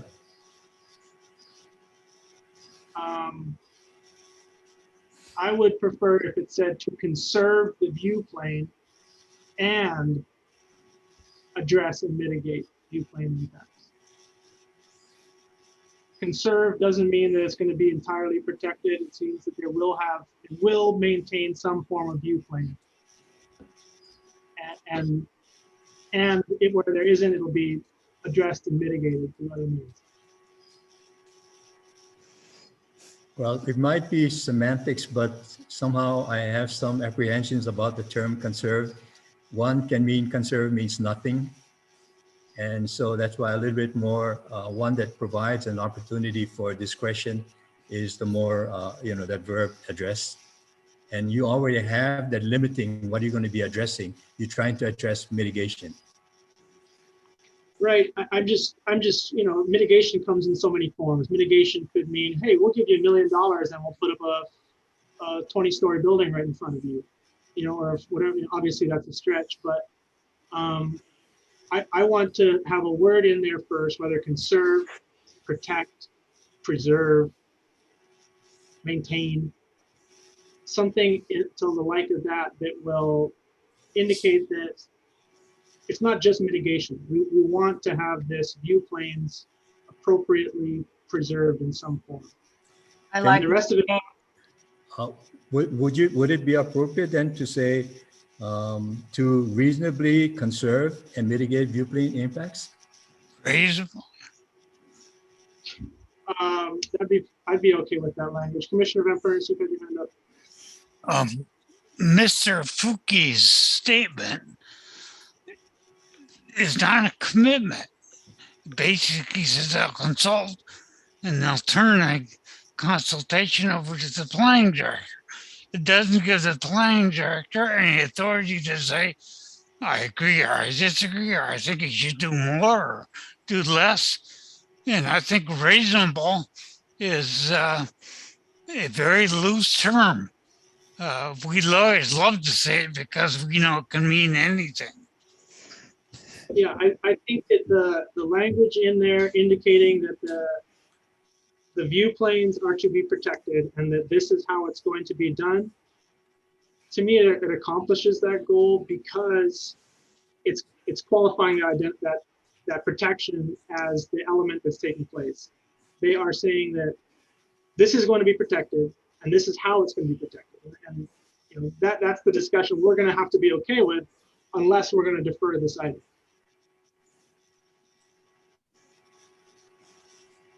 So we're going to, in any case, we're going to have to put a condition saying that this is going to be protected somehow, some way. They will be protected, and then they'll figure all the details all out about it, and they'll move forward without us under the condition that it's protected. If not, then we'd have to defer and we'd have to ask them to consult and bring that information back a later date.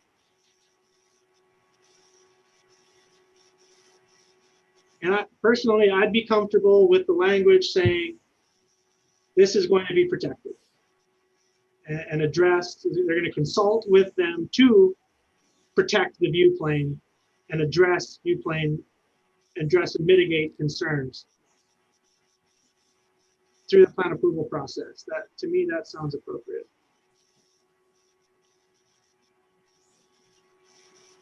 As long as the qualifier in that condition is the protection of the view plane, conservation, the preservation, whatever the case may be. But as long as they have a view plane that's protected in some form, that they can work out the details in plan approval process, I'm good with that.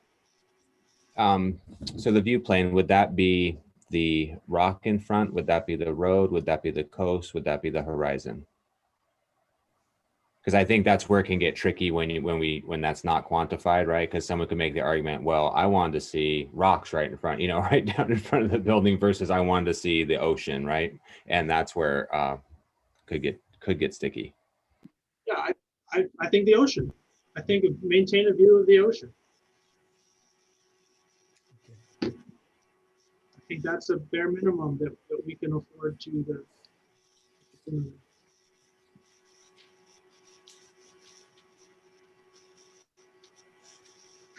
So I'm just kind of writing as you were speaking, Mr. Chairman, but So then would be like the applicant shall consult with representatives of LCC to reasonably conserve and protect and mitigate view plane impacts of the ocean and provide the outcome of same to the planning director as part of the plan approval process. Okay with that. Commissioner Van Furnace? Again, we see the use of the term reason or reasonable, which is a very loose term. And secondly, there's no authority given the planning director to argue or change or impose anything on the developer. The developer has complete and unbridled discretion. I disagree. I disagree. The planning director has considerable discretionary authority vis-a-vis the plan approval process. And if the director so-called exceeds what is perceived to be his authority, then his decision is subject to the appeal. Maybe you could add into the language with the based on the approval of the planning director or something like that at the end of the condition. That way the planning director would be looking at it and saying this meets the general. Yeah, it says like, as part of the application process, the developer, would have to provide, the outcome of that discussion and include that as part of the plan approval application. So when you review the plan approval application, you'll have the benefit of what has happened between the applicant and LCC. And from there, you can kind of like make your own decision in terms of whether further mitigation should be required. Maybe we haven't fulfilled the intent of the commission, that kind of stuff. I also assume that the plans that are submitted with plan approval will incorporate some of these mitigation measures such that the plans, along with the narrative or whatever report comes back, then can be matched up for the director to make that final call instead of just leaving the language with the director and having the director then trying to move buildings around and things like that. Is that accurate, Sid? Yeah, I think the expectation is that there would be this discussion, there would be some massaging of the project, based on that input, just to make sure that view plane issues, to the ocean are kind of maintained at different spots. And hopefully there's a consensus. And based on that, then the plan approval application would be submitted with the appropriate landscaping, site drainage plan, so on and so forth. But as part and parcel of that, also a discussion of what occurred between the architect, developer, and the and LCC.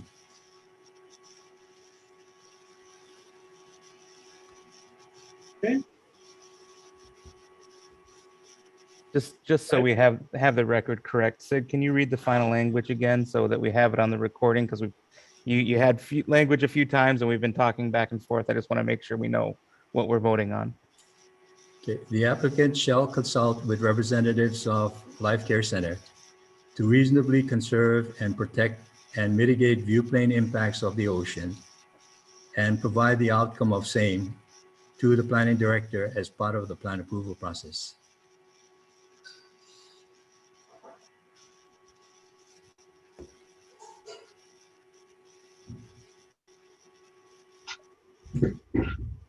Okay. Okay.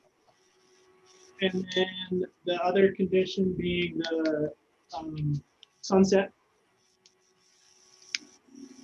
That would be, what would be that? It would be replacing item 19 somehow. Replacing the language if the application require an additional time extension.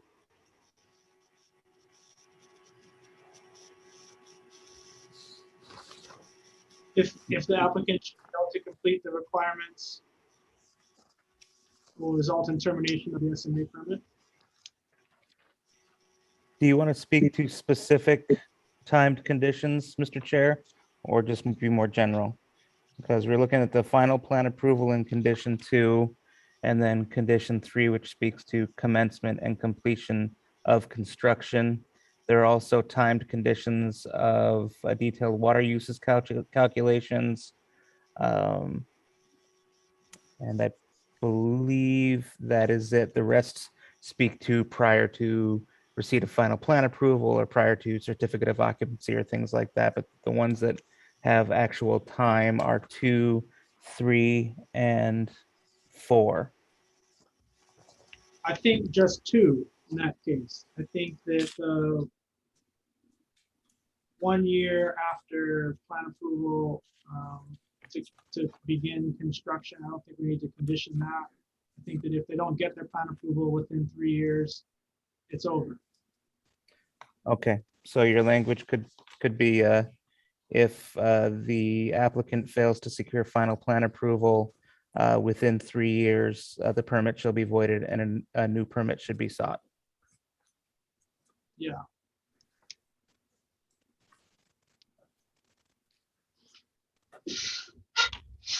Okay, would one of my fellow commissioners, Mr. Kupi, did you have something to add? Yeah, I was just going to like suggest then, if you look at your staff's background recommendation on the last page, page 9 of their recommendation, then you can kind of delete the whole sentence right above that if the applicant should require additional extension of time. So just make it clear. And the next paragraph then, should any of conditions 2 and 3, because they specifically deal with plan approval and construction, not be met or substantially complied with in a timely fashion, the planning director shall initiate procedures to revoke the permit.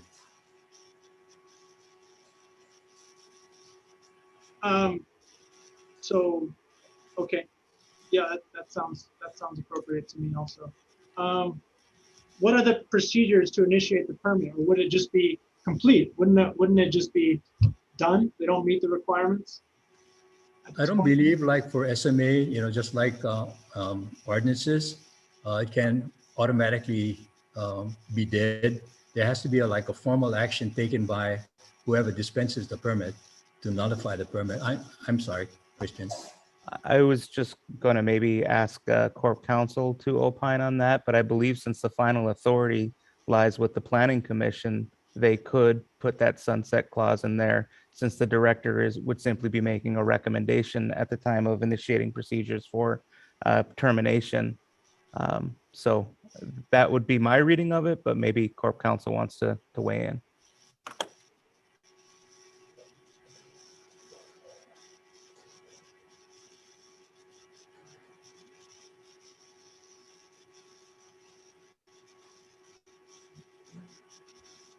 Christian, that's the reason why I had suggested changing the word from a discretionary may to like a mandatory shall. So if non-compliance, then it's the director is obligated to send it over to the commission for official revocation. So the question then to me would be, is this commission right now saying that we as a commission currently want to void the permit should these conditions not be met? Or do we want to leave it up to a future commission to make that determination should they not meet the requirements? That's all. That's a great question, Christian. I'd love to know the answer.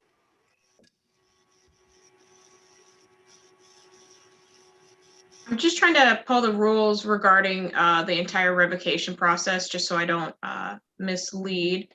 I believe you guys are correct at this time, but let me pull that rule up before I give you a solid answer.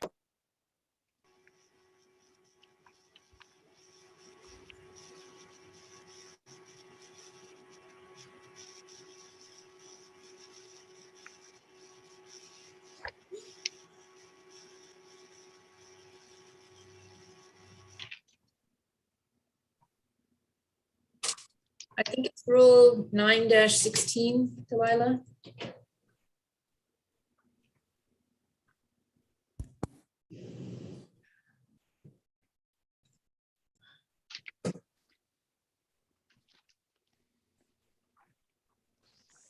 And I think if I'm reading it correctly, the authority lies with the commission.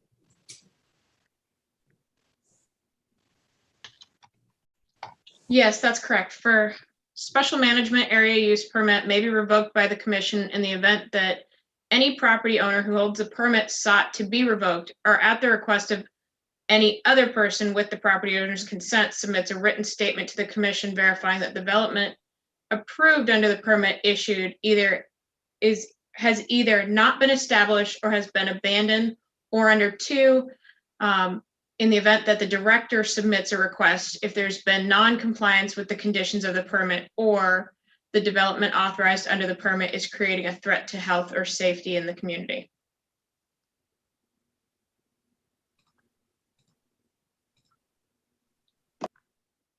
So it appears, if I'm hearing that correctly, then the director would have to initiate that upon non-compliance and bring it back to the commission at that time. That's correct. Okay. So in that case, Sid, then your language seems appropriate in terms of but the language is a little more direct and shall initiate instead of may. Okay, that sounds good to me. Do we have Commissioner Van Pernis? Did you have your hand up there? Thank you. The intent here is not to kick a can down the road so that a future director or future planning commission makes a decision, but that it's automatic, that it happens no matter what. So the developer is under the gun to get the thing done, or some of the developers starts all over again. So I want to make sure that the language includes that it must be done, that there's no discretion in a future planning commission or a future planning director. Yeah, I think Mr. Fuki's proposed language, removing may and inserting shall, provides certainty that it will be done. In that case, Sid, can you restate your language just so we have it clear for the record again, please? Sure. Just eliminate the first sentence, under your item 20. Mhm. And so you'd have only one sentence, and that would be, should conditions 2 and 3 not be met or substantially complied with in a timely fashion, the planning director shall initiate procedures to revoke permit.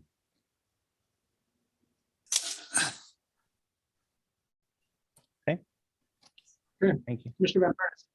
It's not shall indicate procedures, but the permit shall be terminated.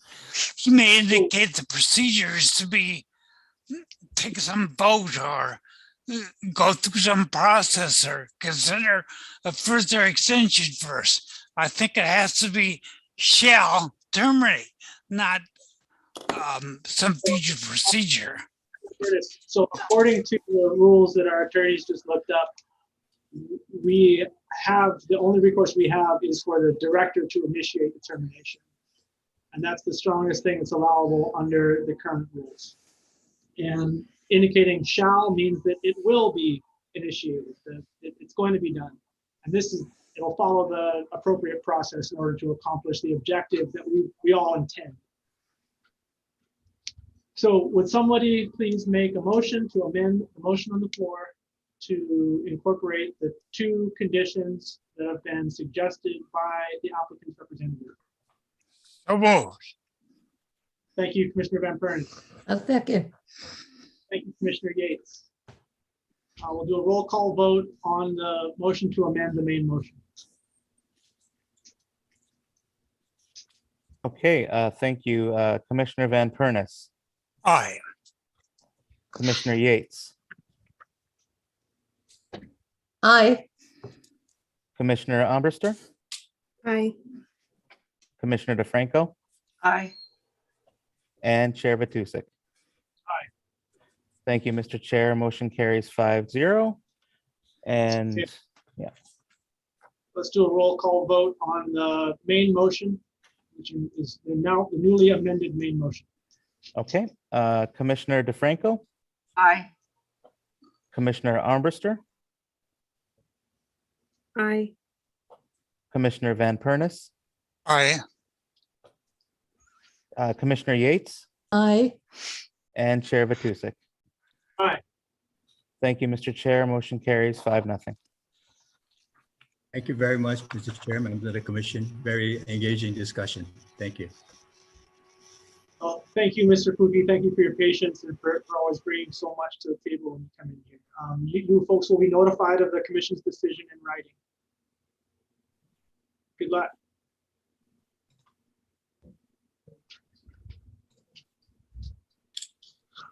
Would anybody like to take a quick 5-minute break? Stretch the legs? Okay, let's do it. Take a 5-minute break. We'll be back at 3:21.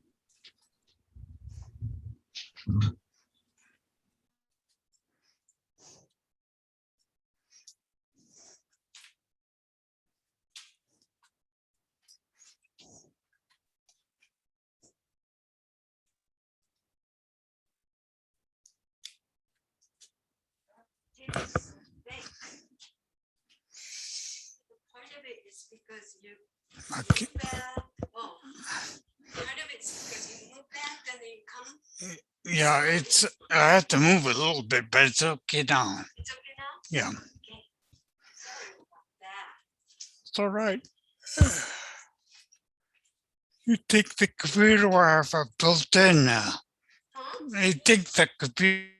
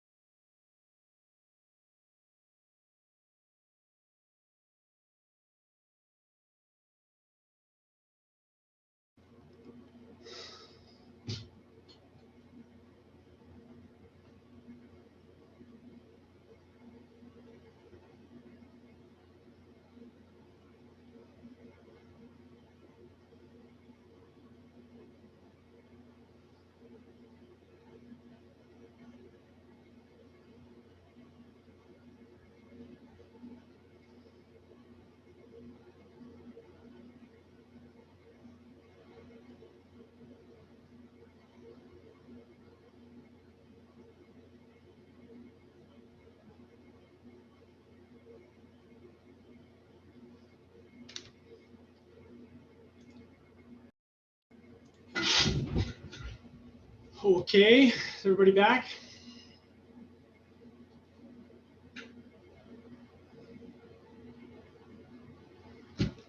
Mr. Fatizik, before we start, I was,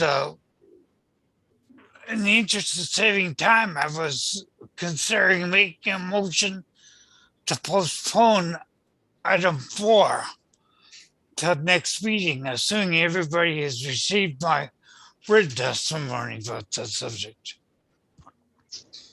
Let's take that up when we get to item 4. Okay.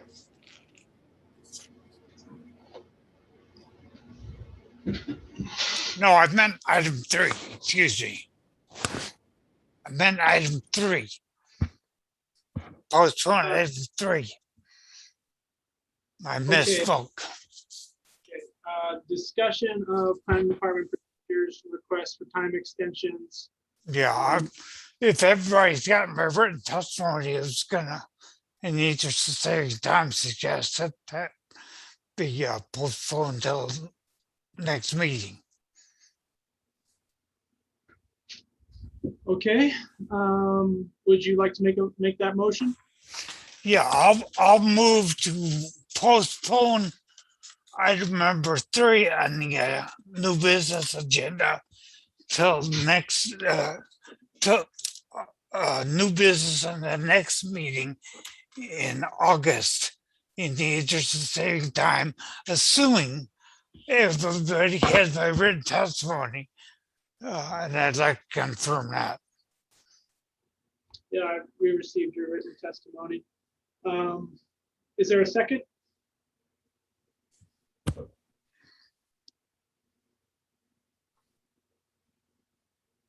I'm sorry, I'm lost. What's item 3? Item 3 is the discussion of planning department procedures for processing requests for time extensions on permit and rezone ordinance amendments heard by the planning commission. Thank you, so sorry. No problem at all. So there was something that was requested by Commissioner Van Furnace to be on the agenda. But he's requested now to postpone it, and made a motion, and just seeing if there's a second. Heck, I'll second it. Can I second it? Okay, I'll second it. All those in favor? Aye. Any opposed? None. Okay, seeing that, the motion carries. Moving on to agenda item 4. Discussion and recommendation on the mayor's request, communication 183, to remove Commissioner Mark Van Furnace from the Leeward Planning Commission, which will be discussed. I'd like to raise 2 points of order. One second, let me finish reading the agenda item.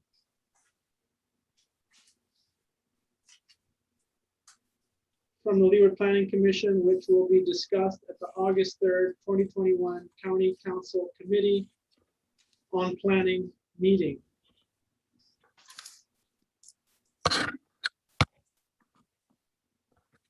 Okay.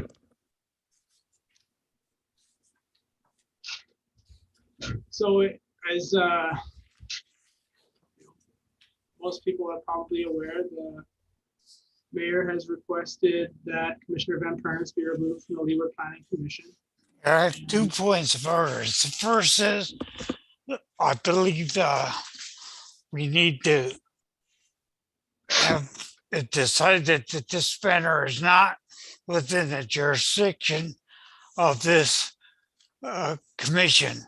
It's neither in the county charter nor in this commission's authority. And I've referred to these sections in my written testimony. This matter is not within the authority of this commission to make any decision, any discussion, any recommendation. And I would also point out that the letter itself that it refers to does not ask for any discussion, does not ask for recommendation, and in itself confirms that only the county council has jurisdiction in this matter, and the county council has twice a year.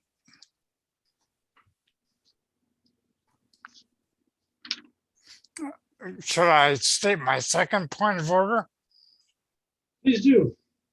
The point of order, second point of order is that I believe this matter requires an executive session. It involves a personnel matter, and I think also the Corporation Council should give some instructions and opinions on the first point of order. Are you making a motion to open the executive session? I am. Okay, is there a second?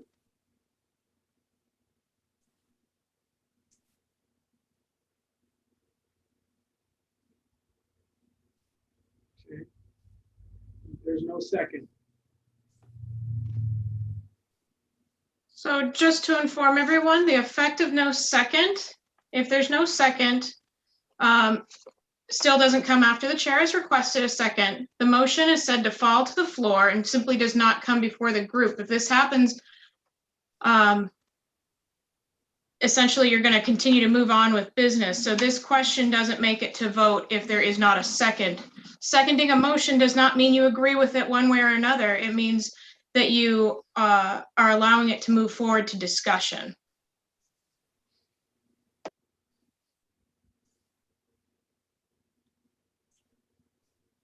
Commissioner DeFranco, you're on mute. Yeah, I'll second the motion so we can discuss this. Okay. Okay. Well, is there a discussion on this is to open an executive session? Yeah, I've got. Seems appropriate to me. Commissioner DeFranco, go ahead. Does it seem appropriate to you, Mike, to do that? I mean, okay. If one of the commissioners is requesting a legal opinion from our corporation counsel, yeah, it seems like it's appropriate. Okay. So as Mr. Van Pernis has indicated that he believes executive session is appropriate as this, in his opinion, this is a personnel matter. Is that correct, Mr. Van Pernis? It appears to be a personnel matter. That's the only category I see that it would fall under, because it allegedly involves a recommendation on membership and activity of a commissioner, which is me, which is personnel. And I also don't believe that, I think your opinion should also be that this matter is not within the board's authority to determine its membership and qualifications and discipline in that regard. That the matter, as stated in the mayor's letter and stated in the documentation given. So without getting in too far into discussion, why I just asked for that clarification, just to make sure that I'm understanding what you're asking. What I'm going to advise the commission is that if the commission has a finding that this is a personnel matter, then yes, executive session would be appropriate. Executive session can be moved or can be moved upon, as it has been, I believe, by Mr. Van Pernis, and it needs to be approved by 2/3 vote to go into executive session. Second, as to the scope of the planning commission, pursuant to Hawaii to Rule 6-7.5, the planning commission's duties are advisory commission. You're an advisory commission whose duties are to advise the mayor, council, and planning director on planning and land use matters pursuant to law and charter. And that's item 1. So for the commission to decide that it has authority to have this discussion and recommendation, it's up to the commission to have a finding that this falls within your duties to advise the council, the mayor, etc. So at this time, as moving forward, it would be appropriate for the commission to make its findings as it's choosing to move forward. And just for confirmation, well, I'm gonna leave it at that. To the commissioner or to the commission to make their findings. Whether number one, this is a personnel matter that should be going into executive session. As I said, if so, we need a 2/3 vote to go into executive session. And whether you believe this falls within your advisory duties on planning and land use matters. Thank you. I think that sort of clarifies my question on going into executive session. Would you please restate the purpose that you said about advising the mayor and county council? I'm quoting section 6-7.5 of the Hawaii County Charter, which number one under that section states that the planning commissions are advisory commissions whose duties are to advise the mayor, the council, and the planning director on planning and land use matters pursuant to law and charter. I won't go into the other items because they're more specific to other land use items. And then the statement of law and charter are the rules and practices and procedure. That's correct. Under that. That's correct, Okay. Chair. 1.4 -C, membership.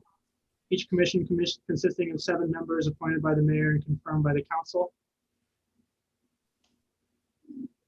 Therein, the purpose being that we would be advising the mayor and the council on rules that pertain to the laws established in 6.75.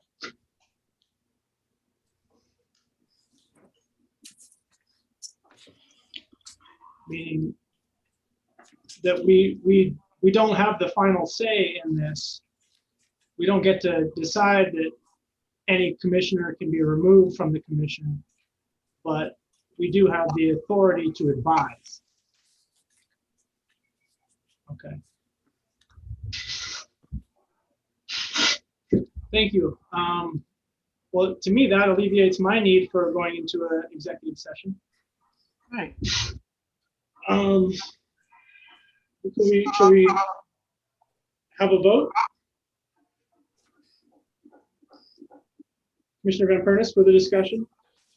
Yes, I think before you can proceed, you have to make a decision that this particular discussion or recommendation is part of your advisory duties on planning, land use, etc. Oh, God. That is what the duties and functions of the commission is, not membership, but to advise on land use matters. Mm-hmm. Yep, I hear you. At the time, I believe that right now we are discussing the executive session, which is the motion on the floor. Any further discussion on executive session? Commissioner DeFranco. Yeah, I don't think we need to do an executive session. I think it's, we can discuss things, and I think that's important that we do. Okay. With that, I'll call for the vote. Is this a roll call?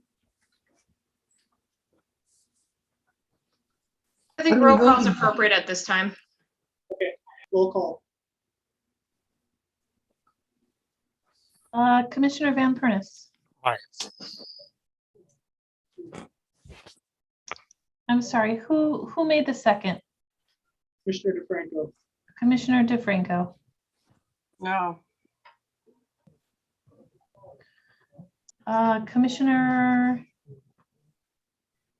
I'm sorry, I don't have a roll call sheet right in front of me. Commissioner Armbruster. No. Commissioner Yates. I'm sorry, what is the vote? I mean, what is the question? The motion on the floor is whether we need to enter into an executive session to Oh. consult with our attorney. Okay, no. And Chair Matusek. No. Okay, the motion, motion carries to not go into executive session. I'm sorry, motion fails. Thank you. At this time, I'd like to open up the floor to the commissioners to discuss what they would like to discuss. Commissioner DeFranco.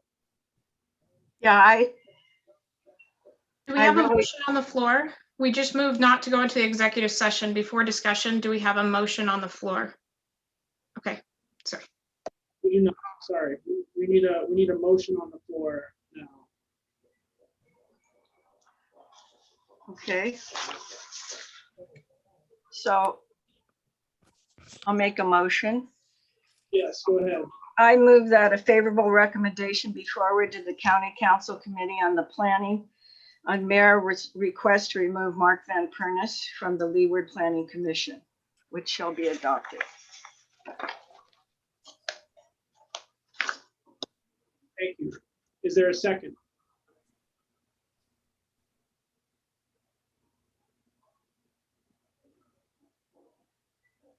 I'll second just so that we can discuss. Yeah. Okay. Thank you. We're, Commissioner DeFranco, the motion is to submit this to County Council to remove Commissioner Van Pernis? Right, we have to make a motion so we can have a discussion. This Right, isn't. so we did. So now we just need to discuss it, and that's why we're doing this, is because. Okay. Okay. Okay.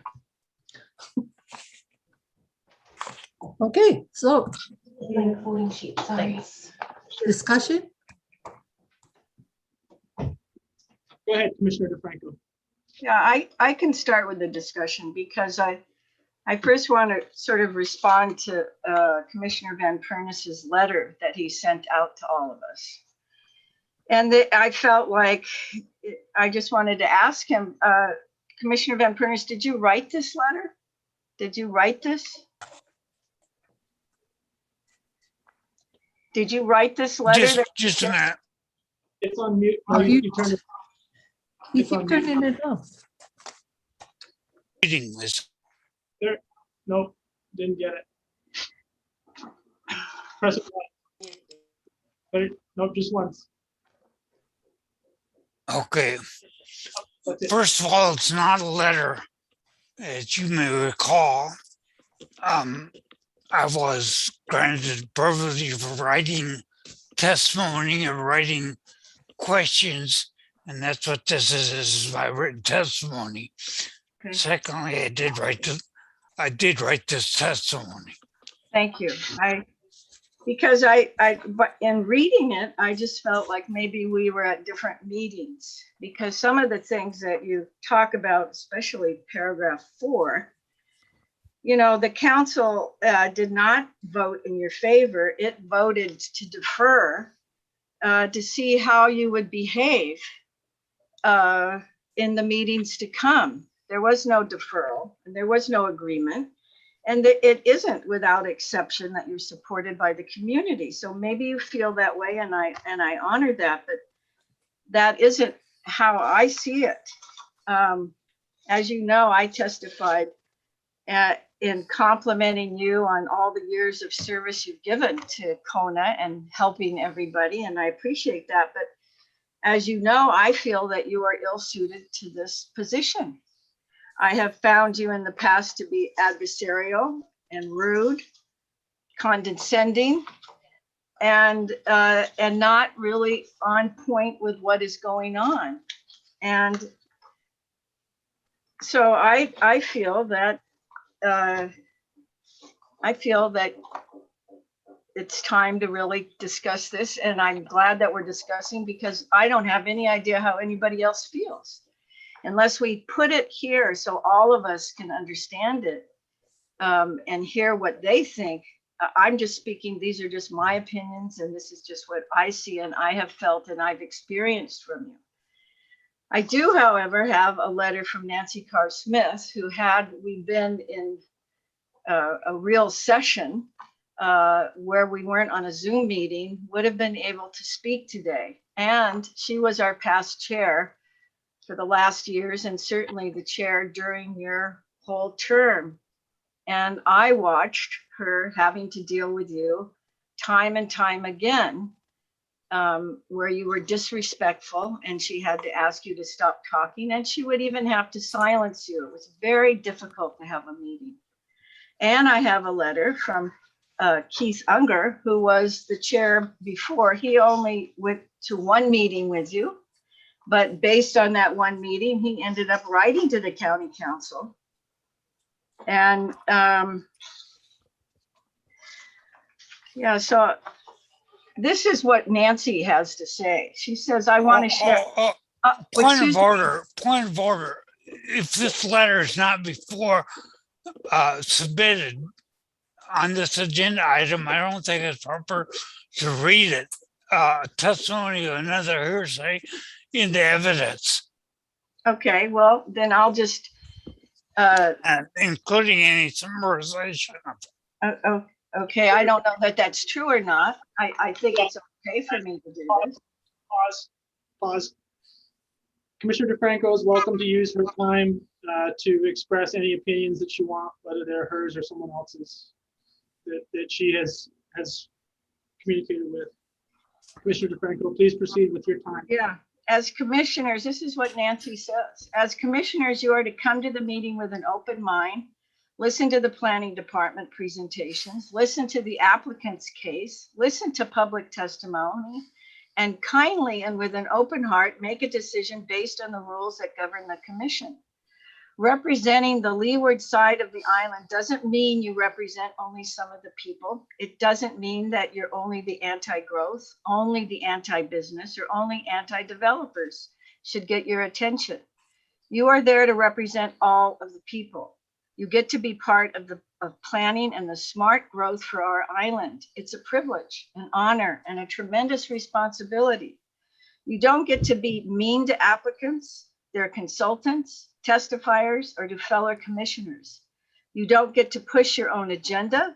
Your job is to be fair, impartial, and work together as a group that doesn't always agree, but a group that has respect for one another, and a group that recognizes the kuleana before it.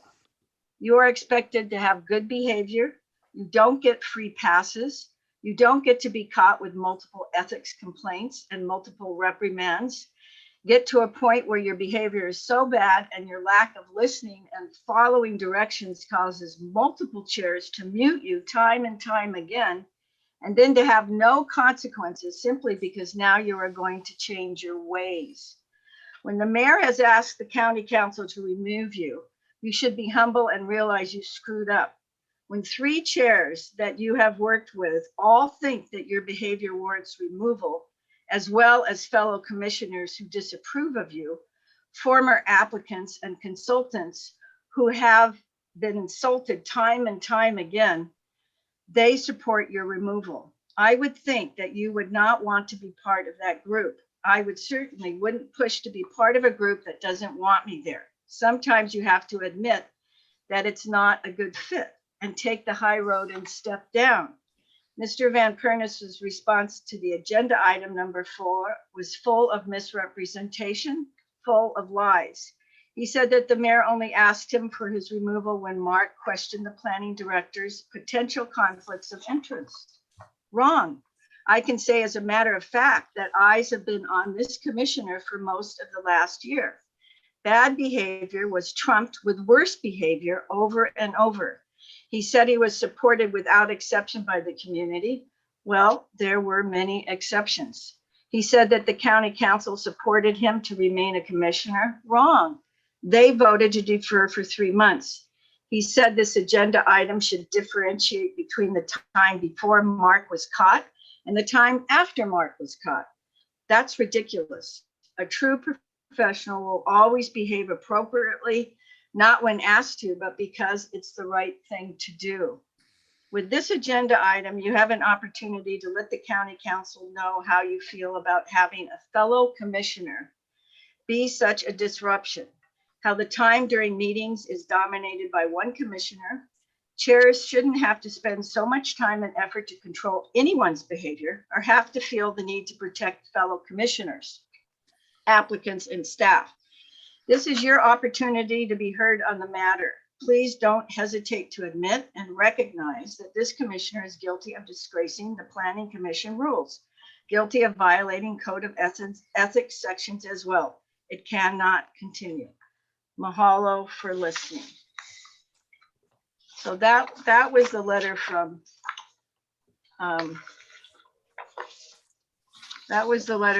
Nancy. And I have one also from Commissioner DeFranco, you've got 2 minutes of your allotted 10-minute time left. okay, so I do have one from Keith Unger. Hi, my name is Keith Unger, and I served on the Leeward Planning Commission for 7 years. The last 5 years of my term, I had the privilege of serving as its chair.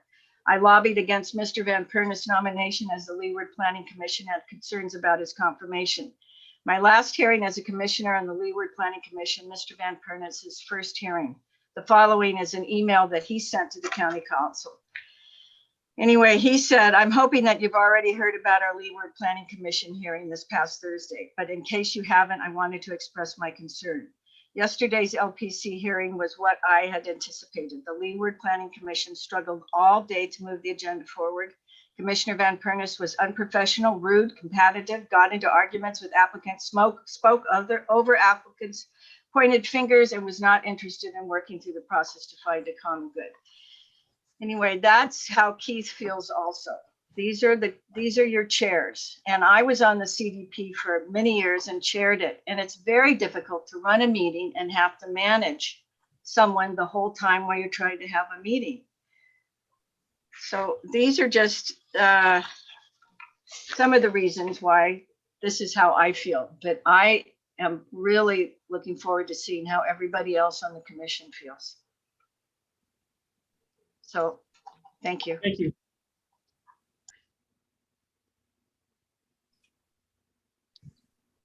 Okay, any other commissioners? Discussion? I'd like to say that when this originally came up for action by the Corporation Council, I did not necessarily support the removal of Commissioner Van Pernis.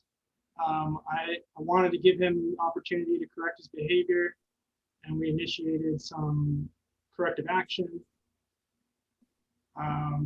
Worked with him to accommodate any ADA issues to give him the best chance for success. It wasn't until after we did the effort to provide retraining, to provide updated ADA compliance procedures where you can submit in writing, and he continued the behavior that many of us find inappropriate, that I thought, you know what, I don't know what other recourse we have. In looking at the testimony from Commissioner Van Pernis, specifically item 7 says, at no time did a previous or present chairperson invoke Robert's Rules of Orders to object for decorum or rule any question or statement out of order, or use the rules to punish or discipline my 2020 and early 2021 activity. And that's just outright false. I mean, that's documented to be false. I provide a list of incidents where behavior was addressed. In February 2020 meeting, Repeated interruptions and hostile questioning of an applicant led Corporation Counsel Malia Hall to declare your questioning out of order and state that if you're not going to act in a civil manner, we're going to ask you to leave. To which he responded to Corporation Counsel, I think you are out of order. At the February 2020 meeting, there was a personal attack on an applicant, Brian Cook, when asked if he had ever personally declared bankruptcy. The applicant asked, why so personal? And the chair asked you to refrain from personal attacks. In September 21, 2020, cross-examination style questions of members of the public testifying on a special permit application. You asked, are you aware that this application violates state land use regulations? The applicant stated they believed you were asking leading questions that prevented a fair and impartial discussion, and your questions were deemed unduly repetitious by Chair Carr Smith.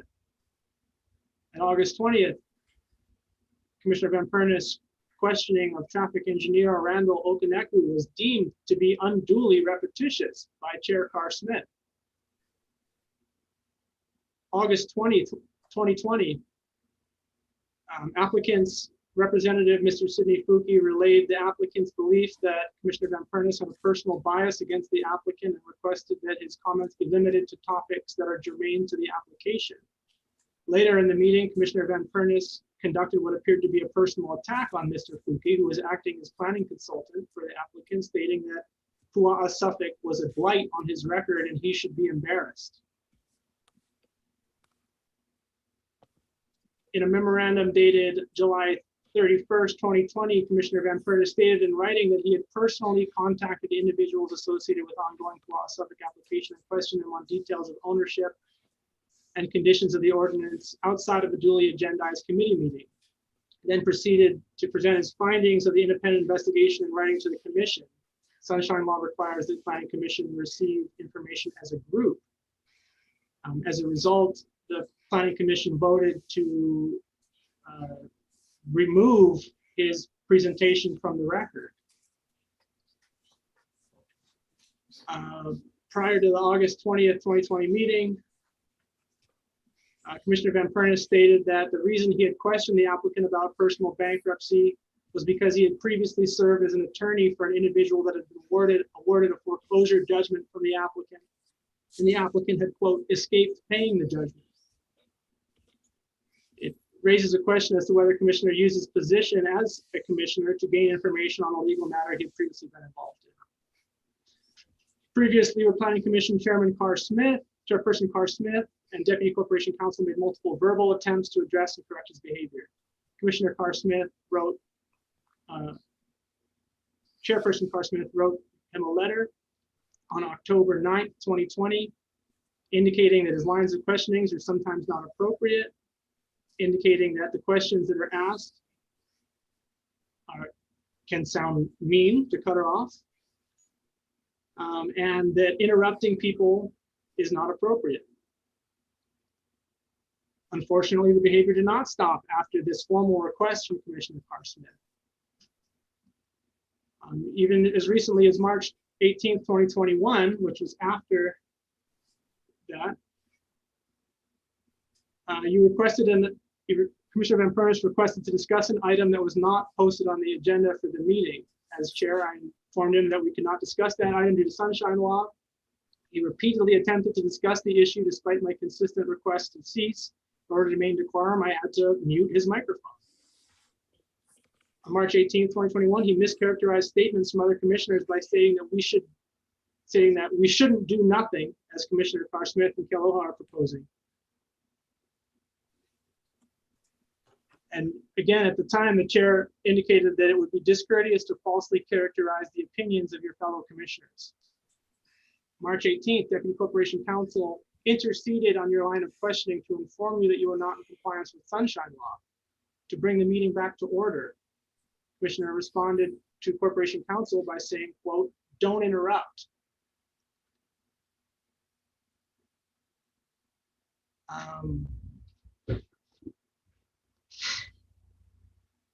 After this, these factors precipitated the communication from the mayor requesting Commissioner Van Pernis's removal, which led to the discussion at the County Council Planning Committee, where they offered possible suggestions on how to improve this behavior. As a result of this behavior, I wrote a formal disciplinary letter indicating that the behavior displayed will not be tolerated and establishing procedures for how we will address inappropriate behavior in the future. This letter was sent to Commissioner Van Pernis on April 12th, 2021.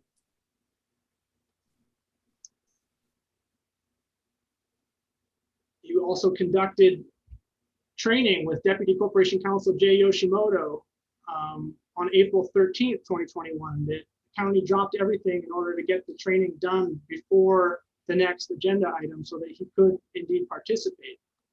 Despite the training, despite the warnings, Commissioner Van Pernis's behavior was again inappropriate and resulted in an ethics complaint being filed against him by the applicant. Quote, his unprofessional, unwelcoming, rude, and sometimes hostile comments and behavior towards myself as the applicant and the testifiers who supported me in the application were the reason for the ethics complaint. Recently is May 20, 2021. Agenda item 3, Commissioner Van Pernis brought up a past agenda item, Palamanui, during discussion of the current agenda. As chair, I tried to stop the discussion with Palamanui to avoid sunshine law. Commissioner DeFranco called a point of order, and Commissioner Van Pernis repeatedly interrupted the chair in my efforts to return the meeting to order so that we can discuss the duly agendized item. Pursuant to the disciplinary procedures established in the April 12, 2021 letter, Commissioner Van Pernis, I issued a verbal warning. This did not stop Commissioner Van Pernis from interrupting, and a recess was called. During the recess, Commissioner Van Pernis continued to be argumentative and continued to interrupt until I informed him that although I don't want to remove him from the meeting, I will. And that stopped. All of these items, there are transcripts of. Every single one of them is recorded. So to claim that there has never been any attempt to object to your decorum or to use Robert's rules to punish or discipline you in 2020 or 2021 is abjectly false and is an indication that you're willing to compromise facts for your own agenda.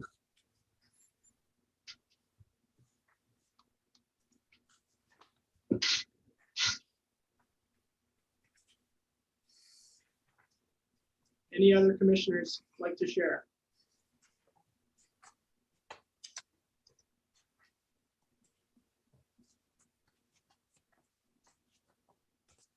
Okay. Seeing none, I would request a vote. Commissioner Van Pernis. Can I be heard in this matter? Of course, you're a commissioner. I would like to, first of all, point out that only those who were present during the alleged event or were commissioners should be voting on this subject matter. Secondly, I'd like to point out that all of these matters raised by Mr. Franco, Carr Smith, Mr. Vertuzik, all were heard completely by the county council, and the county council alone has jurisdiction in this matter. And I continue to take the point of view that this commission has no jurisdiction in this matter. All matters were heard by the council, and both occasions, the vote was in my favor not to remove me, not to accept the mayor's letter recommendation.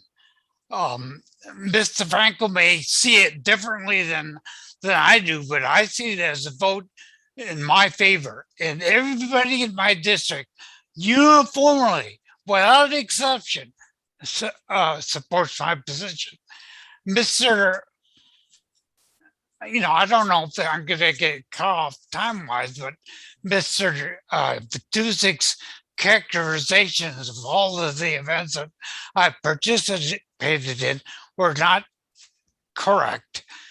You'll note that most of them were long before I was schooled, as referred to in section 8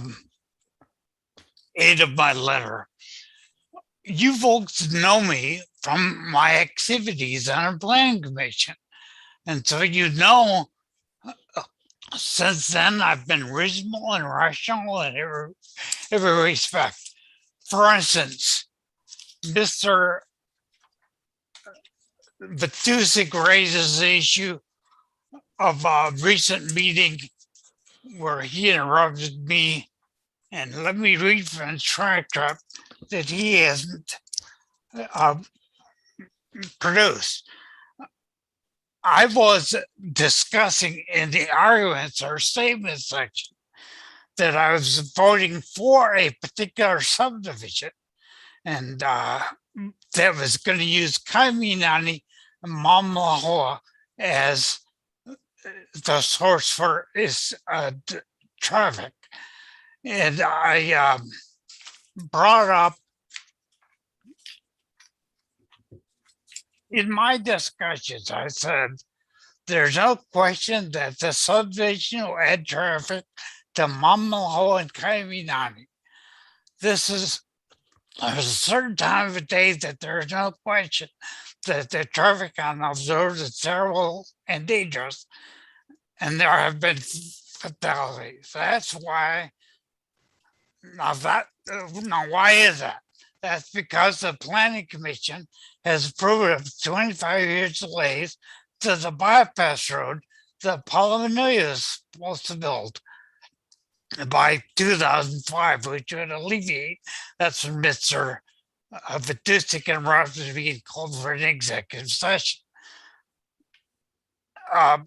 After the executive session, he allowed me to continue to indicate that the traffic improvements that were added, subsign Mayor Street, were all favorable, and that I was going to vote in favor of it.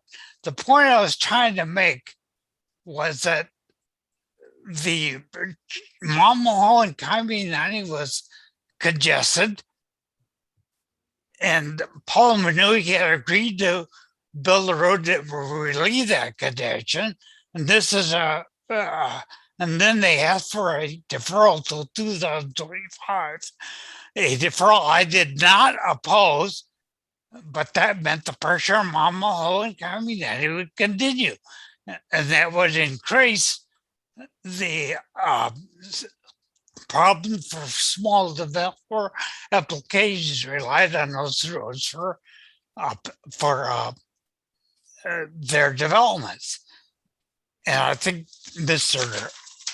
Batusik misunderstood my point and thought I was trying to bring up the Palomanui road deferral, which I did not oppose when it was heard. So I'd say that there was nothing wrong with that. I was trying to make a valid point. In regards to the Board of Ethics matter, I've been before the Board of Ethics, and they found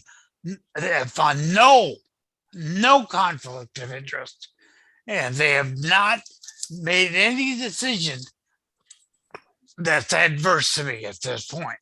The complaint brought before the Board of Ethics by Ms. Hickey, a not successful applicant, whose motion, I made a motion to reject her permit request.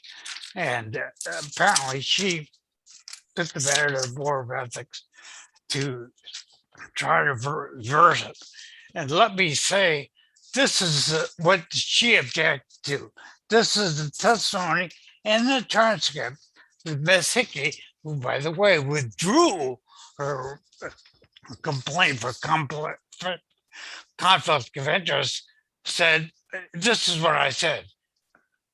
And the other neighbors bought agricultural rural land and the peace and quiet that goes along with it. What about them? You go a little bit here, sometimes here, a little bit commercial there, and on Eggland and pretty soon it's gone. Isn't this a bad precedent? More and more special permits over coming zoning is bad precedent. Will we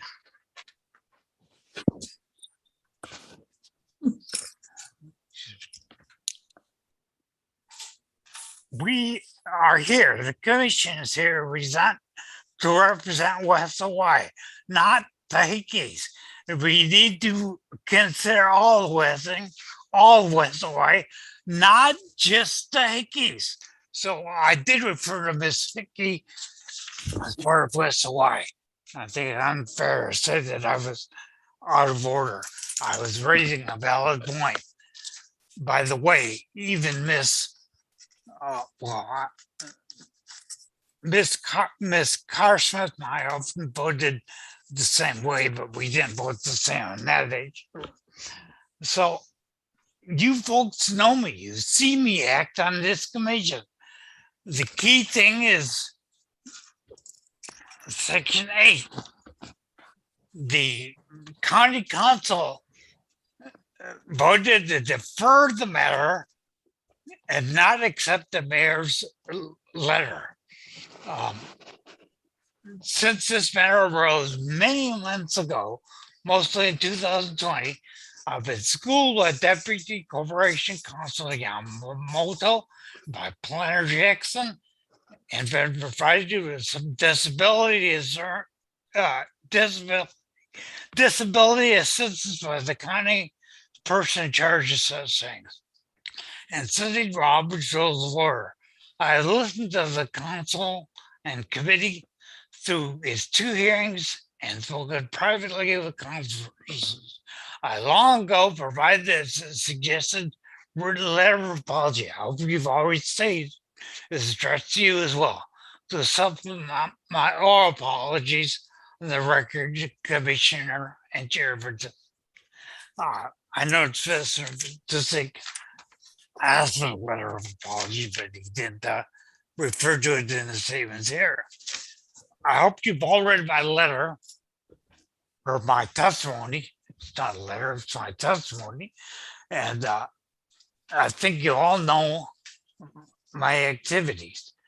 This is a matter that the county council must decide, not this panel.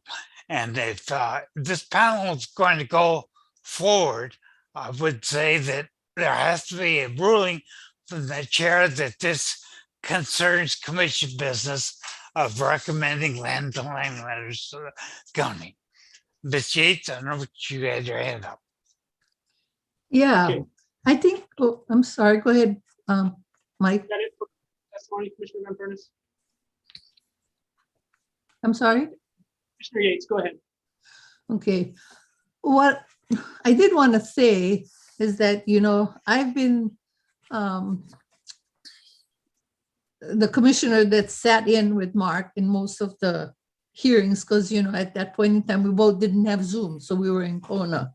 I do agree that, you know, sometimes that, you know, when Mark got on a tangent, it was like no stopping him from talking. And, you know, being the kind of person that he is very, being an attorney, I guess, he just goes on and on and on. And, you know, he has his point of view. And unfortunately, you know, he wouldn't stop when he should have stopped. And I know that for those, you know, like for Mike and for Nancy and for, oh gosh, the previous chair, that it gets really frustrating. And of course, then it seems probably combative. And of course, I have to agree with the complaints, because I feel that, you know, when he was asked to stop, he should stop.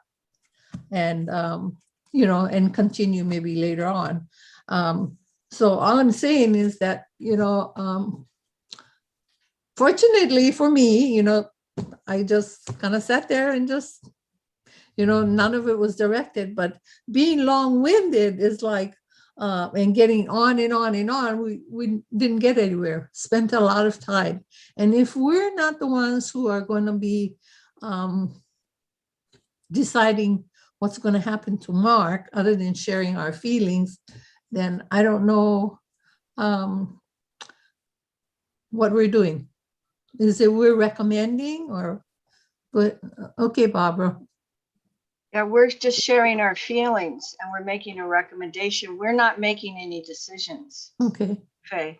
Yeah. And can I make one comment, Mike? Mike, because Mark brought up the ethics hearing and that he was found okay.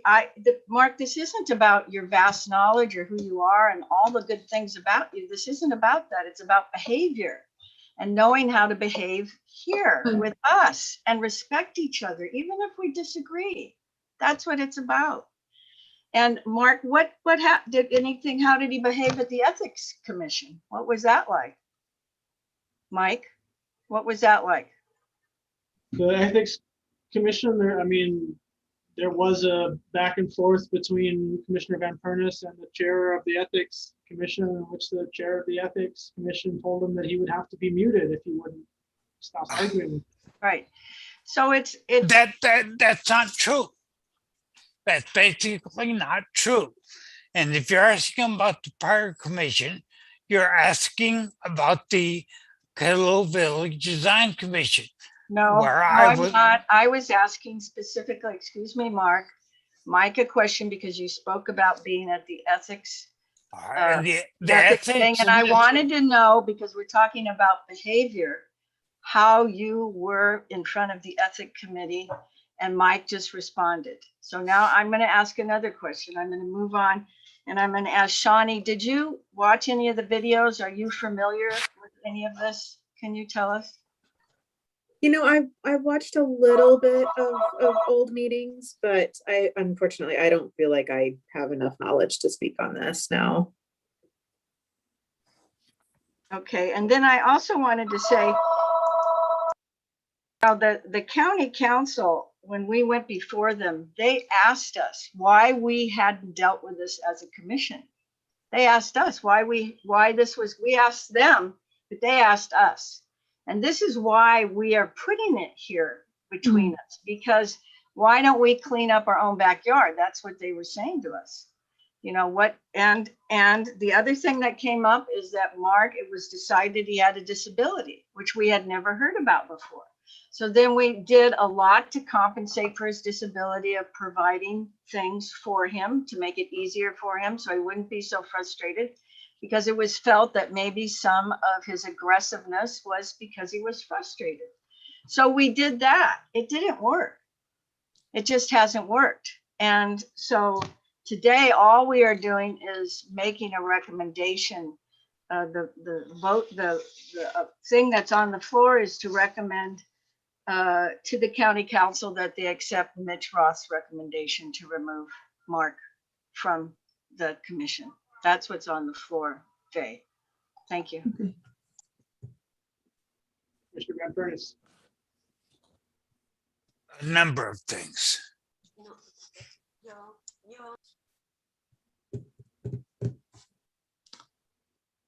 I don't know what.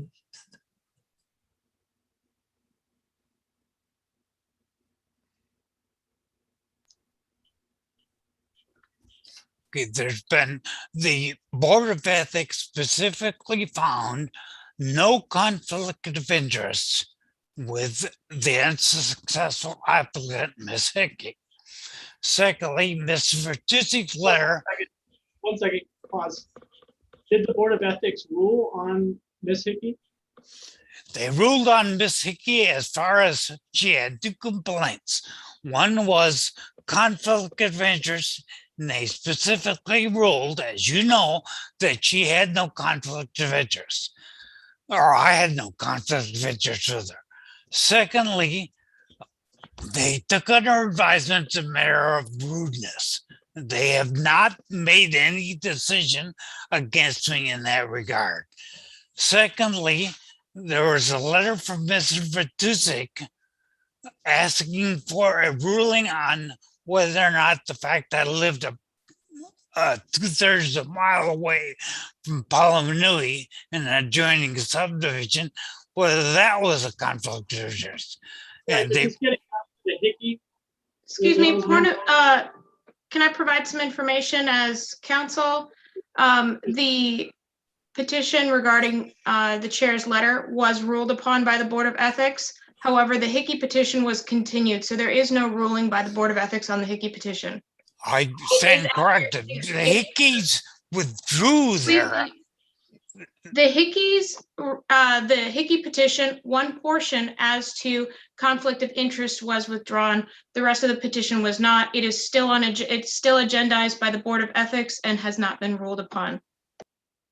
Mr. Batusik's letter asking for whether or not living at in an adjoining subdivision is a problem was ruled not a conflict of interest. Is that correct? That's correct.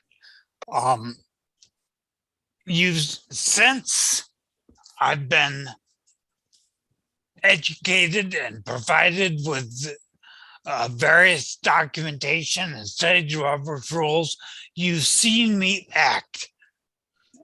I don't know the mayor. The mayor doesn't know me. He didn't attend the meetings.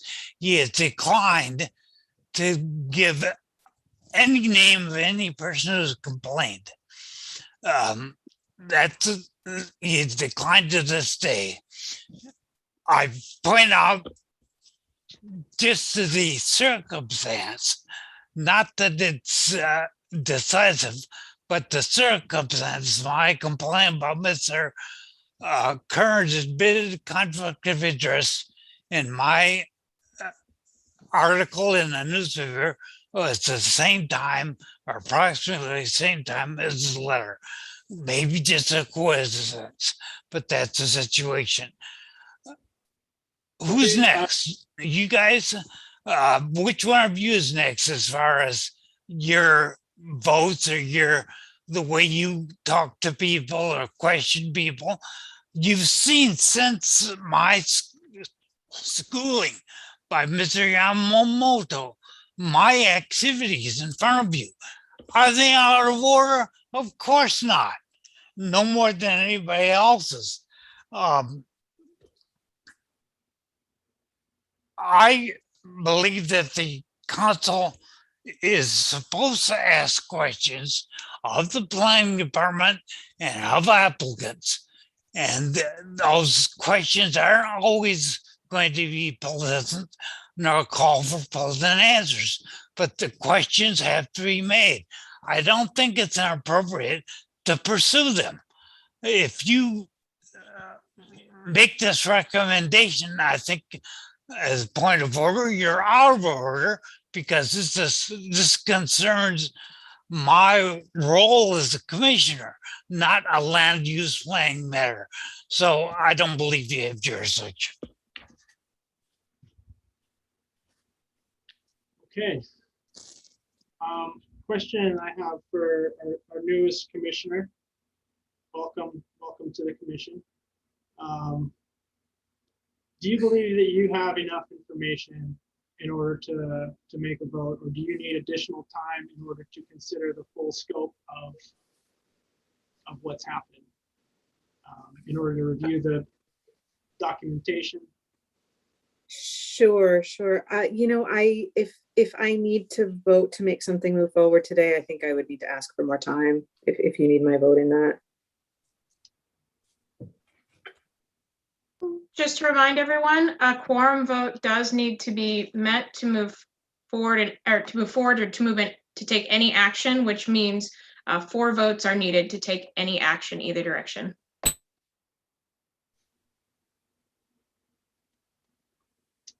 Okay. In that case, I think it makes sense for us to defer this application until we have the full commission here to weigh in on it. Commissioner Yates? Who are we missing? We're missing Commissioner Kanuha. I'm sorry? Commissioner CJ Kanuha. Okay. Oh, he's the only one missing. He's the only one missing. Yep. And then that will give Commissioner Armbruster enough time to watch the previous minutes, to review the information. You know, for those of us who have been there the whole time, the three, Commissioner Yates, Commissioner DeFranco, and I, we don't need a story from Commissioner Van Pernis about his behavior. We've lived through it. Right. Experienced it every month for the last 2 years. Mhm. So asking about hard questions or conflict of interest, those of us who have been here, we don't need any of that because we've lived through it. But I would like to give our new commissioner, Commissioner Armbruster and Commissioner Kanuha, the opportunity to fully consider the facts, to consider Commissioner Van Pernis's perspective. So I think a deferral of this item would be appropriate. So I would. So I'm gonna just hop in there. You may want to withdraw the current motion because of the fact that it's a motion to take action, right? And then make a new motion for the deferral. I'll withdraw. Okay, motion is withdrawn. Would you make a new motion to defer this agenda But item? I have one question. What, you know, the county council is meeting when? And this is when they've asked this to come back before them, isn't it? In The mayor's recommendation does come before the county council on August 3rd. So is there any way? Sorry. Go ahead. They could make a decision without us having to do anything? It will come before them, and it'll be up to the county council whether they're going to take action on that agenda item. Okay. Or excuse me, it's the county council planning committee, just to be clear. So no matter what, they have to take action twice. The planning committee has to forward a recommendation to the full council, and then the full council would have to have the final authority. So no matter what, we can get our comments in a timely manner. And just, if this is something that the commission is asking to do, I mean, you can make a motion. The transcripts and the footage of this meeting is public. It's up to you whether, well, I'm going to stop right there because it's public record anyways. Do we need to make a motion as to our meeting this afternoon if we wanted them to do whatever? No. Okay. Okay. So now we need a motion to defer until the next meeting in August 15th. Is that what you're doing? Yes. Is that what you- No, Now, a if the planning commission does whatever and moves it They forward. have to meet twice. Okay. So it's the subcommittee that's meeting first, and then they recommend to the whole council. So we will have an opportunity to meet before the whole council meets. So we will have an opportunity to send our recommendation to the whole council. Is that right? But isn't our meeting after theirs? No, This that's is the on the third? subcommittee. No, that's that's the planning committee of the county council. Because That's ours is not till the middle of August, right? right. And then the whole council meets after that. Oh, Unless there's a special meeting arranged to make a vote. okay. Okay, So I need a second. A second. okay, motion and second. Oh, we actually, look, we just got Oh, Eva. He's back. hi. Unmute. You have to unmute. Aloha, can you hear me? Yes. Yes. All right, it's not letting me log in on my laptop, so it's letting me come through my phone. I'm sitting in my office. So I table. You're mute, Commissioner DeFranco. You're muted. Can I table that while CJ comes on, or what do I do here? You can withdraw that motion if you'd like. I withdraw the motion. Okay, Commissioner Van Pernis, you have, actually, with no motion on the floor, would you like to reinstate your original motion? To discuss something that you raised. What was that?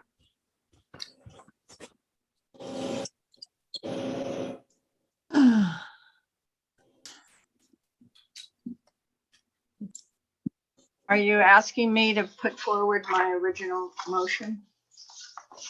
Like, we need a motion so that we can have discussion. Right now, there's no motion on the floor. So I move that a favorable recommendation be forwarded to the County Council Committee on Planning on the mayor's request to remove Mark Van Pernis from the Leeward Planning Commission, which shall be adopted.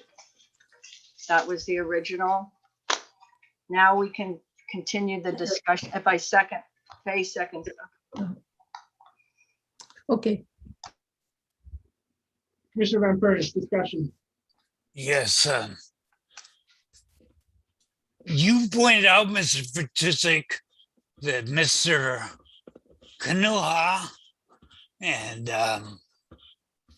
other commissioners, Ms. Armbruster, and I believe Ms. Yates to some extent, were not present and not commissioners during the time that the mayor's letter refers to.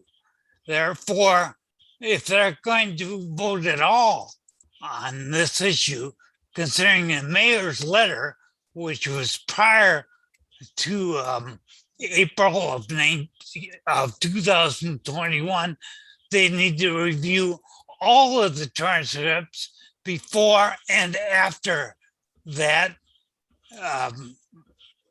date to get a fair and complete review of the situation.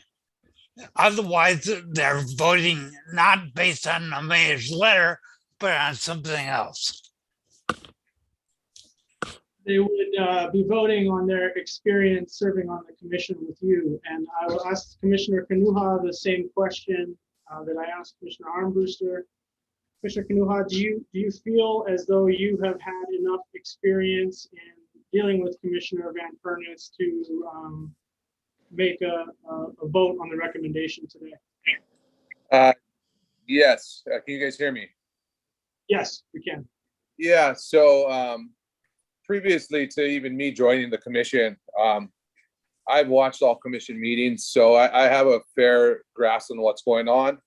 I've seen things that I've seen things that kind of went off of play of what we're supposed to be doing here as commissioners. So yes, I do feel very confident that I'm able to vote on this. And, just kind of seeing what things have, transpired lately. Yeah, I do. I feel confident in my vote. Yes, I do. Okay.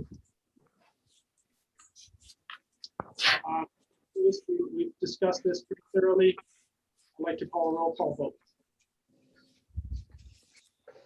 Okay. I believe the motion is to recommend to the Council Planning Committee the removal of Commissioner Van Pernis from the Leeward Planning Commission. Is that correct? Okay. Commissioner DeFranco. Aye. Commissioner Yates. Aye. Commissioner Armbruster. So what is it, abstain? Is that the non-voting one? Then That's an abstain, option. please. Commissioner Kanuha. Aye. Commissioner Van Pernis. No. And Chair Vitusik. Aye. Okay, the motion carries 4-1 with 1 abstain. Thank you, everybody, for your time. Thank you, Mike. Thank you, everyone. Thank you, Mark, for your service. We'll see what happens next. Okay. One more item. There should be a motion on how this recommendation will be transmitted to the committee, the planning committee, the council planning committee. I don't think that was on the agenda. This is the recommendation that was just voted on. Typically, a recommendation would either be that it would either, if it's done in writing, then it would be continued so that findings can be approved, Yes. or it can be done by, essentially transmittal of your transcript and the recording today. But that needs to be up to you folks, and you guys need to decide how that's going to be done.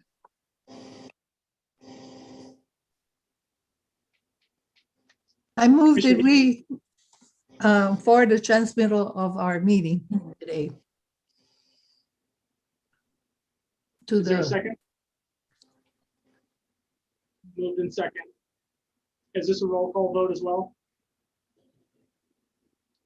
I think that would be appropriate. We'll go roll call. And this is simply on how we're going to transfer the information from this meeting. I'm sorry, Chair Vitusik, can you restate who made the motion and second?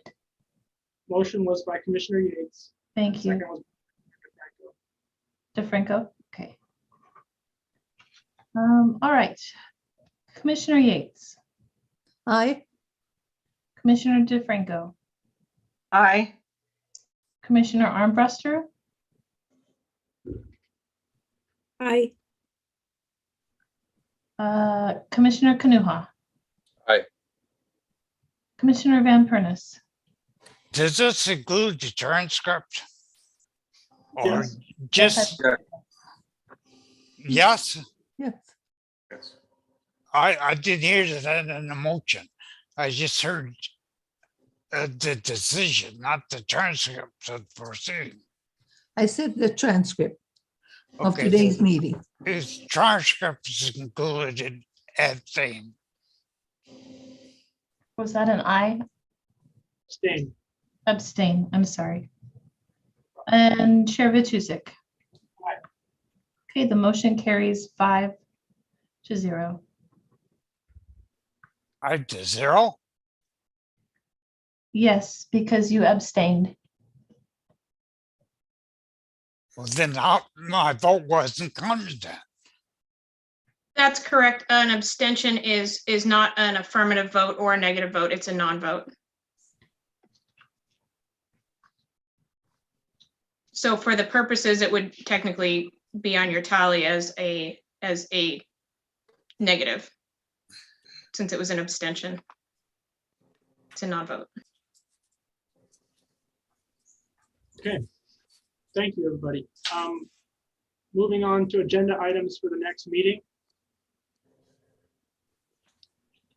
We have a request by Commissioner Van Pernis to discuss multiple aspects of how violations are handled by the county planning department. Is that something that the commission would like to hear, or is that something that you think Commissioner Van Pernis should seek information to on his own? I think he should seek it on his own. I don't want to sit and discuss that.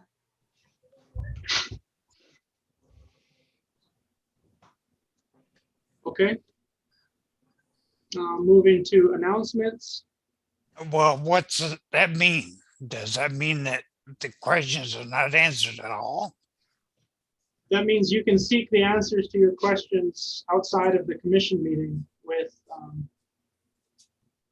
the county planning department staff, and they can help you and assist you in providing answers to your questions. Moving on to announcements.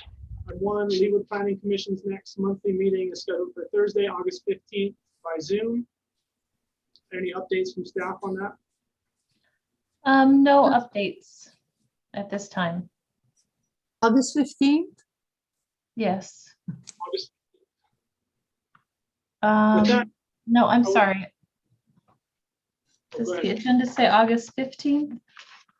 Well, it says on my script, but Oh, God. August 19th. It should be August 19th, I believe. Yeah. Thank you. That was an error. yeah, August 19th. Okay. Thank you for catching that. Okay, with that, can someone make a motion to adjourn? I so move. Commissioner Yates, thank you. Commissioner DeFranco, second. All those in favor? Aye. Any opposed? No. Okay, thank you, everybody. Have a great day. Aloha. Time for dinner.